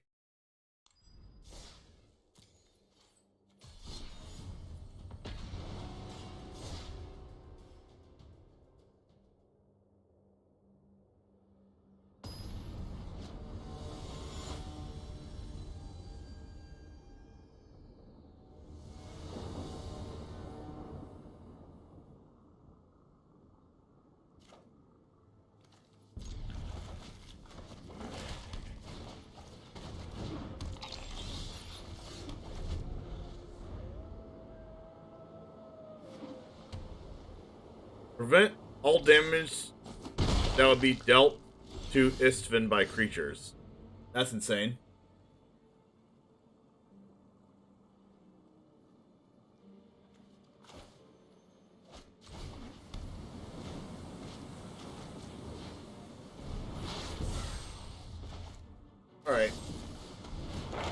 want to play against black-white.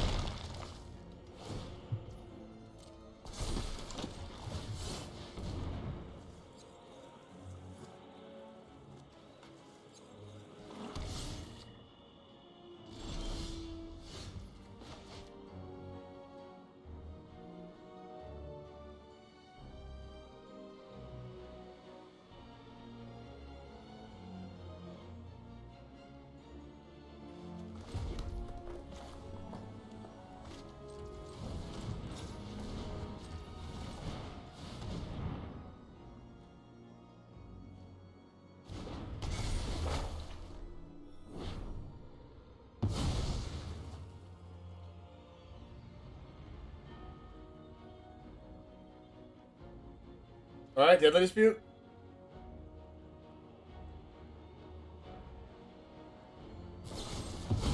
Yep.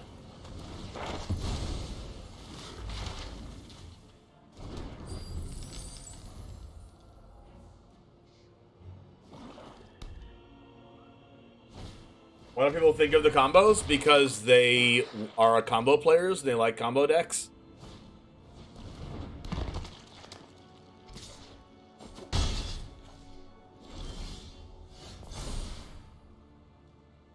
I would also refrain from using the word cancer in that context.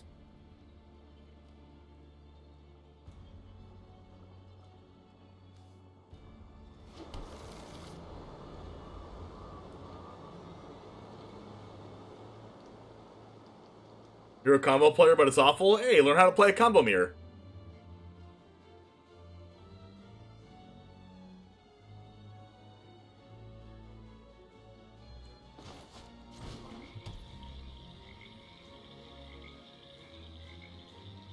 I don't really want to do anything.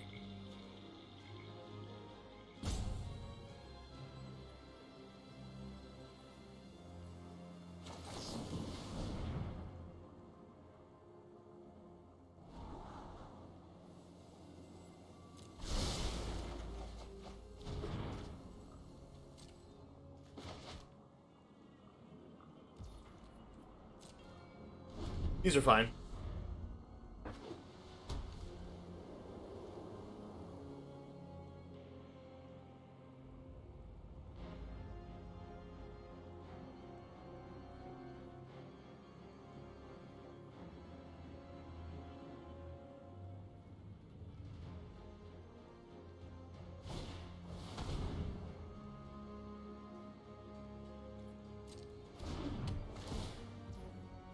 Yeah, you can send it again if you want.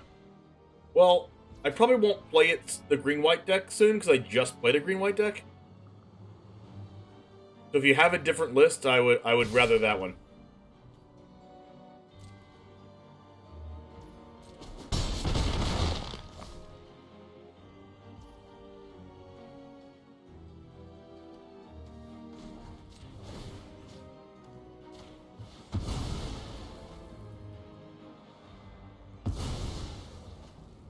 Yeah, either one of those is perfect, Nimblesloth.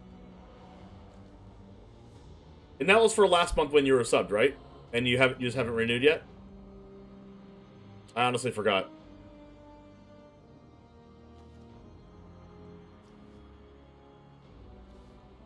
Okay, perfect.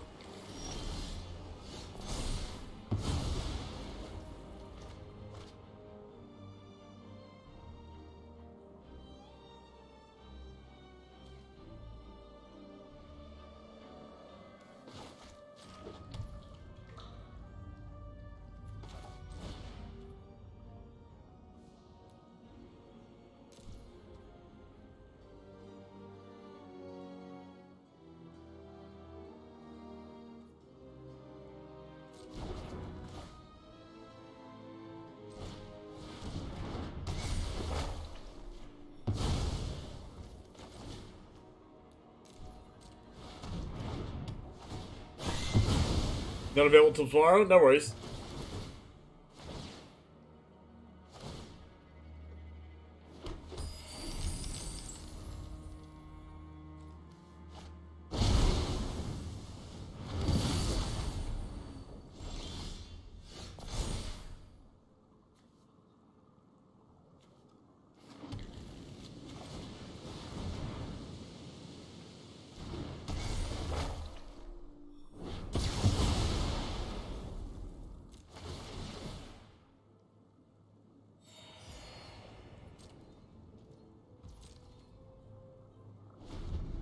They go Lolth here.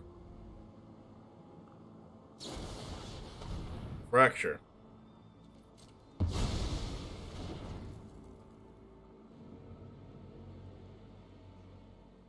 Sure.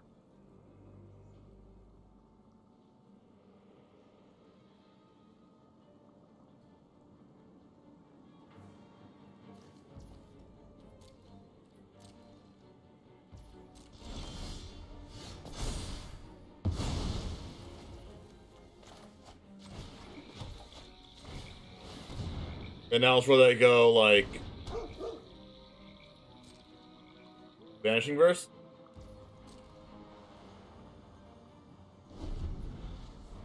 Or Rite of Oblivion? Half of Peril? Sure.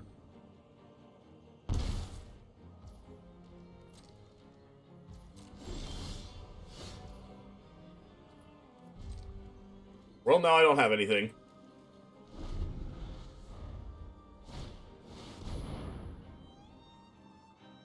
Alright, that's fine. Out of my way. I have a wedding to stop.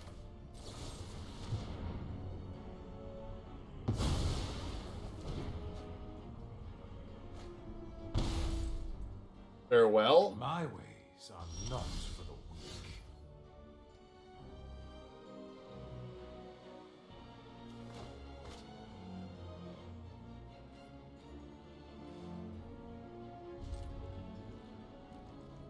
I don't want them to farewell my Kami War.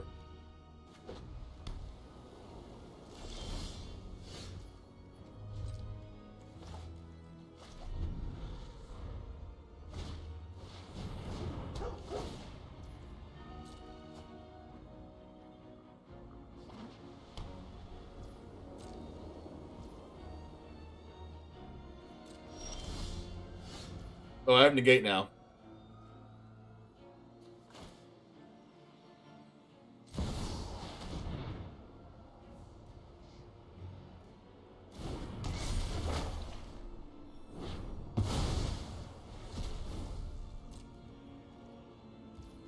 I guess they could have Fracture.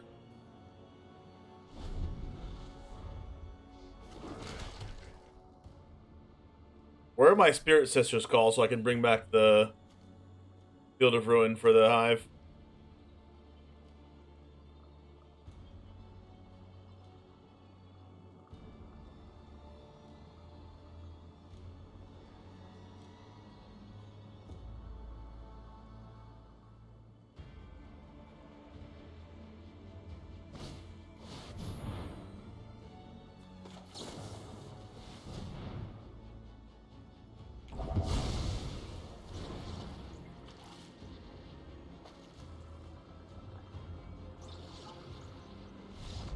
Yes!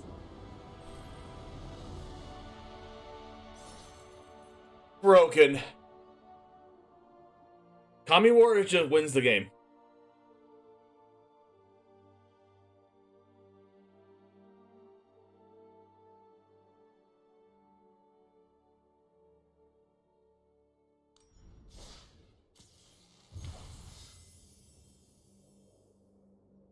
Oh, by the way.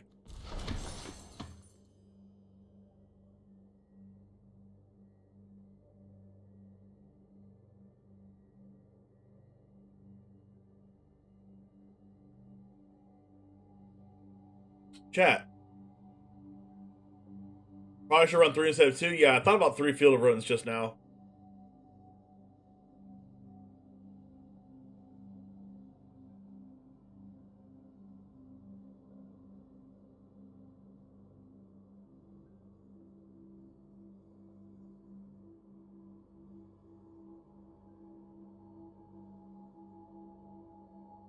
By the way, chat, I have a really important things to say. Really important announcement.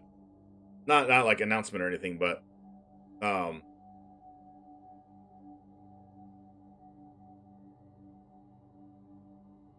do want to go over something about our sponsorships here. Great Vikings Games has been generous enough to let us have access to getting secret lair sleeves, pre-release codes, and things like that from GreatVikingsGames.com. You can type in !GVG in chat to find out all that Great Vikings Games has to offer. You can get pre-release pack codes for 6 packs in Arena. You can get altar sleeves, secret lair sleeves, all the things that you might want that either you can't get into the Arena store, you can just get from Great Vikings Games, which is really cool. Also, TCG Showdown. You can basically check all of your arena matches, Yu-Gi-Oh! Duel Links, Pokemon Online, any card game that you play. You can play all of the card games against anyone on TCG Showdown, and you can actually win real money doing that as well. Also, make sure to type in code DGEN in checkout at coolstuffinc.com to get 5% off. And you can also type in code James5 as well to get 5% off as well. But to support the DGen community and DGen team, type in DGen5. Me personally is James5. And also you can get 5% off of all your altar sleeves by using code DGen at checkout to get the altered sleeves. So make sure to take access to those things, because Team DGen is providing all of these availabilities for all these products for you guys, and it's all discounted. You can get the Ali Eldrazi sleeves. You can get Ekaros sleeves, MTG Nerd Girl, CovertGoBlue. You can get all of the clear sleeve that you can even put in your commander deck or on special lands or whatever, that you can use their face on the sleeve, which is pretty cool too. There's also different alternate art things you can get, like Command Tower, basic lands, things like that. So make sure to check that out when you get a chance. And all the codes are in commands in here, and you can also go to my About section in under the stream to check out all those links, and they're available to you. So a lot of cool things coming up for Neon Dynasty, and a lot of cool things that you can get for discounted through Team DGen. So not taking advantage of that is just strictly losing money. Strictly losing money.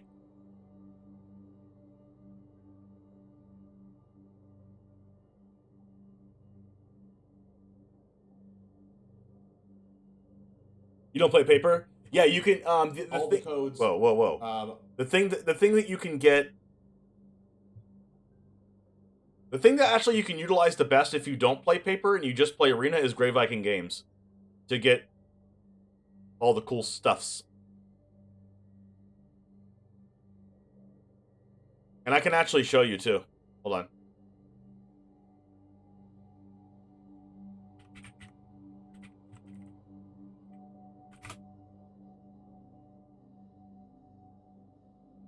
Here. Arena codes, decks, cosmetics, give gifts. You can... Here's the Kamigawa stuff here. Kamigawa Neon Dynasty release pack code. You literally can get 6 packs for $7. You can't even beat that. That in the arena store, you can't get that. 6 packs, $6.95. All you do is add it to cart, but you click the link. Don't do what I did. Actually click the link on my stream, or type in !GVG. I'll actually type it right now. If you click this, it directly supports me. It directly supports Team DGen. And you can get this. There's the 6 packs. You can get cosmetics of cards.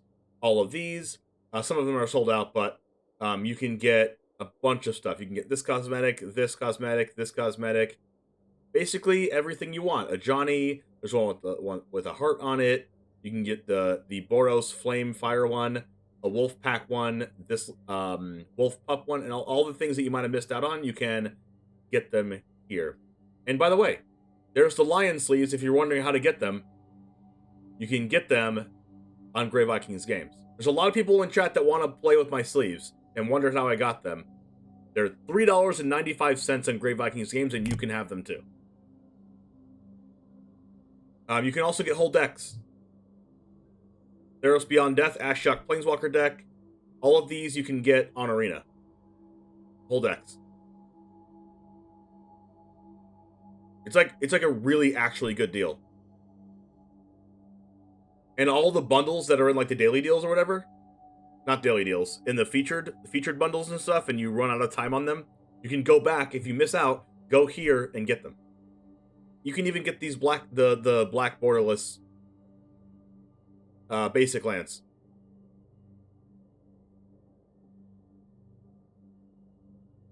It's really nice.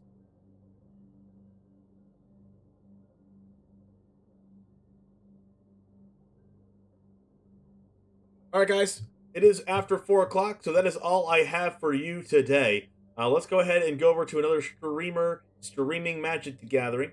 What do we have? Is there anybody from Team DGen streaming right now?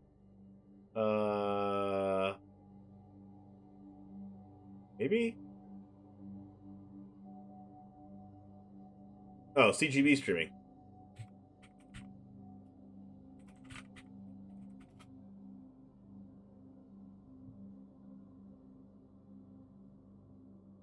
Alright guys, friends of the chat, friends of the channel, people that might have stopped over from YouTube, thank you guys for hanging out with me. I'll be back around 11 a.m. tomorrow for some more Kamigawa Neon Dynasty Standard, and make sure to keep your eyes peeled for the new Arena, the new YouTube video coming out tomorrow at 9 o'clock in the morning Eastern. Let's go over to CGB, give him a quick hi, give him a shout out, give him a what's up, give him a let's go, and I'll see you over there. And as always, Goose Gang, out. Let's go!